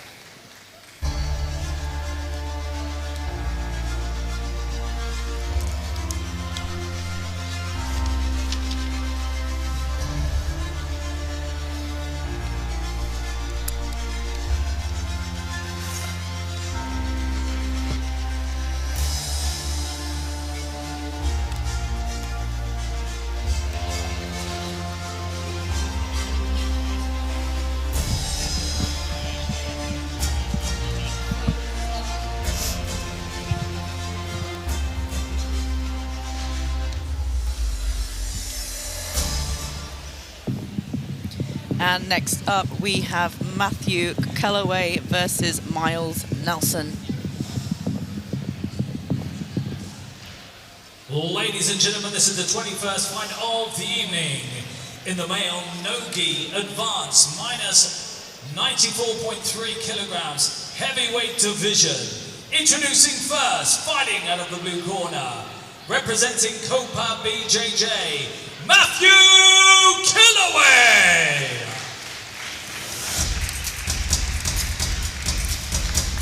And first up, we have Matthew Calloway, fighting out of Copper Jiu Jitsu. Been training for 6 years. He's a brown belt in Brazilian Jiu Jitsu as well as a black belt in Judo, and that's what we like to hear. Yes, I'm excited for this. Yeah, we should hopefully see some exciting takedowns. Why else get a Judo black belt? Yeah, exactly. And introducing second, fighting out of the red corner, representing Alento Bristol Dojo, Miles Nelson! And his opponent, Miles Nelson. We've seen Miles here on Tanto a couple of times. He's managed to succeed twice with 2 wins. He is fighting out of Alento Bristol. He's been training for 4 years. He's a purple belt. But also a Judo brown belt. So exciting. Very exciting. Let's watch out for the fire, Chelsea. I'm ready.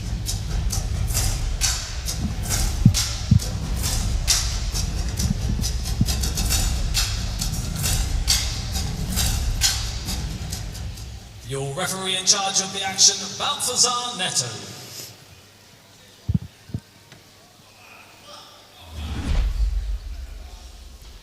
So we're straight into it. We'll see if anybody's going to... Oh, beautiful foot sweep. There we go. Just straight out the Thank you gate. very much. That was very well timed. Beautiful. Nothing quite like a good foot sweep, is there? No. I mean, I never get them, No, but I I know. try occasionally. I think I might have got one once. I think I mostly just kick people in the shins, but the effort's there. Listen, the effort that's what counts. Yeah, that's what they tell me. Lots of hand fighting here. I'm really interested to see what's going to happen if neither of these two can take each other down, if somebody does decide to pull, or if we just keep looking for a big throw. I'm just hoping that a big throw happens while I'm talking about it. Come on, manifest, Chelsea. Yeah, that's what what we do. I'm hoping Come on. for. Cast a spell. Do love a good big throw. And these are 94-kilo athletes, so there's a lot of weight flying around the mat. I apologize in advance for my verbal outbursts. Yeah. I think when there's a good takedown or pass or something, you know, I get a little bit excited. No, but Matthew Kellaway, his predictions are that he wants a rear naked choke. So I imagine, you know, his game plan is to take down, pass, take the back. Maybe duck under towards the back. End up on the back that way. Yeah, maybe. But I don't know. As a judo player, do you think we'll? He does seem to be hunting that single leg a little bit.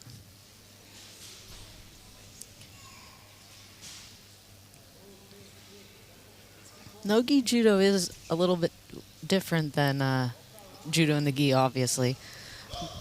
But it's really... Different athletes have different ways of translating judo into no-gi, and it's always interesting to see how they choose to change their grips, what throws they like to use. We saw a beautiful drop sanage earlier. It was flawless.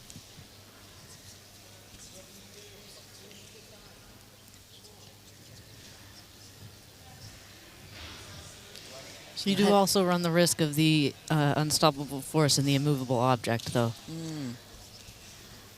where neither can take each other down, and then they have to problem solve that situation. Yeah. Miles. Referee's decision.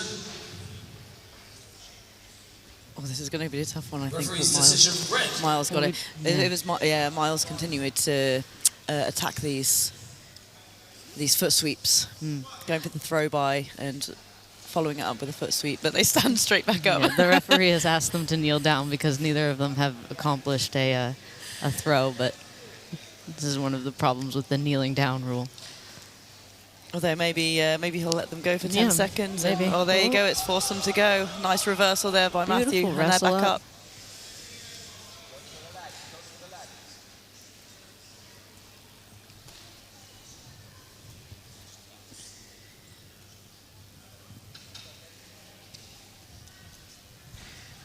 A little ankle pick attempt by Matthew. I really like that. I don't often go for it, but you know, the grip break using the knee. The knee one, yeah. Yeah. It's not something you see a lot in no-gi because it's not usually necessary. No, exactly. But, no. It is interesting. Yeah.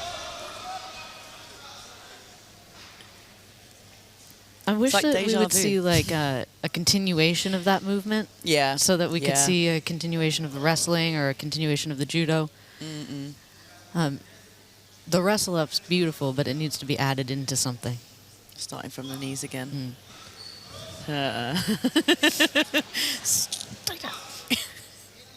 Referee Neto is not happy. Oh? This is knee judo. Yeah, it's very difficult to start from. That's not a usual place that people would start from, is it? Especially judo players. I feel like they don't spend a lot of time. I mean, even I guess jiu-jitsu players will start on their bottoms, right, with the legs in front if they're going to start. I like this shin that he's using across the thigh to keep the back take from happening. Do you think he could maybe come up and get a triangle? I think so, yeah. But I mean, that might happen if he does that. But that also requires a willingness to go to your back, which is dangerous against another judo athlete, isn't it? Yeah, yeah, it's true.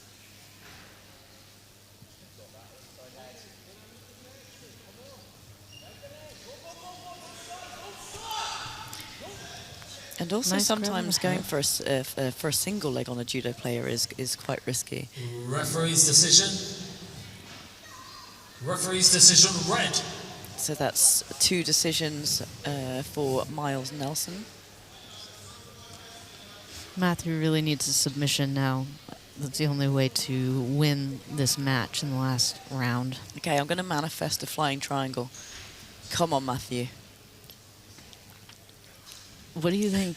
Who do you think is going to flying triangle? Do you think Matthew? Well, Matthew's got to now. Yeah. That's true. Yeah. That's true. He does need a submission.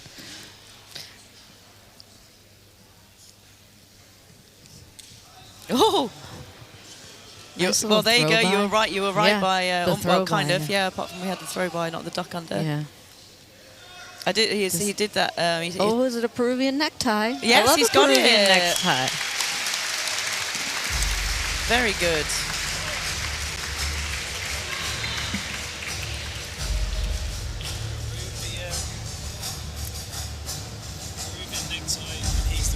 And let's see the replays here. We had some wonderful judo throws and nice reversal. We saw that very sequence a couple of times in the match, and then it's a beautiful Huge attempt of suplex, suplex, and finishing off here with the Peruvian necktie. Beautiful, beautiful finish.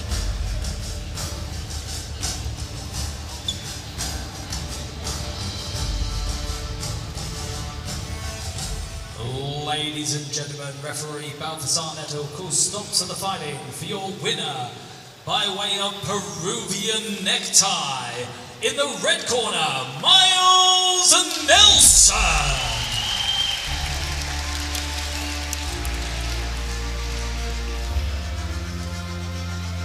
That might be the first Peruvian necktie we've called at one of these together. I think so. I haven't seen that submission much lately. No.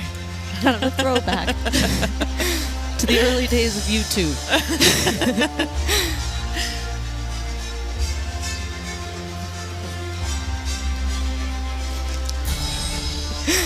We've just got word from the Showtechs guys that Simon would like it to be known that he taught that submission to Miles. We got to give credit where credit is due.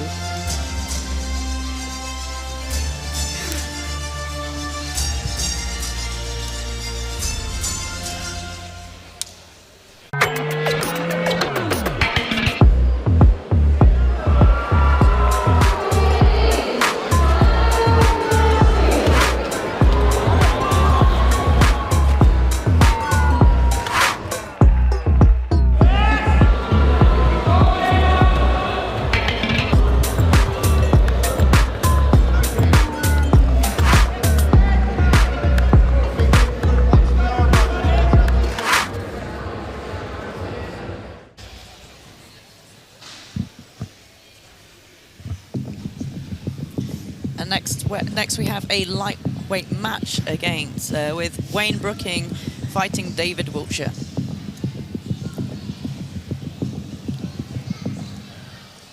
Ladies and gentlemen, this is the 22nd fight of the evening in the male no-gi advanced master minus 76 kilogram lightweight division. Introducing first, fighting out of the blue corner, representing SPG, David Wiltshire. First up we have David Wiltshire fighting out of SPG. He's been training for 4 years and he is a purple belt. David's predictions for this match is a win via heel hook. So expect to see some leg entanglements. Leg entanglements, yeah. I mean, the coordination yeah, this is here is serious no-gi coordination. Yeah. Tatami Fightwear would be very happy with that. Full superhero outfit.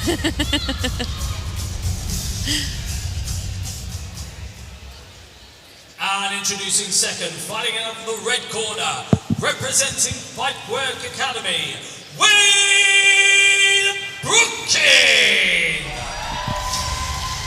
His opponent, Wayne Brooking, he is fighting out of Fightworks. He's been training for 5 years.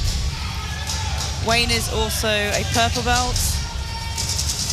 And Wayne's predictions for the match is a win via armbar. So we have a battle. Oh, we have a battle of upper body versus upper body versus lower body attacks. Exactly. And then good coordination as well. Yes. Look at this. We've got a full blue get up, full black get up. These men are here. Yeah. They're ready. They're Contrasting coordinated. kit. So Your important. referee in charge of the action, Marcella Cooper.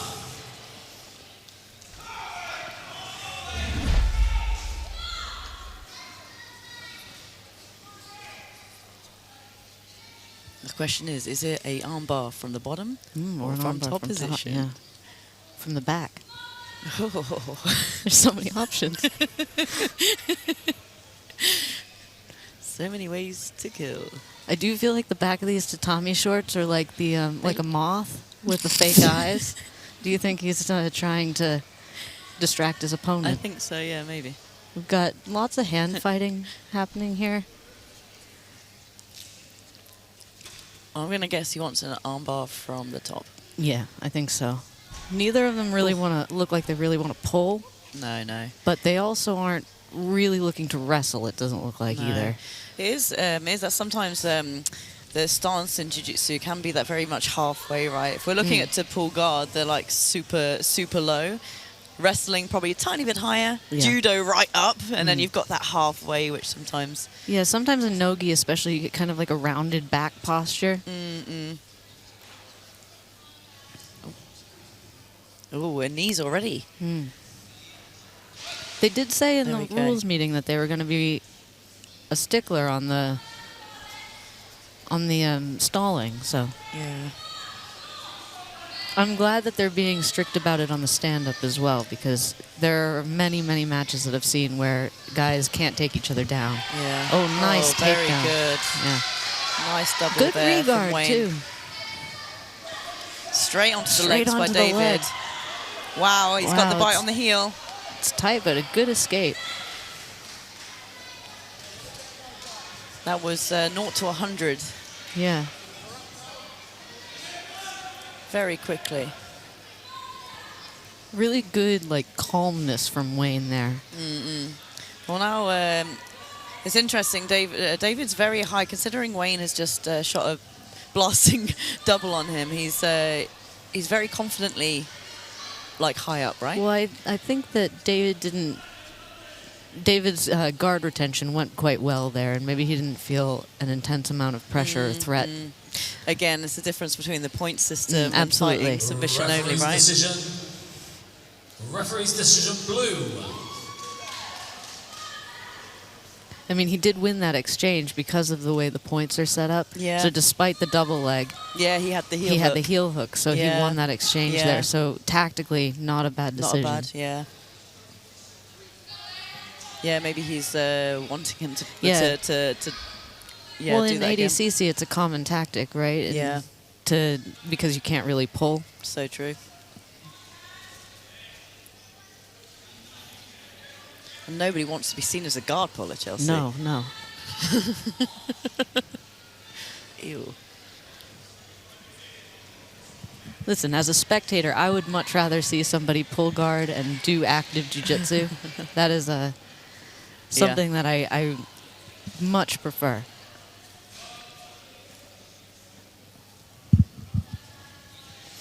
Looks like a referee has called us back to our knees. See, if I was David, I would just go to my I bottom would, and I fight would for sit the... straight to the There we guard. go. Well, Wayne dropped him down, but he had some good success with the leg locks. Absolutely, and I don't... And his prediction is also win via heel hook. He does seem to be insisting that he wants to be on top for no real reason. Unless he has a heel hook set up from the top.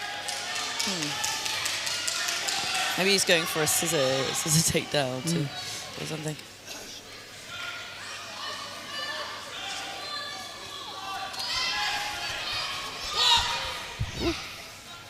Ouch.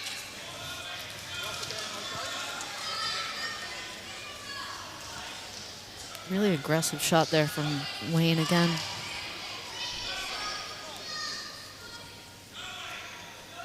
I think we're coming up to the end of the second round shortly.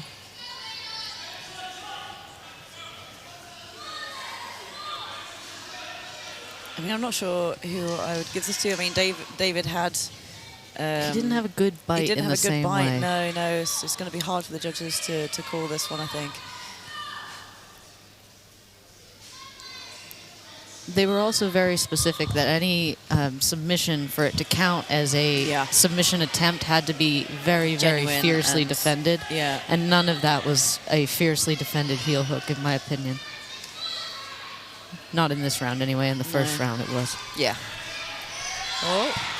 If that Wayne was a can nice stay on little top here, it reversal. might get it. But again, he's back on the leg, which I think is where he's strong. So Yeah. tactically, Wayne I'm is very interested in this. scrambly. Yeah. Referee's decision. The referee's decision red. Oh, wow. Okay. Again, like we say, it easily could have gone either way. Nice kick out there by David. I don't understand why David keeps turning his back. To show the moth. Oh, yes, the eyes.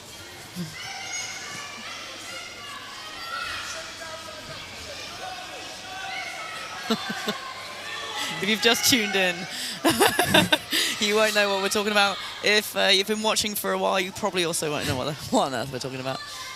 Absolute nonsense.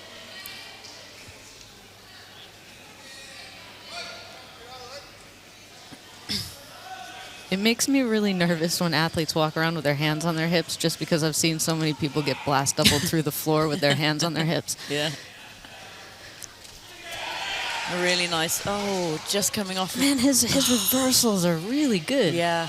Really good off that double leg. Well, it must be why he's waiting for the shot. But this posture does not... Oh, Wayne looking very aggressive coming in there. He is. He's wanting to set the pace for this David match. looks like he's slowing down a bit. Yeah, he does. Yeah. And again, on his back heel. If I were Wayne, I'd be dragging him back to center to put him on the Yes. floor. Yeah.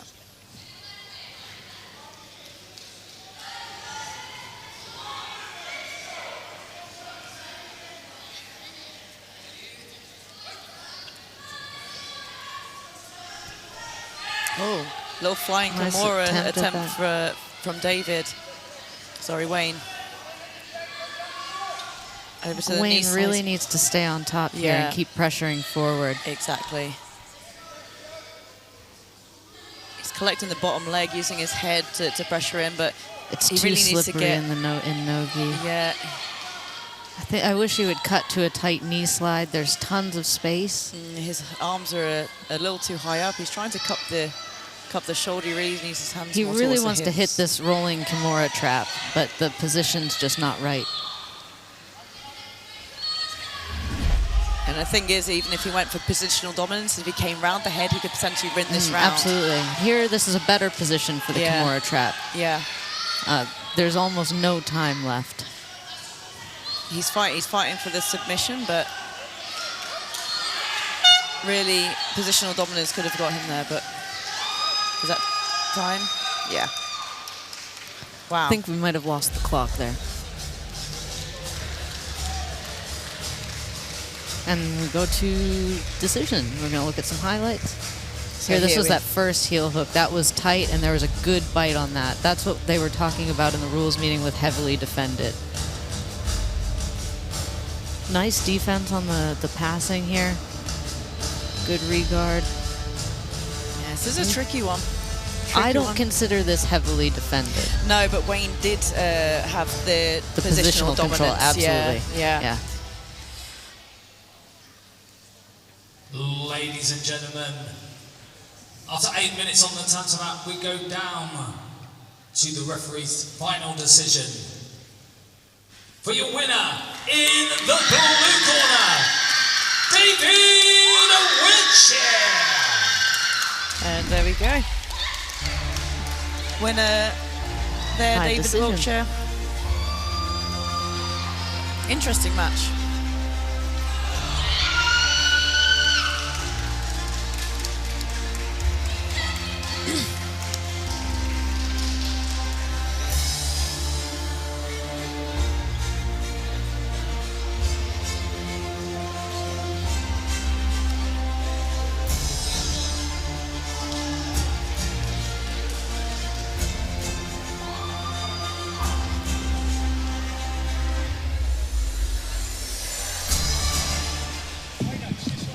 next up, we have an ultra heavyweight match with Blaine Lewis versus Nick Woolcock.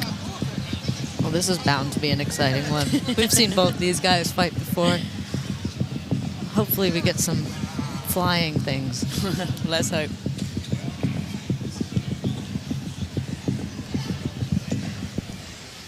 Ladies and gentlemen, this is the 23rd fight of the evening in the male no-gi advanced master plus 100.5 kilograms ultra heavyweight division. Introducing first, fighting out of the blue corner, representing Chris Reese Academy, Blaine Lewis. And first up for our ultra heavyweight bout is Blaine Lewis. Blaine is fighting out of Chris Reese Academy. He's been training for 7 years. Blaine is a purple belt, has many titles under his belt. British champion, IBJJF gold medalist. I'm not sure what tournament, but he is also a judo black belt. So we have more judo coming in today, and his prediction for this match is pain. So whether that's pain His or his somebody or else's? his opponent's, Unclear. I'm not sure. Unclear. And introducing second, fighting out of the red corner, representing Alento Bristol Dojo, Nick Woolcock. And his opponent, Nick Woolcock. Nick is fighting out of Bristol Dojo, Alento. He's been training for 7 years. Nick is also a purple belt, and he is a former pro wrestler. So, I mean, I don't... Why did you stop? Why? What is a job you'd ever quit? He's also a wrist lock enthusiast, which I support wholeheartedly. Wow, wow. You have a fan over here, Yeah, Nick. we're ready. We're ready. Your referee in charge of the action, Marcello Cooper.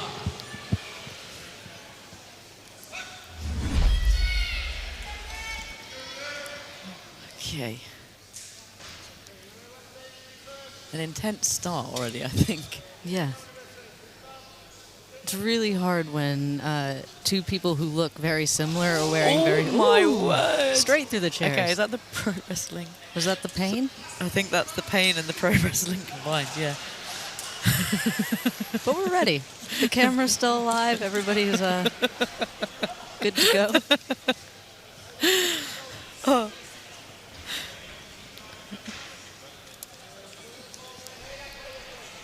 Yeah, as I I was would saying, love to be able to throw an ultra heavyweight no. across the room like that. just into a camera costing thousands of pounds. Nice throw by.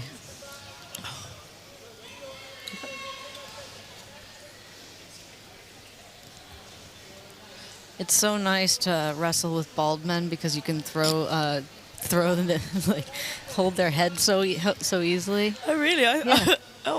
Is it not slippery? No, no, because they like. I mean, I can, should like, know. I've fought bald men before. When have you fought bald men before? What do you mean? Like in training, Oh, right? in training. I just find that like there's no hair to get like your hand caught in or guess anything. so, You can just kind of yeah. like grab onto them. Yeah, that makes sense. I think I'd have to use some chalk. Oh, I think we're gonna get some kneeling here. Okay. Too much pushing. They've been really, really hot on this stalling from the feet.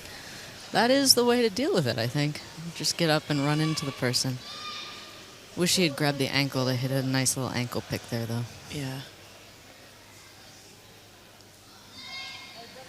Yeah, these are big rhinos, not tiny rhinos. Jill. Yes. Well, we're all So- tiny compared to a rhino, Vanessa. Actually, so they are tiny rhinos. Yeah. Oh my. Just blew my mind. It's an interesting grip that Nick just took there over the back of the head. I'm really interested to see what he's trying to accomplish with that grip. It's like an outside grip. Referee's decision. Referee's decision red. think that was for throwing him into the chairs. Style points? Style points. Don't actually get style points at Tanto, guys, unfortunately.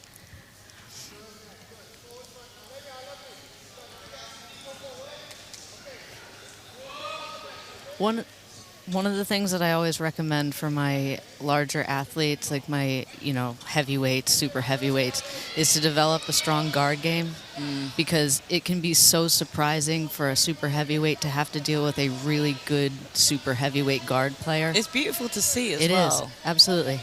Oh, so there we go. Blaine managed to finish Is the this head single. still stuck? The head is still but stuck. I We think might he's see a gonna be Von able to Fu pull it choke. Who out. knows? Oh no, he's got his going arm stuck. very red. He's got his opposite arm stuck, so he wouldn't actually be able to do the Von Fu choke. But I can't imagine that. Ooh, Oh my word! Beautiful reversal there. But again, nice from Blaine. Nice judo roll. Like, that is a very old school judo technique, and it was beautifully executed. I think Blaine needs to drop his head behind the tricep and start to fill that space under Nick's armpit there.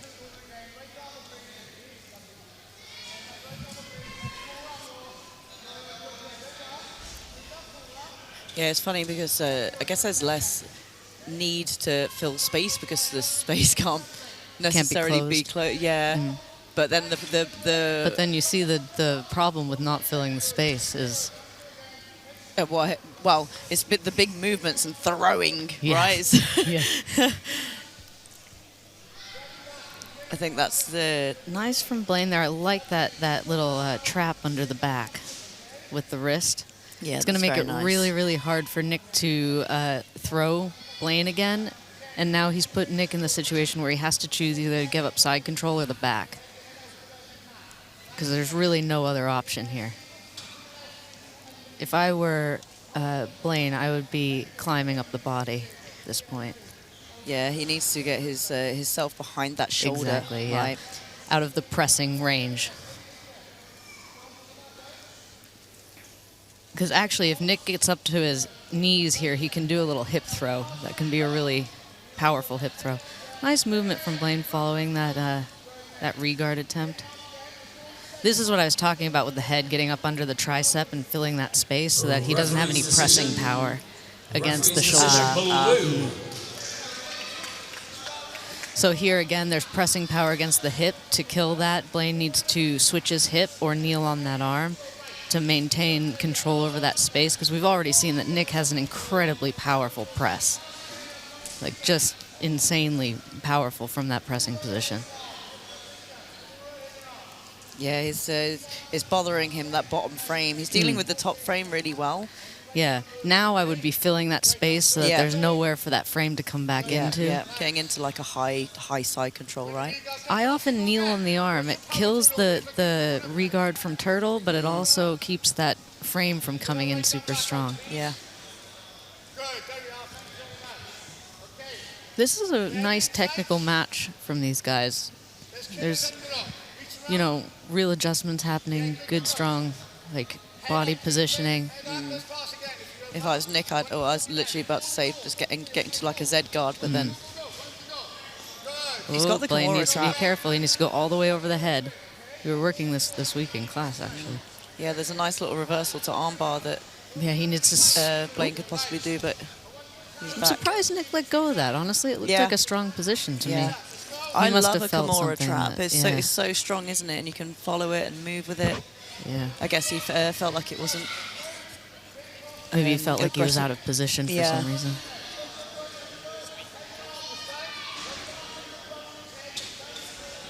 Blaine needs to be careful about not sitting in these positions too, because they have been so hot on making sure that no stalling is happening.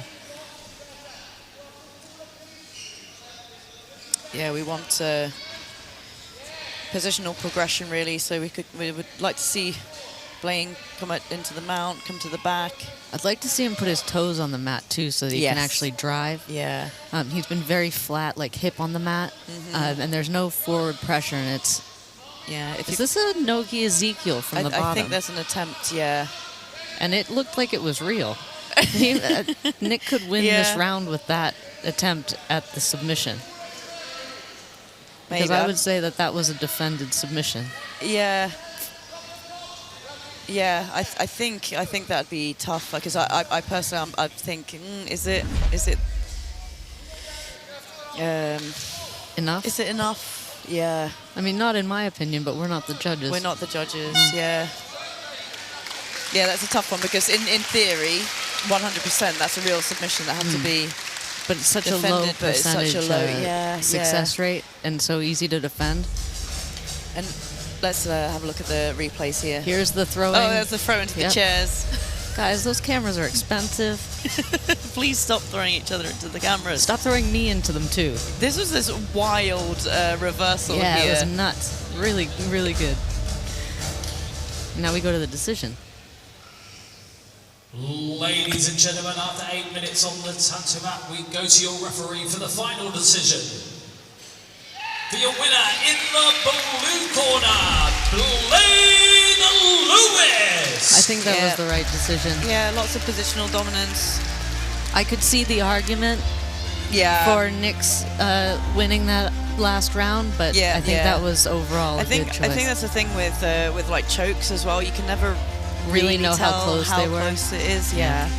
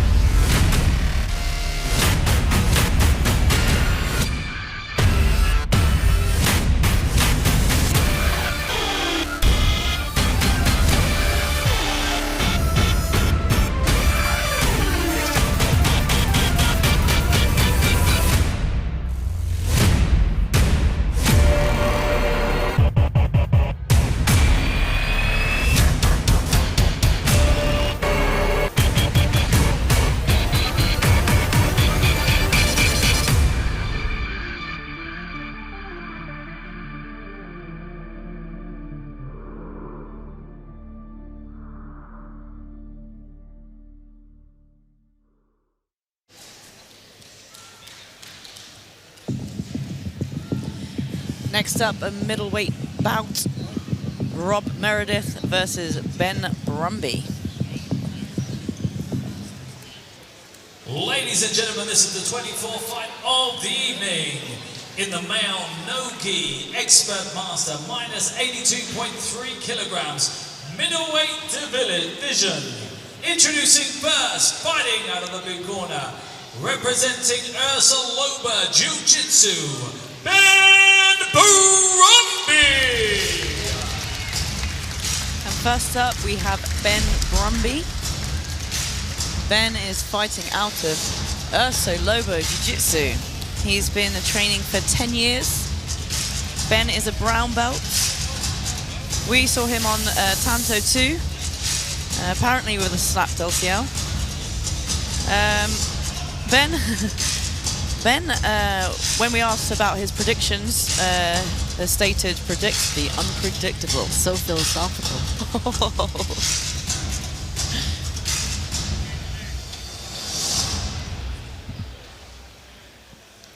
Well, that was unpredictable. And introducing second, fighting out of the red corner, representing G7 BJJ Academy, Rob Meredith. And his opponent, Rob Meredith. Rob is training out of G7 BJJ Academy. Rob has been training for 9 years. He is a black belt. Many titles under his belt. Very much a tournament player. Lots of IBJJF wins and medals.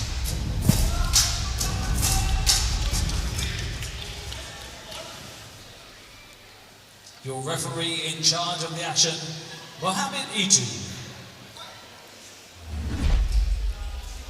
Strong beard from Ben. Yes. Yeah. Very strong beard. That was just a nice. I mean, in his snack. outfit, I can barely see him. He's hiding so well. These are two really experienced competitors. Both of these guys have a lot of experience at high-level competition, so I'm interested to see how they adapt to this rule set.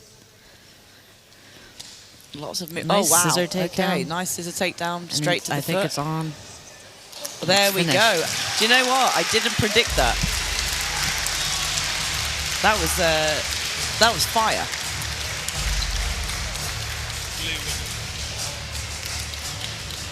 Can we see that back on replay? Yeah, let's see that on replay. Yeah, so really, really quick Really start beautiful here. scissor takedown here. Yeah, this is how this is supposed to be done without breaking the knee, guys. Yeah. Beautiful. Nice control. Really nice there beautiful, by Ben. Beautiful. Textbook.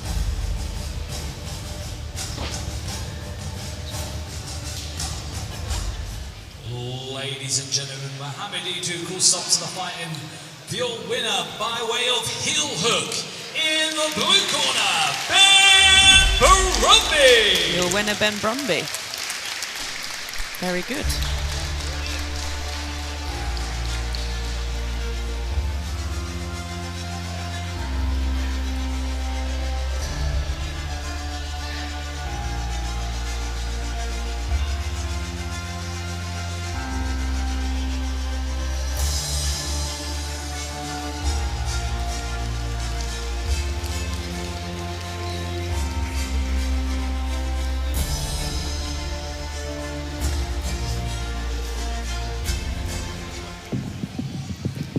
Next up, a middleweight bout with Henry Pike versus Andy Good.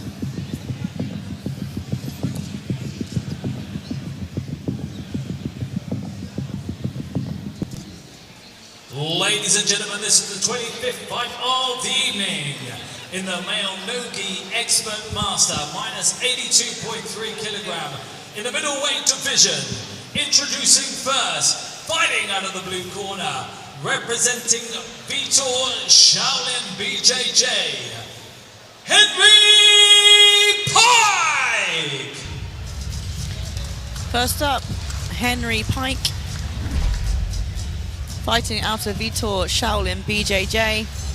Henry's been training for 13 years, or more than 13 years. He's a black belt.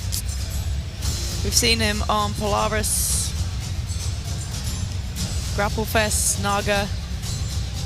Predictions for this match is a head and arm choke. Excellent rash guard combination. We appreciate a good combo. We do. And introducing second, fighting out of the red corner, representing Ground Hammer, Andrew Good! And his opponent, Andrew Good, fighting out of Ground Hammer. He's been training for 12 years, also a black belt. Lots of titles, Nogi Euros 2023, brown belt in the Master 4 division. He's an ex-pro MMA fighter as well with a record of 3-0.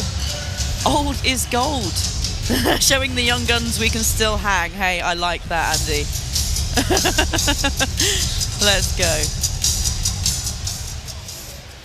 Your referee in charge of the action, Mohamed Edu. Yeah, so just for... Nice shot. Very Straight nice. in from Henry. Yeah, just for clarification there, Andy is 50 years old, Henry 42, so that was a quote from Andy there. Old is gold. Yeah, Vanessa's not just calling the Yeah, I'm athletes not just old. calling him old. I do like this quick movement that Henry used to get on top here. Like lots of quick movement, and now he slowed the pace way down. I mean, that shows the Competence experience. and experience, yeah. Also, as soon as Andy came out, he reminded me of an MMA fighter from the early 2000s. So I think he probably was. He probably was, yeah. Just something about how he came out. There was a vibe. Nice knee cut here from Henry. Needs to go straight towards the back.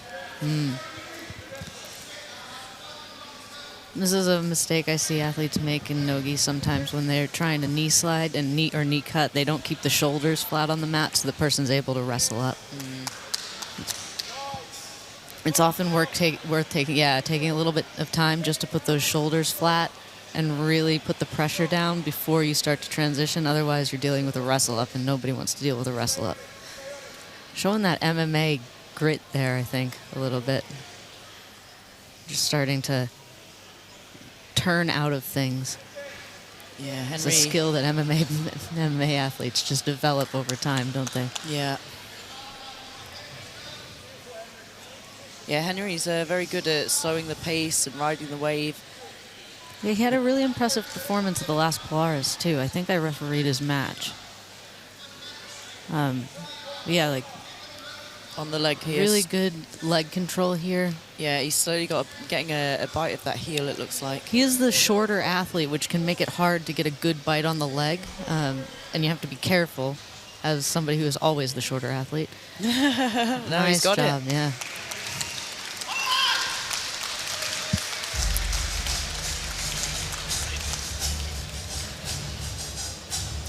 I mean, I just find it quite inspirational.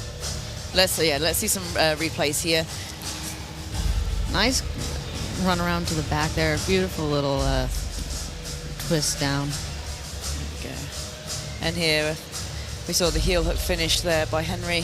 He had the position so tight. It's so hard to sometimes, like I said, to heel hook taller, longer people. Such a good capture on that knee. Ladies and gentlemen, your referee Mohamed Itu calls stop to the fighting. For your winner by way of heel hook, in the blue corner, Henry Pike! And Andy's still smiling there. Wonderful to see, and quite frankly, I find it quite inspirational to see athletes in their 50s still out there. The fact that showing. there's space for them now is just different than it ever has been before, and Absolutely. I think that it's so valuable to the sport for it not to be just a young person's game. I absolutely agree. So well done guys.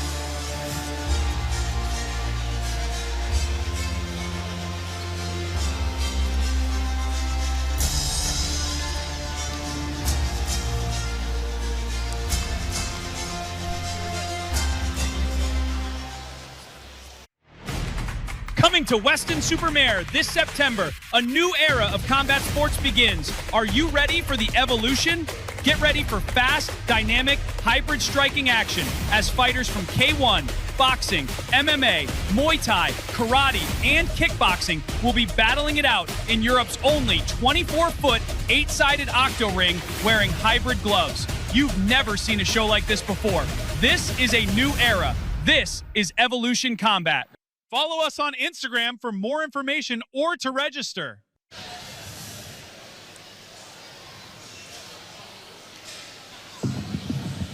And now we have a featherweight bout. George Thomas versus Titus Gaunt. Ladies and gentlemen, this is the 26th fight of the evening. In the male no-gi expert, minus 70 kilogram in the featherweight division.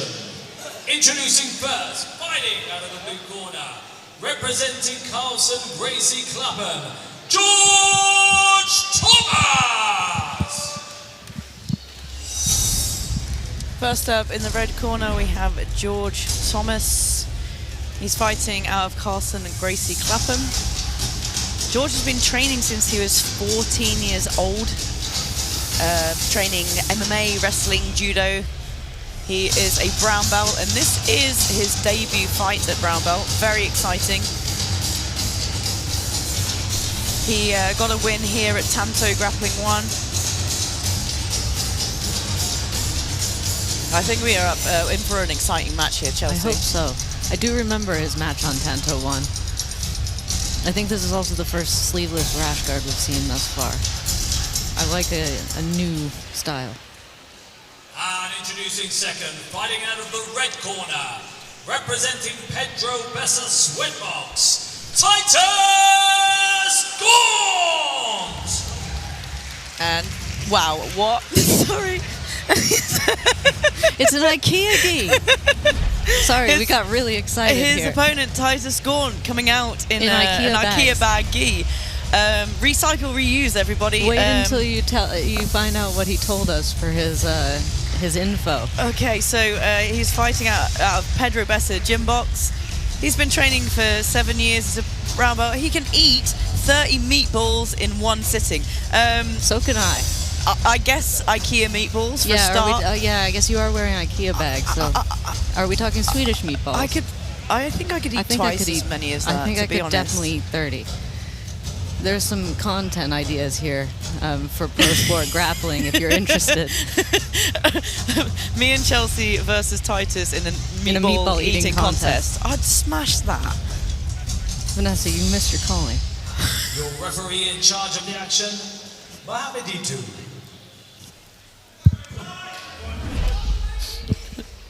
What just happened? Okay, so Titus seems to have taken off the IKEA bag. Okay.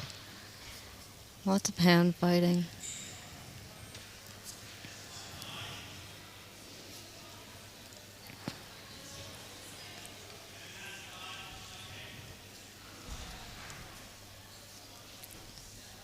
The lightweight matches are always fiery, exciting, right? Yeah. A nice little kind of Although we have seen a sacrifice. beautiful attempt on that back. Titus also Very guessed nice. that he was going to lose by twister, which I don't foresee happening. And his prediction for this match was that he was Oh, going to yeah. lose via twister. Which, it was a bad prediction. It was a He's- beautiful back take. Do you know what? I think he's eating his meatballs today. He's got lots of energy. I like the combination between the back take and the choke coming on. Yeah. He's doing that really effectively. Yeah. We've seen some people struggle with it earlier in the event. Yeah, for sure. Like getting the control and Securing the choke at the same time. yeah. But you need to go between the two, right? If you want to gain control, sometimes you have to threaten that submission. I and use then this position a lot too, where you turn the face as a way to take the back. 100%. It's not very nice, but it is extremely effective. George is doing such a good job of defending this back take. Yeah, It's a moving really and strong moving. back take, and he has managed to keep both hooks from coming in thus far, which is impressive work. Yeah, Titus a little bit high here. He's the taller athlete, which can make it hard to get properly onto the back. You complain about that a lot because there's no space to put your hooks in because you're slightly taller. Again, like the head popped up over George's head makes it just a little bit hard to finish that choke. Just a little bit out of position. I like the switch to the body lock, though. There are smothers allowed as well, so Titus could Referee's start to decision. smother. Referee's decision, red. Yep, naturally, There's some smothering happening now. Titus has won that first round. I think George is trying to turn inside the body lock, which is one of the better ways to escape it if you can't unhook it. You also have the footlock footlock, option, yes. which I quite frequently go to escape this, which is trying to go over. He's going The wrong way, almost yeah. the wrong way. I mean, maybe he was looking to unhook it rather than. Rather than footlock. Yeah. I like the switching on the body lock too. That's Again, a long person, I think really this is. good. I think this is on. Oh no, Not quite. not quite. Yeah, I mean, the fact that he's so long and Now tall, he's like he lost can position. just switch that body lock side to side so easily. I often get a little bit envious of people who can do With that. long legs. Mm. Yeah.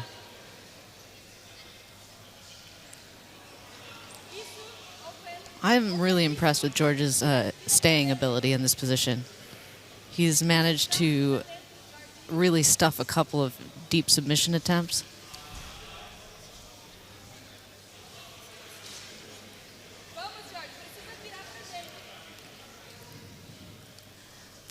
Yeah, it's interesting because actually, if he is to go to this footlock, If he puts the foot he could on, actually win the he could win the round. Yeah. If the submission is defended hard enough. Right. Absolutely. Oh, nice. George, if George can stand up now, he might be able to shake Titus off of him. But it looks like Titus has a really strong body lock. When people have long legs, those levers can be really hard to deal with. Oh, beautiful escape. Perfect timing.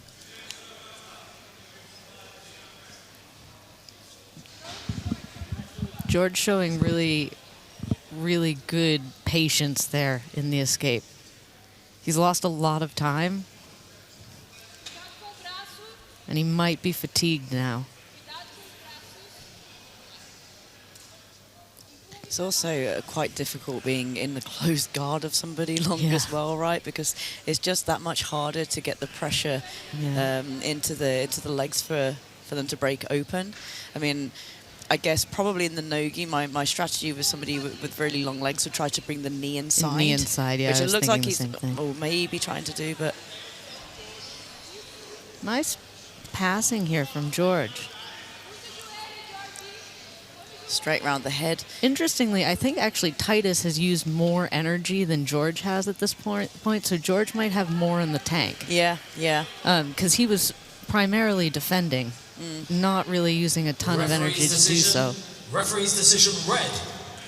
Yeah, so I mean, this is going to be interesting because now, as you say, George is quite tired. Titus is,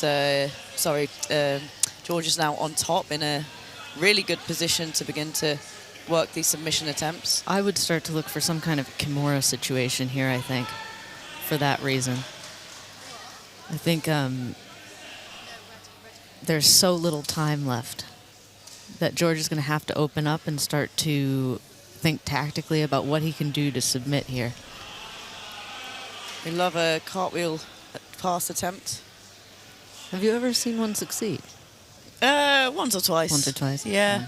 I can't remember a single time I've ever seen that. But they look cool. Yeah, they look cool.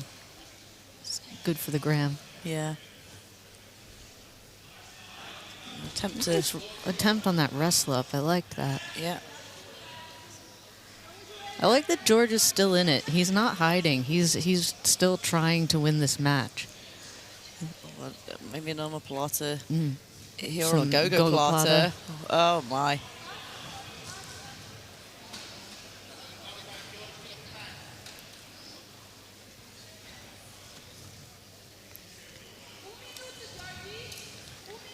George is in a good position to pass here. Oh, nice recovery from Titus. Titus is really... So long.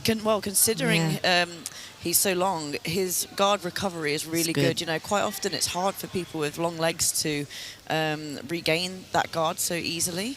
He's got good, he slips out of those positions really easily, really nicely. Ooh, some elements of Sula there. Potential footlock here for like Titus. This position from Titus. Yeah, I really enjoy these positions. He's in a really good position to footlock here. Yeah. If he could slip that heel out as well, it makes it even tighter and even worse. There we go, coming around to the back. Nice chase up on that back. Really nice follow-up there. Now if you Chasing those positions makes such a huge difference in events like this. A really good defense there by George, managing to pin him down using his weight and then turning into the legs, which a lot of people kind of forget about and try to turn away. Stepping over, very beautiful. nice. Oh. But again, look, Yeah, he gets that knee in comes so, back inside, yeah. well. Beautiful.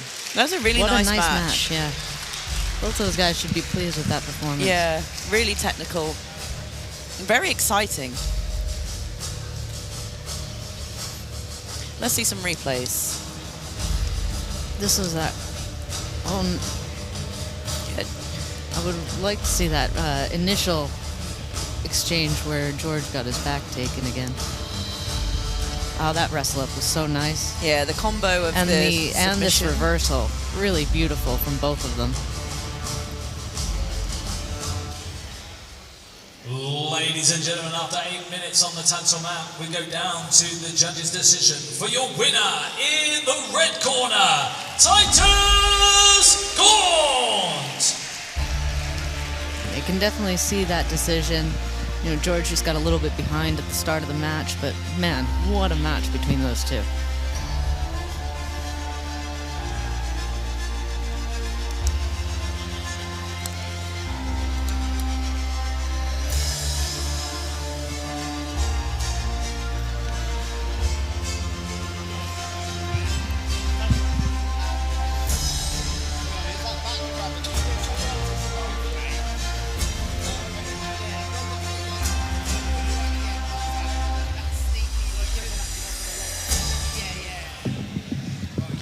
Next up, a middleweight bout. We have Lewis Fleury versus Edward Jones. Ladies and gentlemen, this is the 27th fight of the evening. In the male no-gi expert minus 82.3 kilogram in the middleweight division. Introducing first, fighting out of the blue corner, representing Elite Jiu Jitsu Somerset, Edward Jones! First out, we have Edward Jones. He is fighting out of Elite Jiu Jitsu in Somerset. Edward has been training for 8 years. He is a brown belt.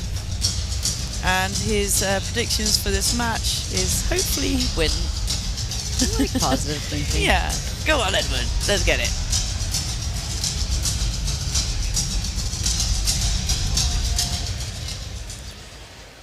And introducing second, fighting out of the red corner, representing Roger Gracie Bristol, Lewis Fleury!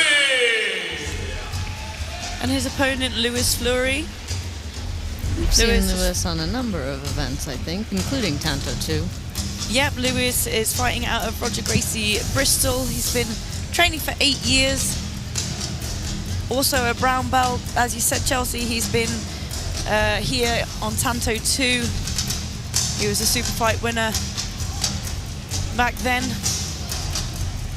Let's hope for an exciting match here tonight. Your referee in charge of the action, Mohamed Itu. And we're off. We've got Edward in the orange shorts and Lewis in all black. Edward's here searching for... I suspect Edward is a guard player focusing largely on leg locks. What are your... Yeah, the Choi bar to leg lock. I mean, this is really beautiful. Really Do you know beautiful what? jiu-jitsu. Edward looked quite nervous when he came out, but he is now quite obviously in his element. That was a nice defense there from Lewis. Good guard retention here. We were talking about this earlier, but there is something really nice about larger athletes doing Having beautiful a good guard. guards. Absolutely, yeah. It's really, really nice to see. It really is amazing to watch. Yeah. And it's such a nice thing that the sport's starting to develop. 100%. And Edward's guard it's lovely. Yeah. He gets he's got good discipline in his body position. Nice job there from Louis, jumping side to side. Hips coming up. Constantly putting the pressure in. Good. And picking the pace up there, Lewis. Chest in.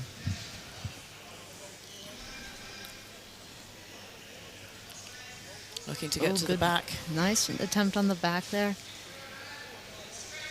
I think it's usually worth, especially if you have time, setting a good strong seatbelt before you try and take the back, especially against a guard player, because they are often very good at defending this quarter mount position. We saw it a lot at Enyo, at the last Enyo event. Lewis getting nice the gift wrap. Yeah. I mean, that's obviously another option for us to secure that back, right? Man, we're doing a great job of regarding.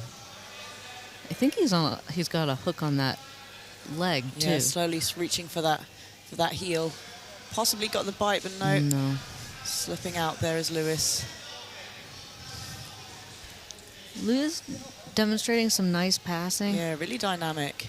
Closing up that gap. He seems to have solved some of the problems that Edward was presenting him with at the start of the match, which is nice. Referee's decision, Referee's decision, blue. So Edward takes that first round.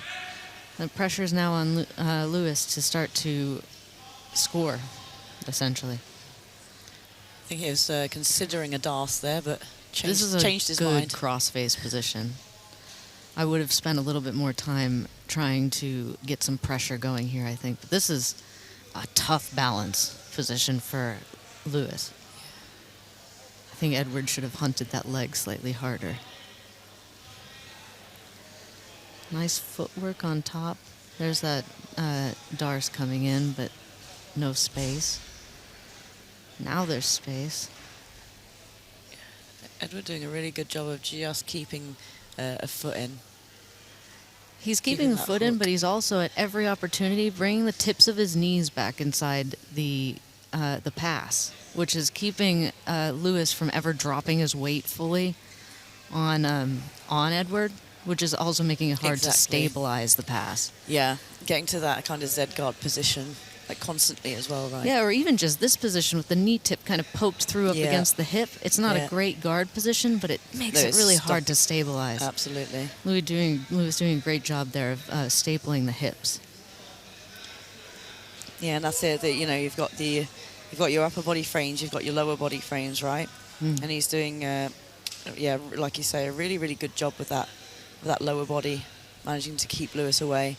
And that's the that thing. knee If tip somebody's coming really right back heavy, in, yeah. somebody's really heavy on top, controlling your head, it's like whichever way you can make that space, it's like you've got to get it. I think Louis needs to take some time here, really put pressure on the head, and I would have liked to see him cut back to the knee slide instead of to the quarter mount. Edward's already demonstrating that he's good at defending this position. That was a nice little hip switch there from Louis to defend that knee onto the hip. It was well timed. I think if I were Louis here, I would be making Edward turn his head and face us, essentially the camera, so that I could pass into that space.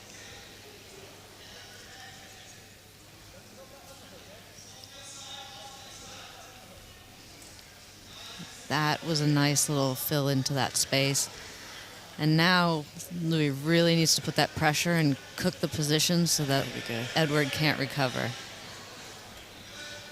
I think he might be getting a little fatigued here too. Nice gift wrap. Referee's decision. Referee's decision, red. Oh. So we're 1-1 on the 1-1. rounds now. If Louis can sink in, See, this body lock is here. I'm going to say it. I think it well, might be apart on, from defending defending the neck, that was, you know what? That was That was a a good really match. nice match. Yeah. I enjoyed that thoroughly. Really, really technical. Let's see some replays from that because we Oh, saw some really beautiful nice. shoulder Yeah, that crunch. was a beautiful gorgeous. shoulder crunch into the Straight to the sweep, top straight spin. straight to Yeah. attack at the back. We saw some really nice continuous pressure forward there from Lewis, and some really good defense from Edward as well. Fantastic match, ending with the rear naked choke there by Lewis.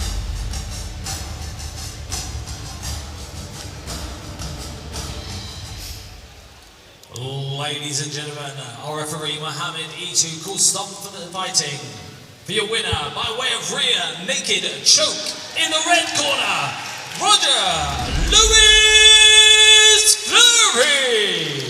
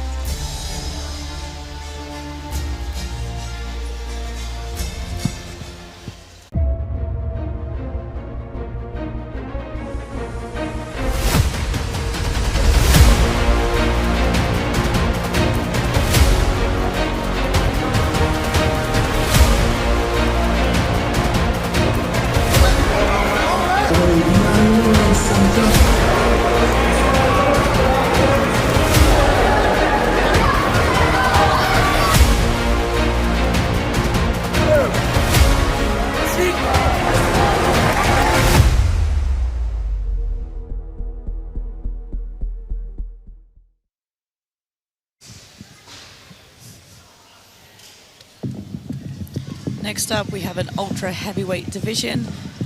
Ashley Pollard versus Doug Dinnan. Ladies and gentlemen, this is the 28th fight of the evening.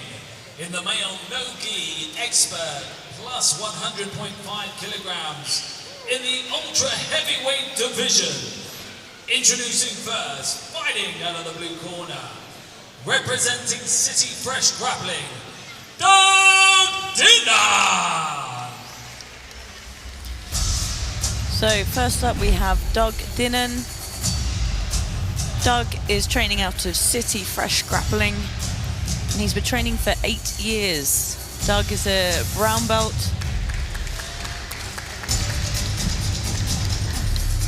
Again, Doug's predictions for this match, similar to our last bout, is hopefully he wins.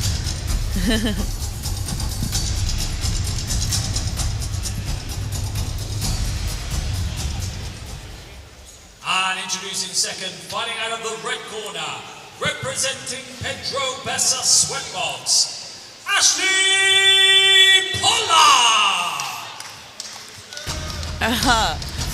Excellent Nice hat. Love it. Okay, his opponent is Ashley Pollard.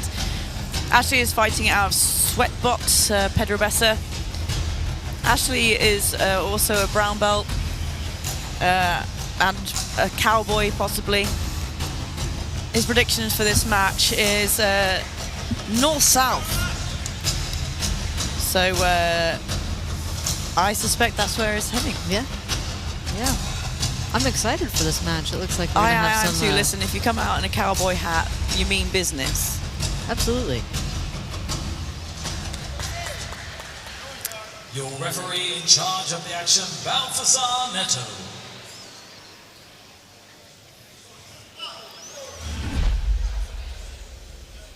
Straight in on the wrestling. Doug here has told us that he once completed an 8-hour arm workout where he did exercises every hour on the half hour. I mean, that sounds crazy, but That was a... Man, it must be hard to butterfly sweep somebody this strong and stable on top. Doug is a big guy, but he looks even tiny compared to Ashley. I like the high guard. Again, we were talking about this earlier, but it's really nice to see this 100-kilo division playing guard and doing it well. Oh, into a triangle. I'm not sure that this is where I would go. No, but it looks like he's turning it into an armbar. It does look like an armbar. Yeah, it looks like it might be on. Yeah. Please do another plata. Or we can get to the choke here. I think if Doug can sweep and get on top, he's going to be in a good place, but it's going to be hard. Yeah. Yes. There we go. Got it. Nice work there by Doug. Let's see that replay.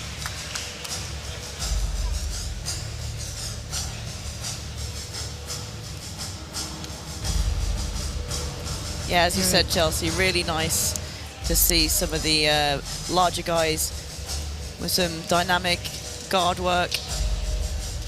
We thought we were going to see an omoplata, which would have been crazy. Looks like we just got a straight arm bar. A straight arm bar. Listen, I like a arm bar just as much.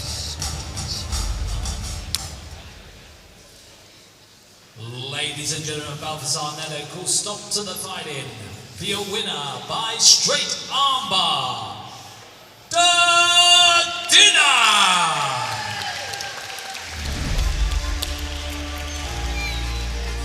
I'm enjoying the level of guard play that these guys are bringing to these matches.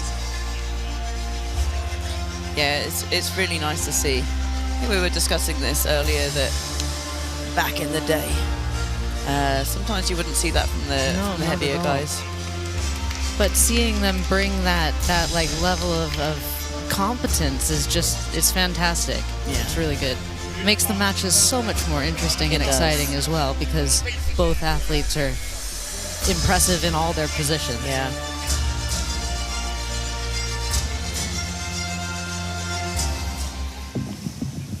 And next up, we have a middleweight bout. Errol Lee versus Dan Cassell. Ladies and gentlemen, this is the 29th fight of the evening. In the male no-gi expert, minus 82.3 kilograms. In the middleweight division, introducing first, fighting out of the blue corner, representing Intensity MMA, Dan Cassell! And our last match of the prelims, we have Dan Cassell. He's fighting out of Intensity MMA. Dan has been training for 17 years. He is a brown belt, and his predictions for this match is to smash. Listen, this is quoted directly from We're just reporting what they want us to tell you about.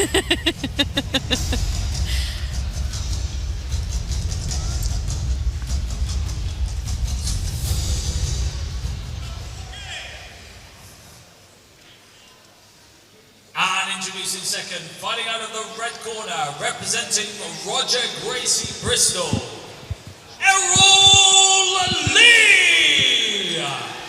And his opponent, Errol Lee. Errol is fighting out of Roger Gracie Bristol. He's been training for a while. Yeah. Very mysterious. We don't know how long Errol's been training for, but he is also a brown belt.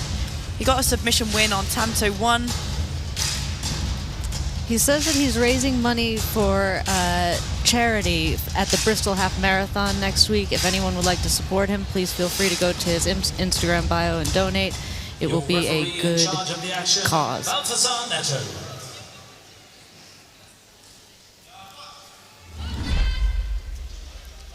I've seen Errol fight a number of times. He's always very exciting, extremely explosive, good wrestling. I'm excited for this match.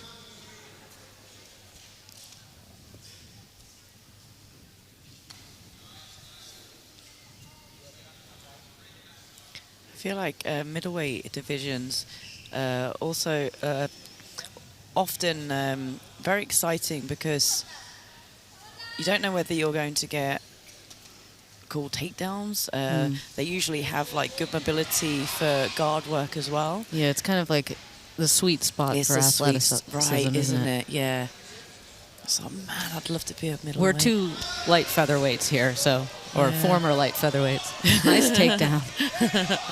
Beautiful wrestling. I like that pick on the ankle. These guys are having a great time out here. I think they've finally just found somebody who will wrestle with them, because considering this wrestling, I bet nobody in the gym wants to wrestle with them. No.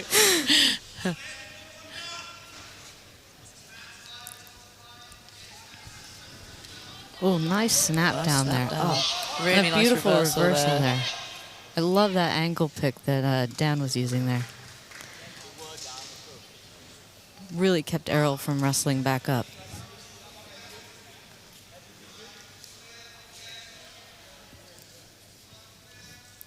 This is great wrestling. This is the kind of wrestling I'll sit here and watch 8 minutes of. And they keep wrestling like that.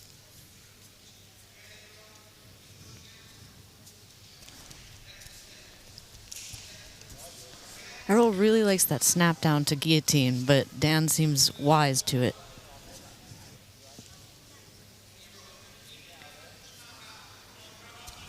Nice. Nice shot there by double Dan. leg. And that is that MMA hold down that you've got happening there. Switching up, very nice. Yeah, just really, really physical wrestling. He's got a cradle locked up. Yes, I do love a cradle. Don't know if his hands are connected. It looks like they are. It's hard to see from our camera angle. Oh, nice heavy hips, and what a nice recovery up to some kind of a position there from Errol. Oh my word, the tables have turned there. Absolutely. Errol's now on top. We're going to move back to center. We still don't have a decision. Referee's decision blue. First round goes to Dan, but Errol is in a good position now. Oh, he's come a little bit higher. He was a little bit lower down onto the body Dan there, picking up. that, yeah. I think they're just here for a scrap. I think so too. Nice grab on that leg from Dan. Oh, and wow. a beautiful heel hook there from Errol. Fantastic. Us IBGF nerds Yeah. fighting over the reset. It's all about it. Let's see some replays. Oh, Yeah, just some great wrestling.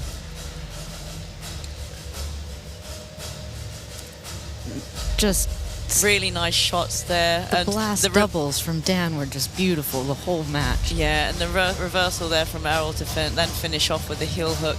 Yeah. What a fantastic match.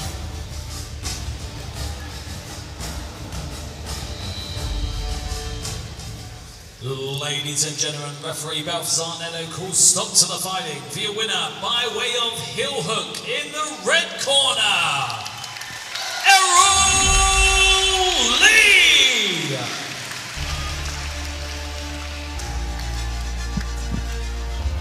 All right, guys, we will be back in 15 minutes. I'm Chelsea Lee here with Vanessa English, and we will be back with your main card shortly.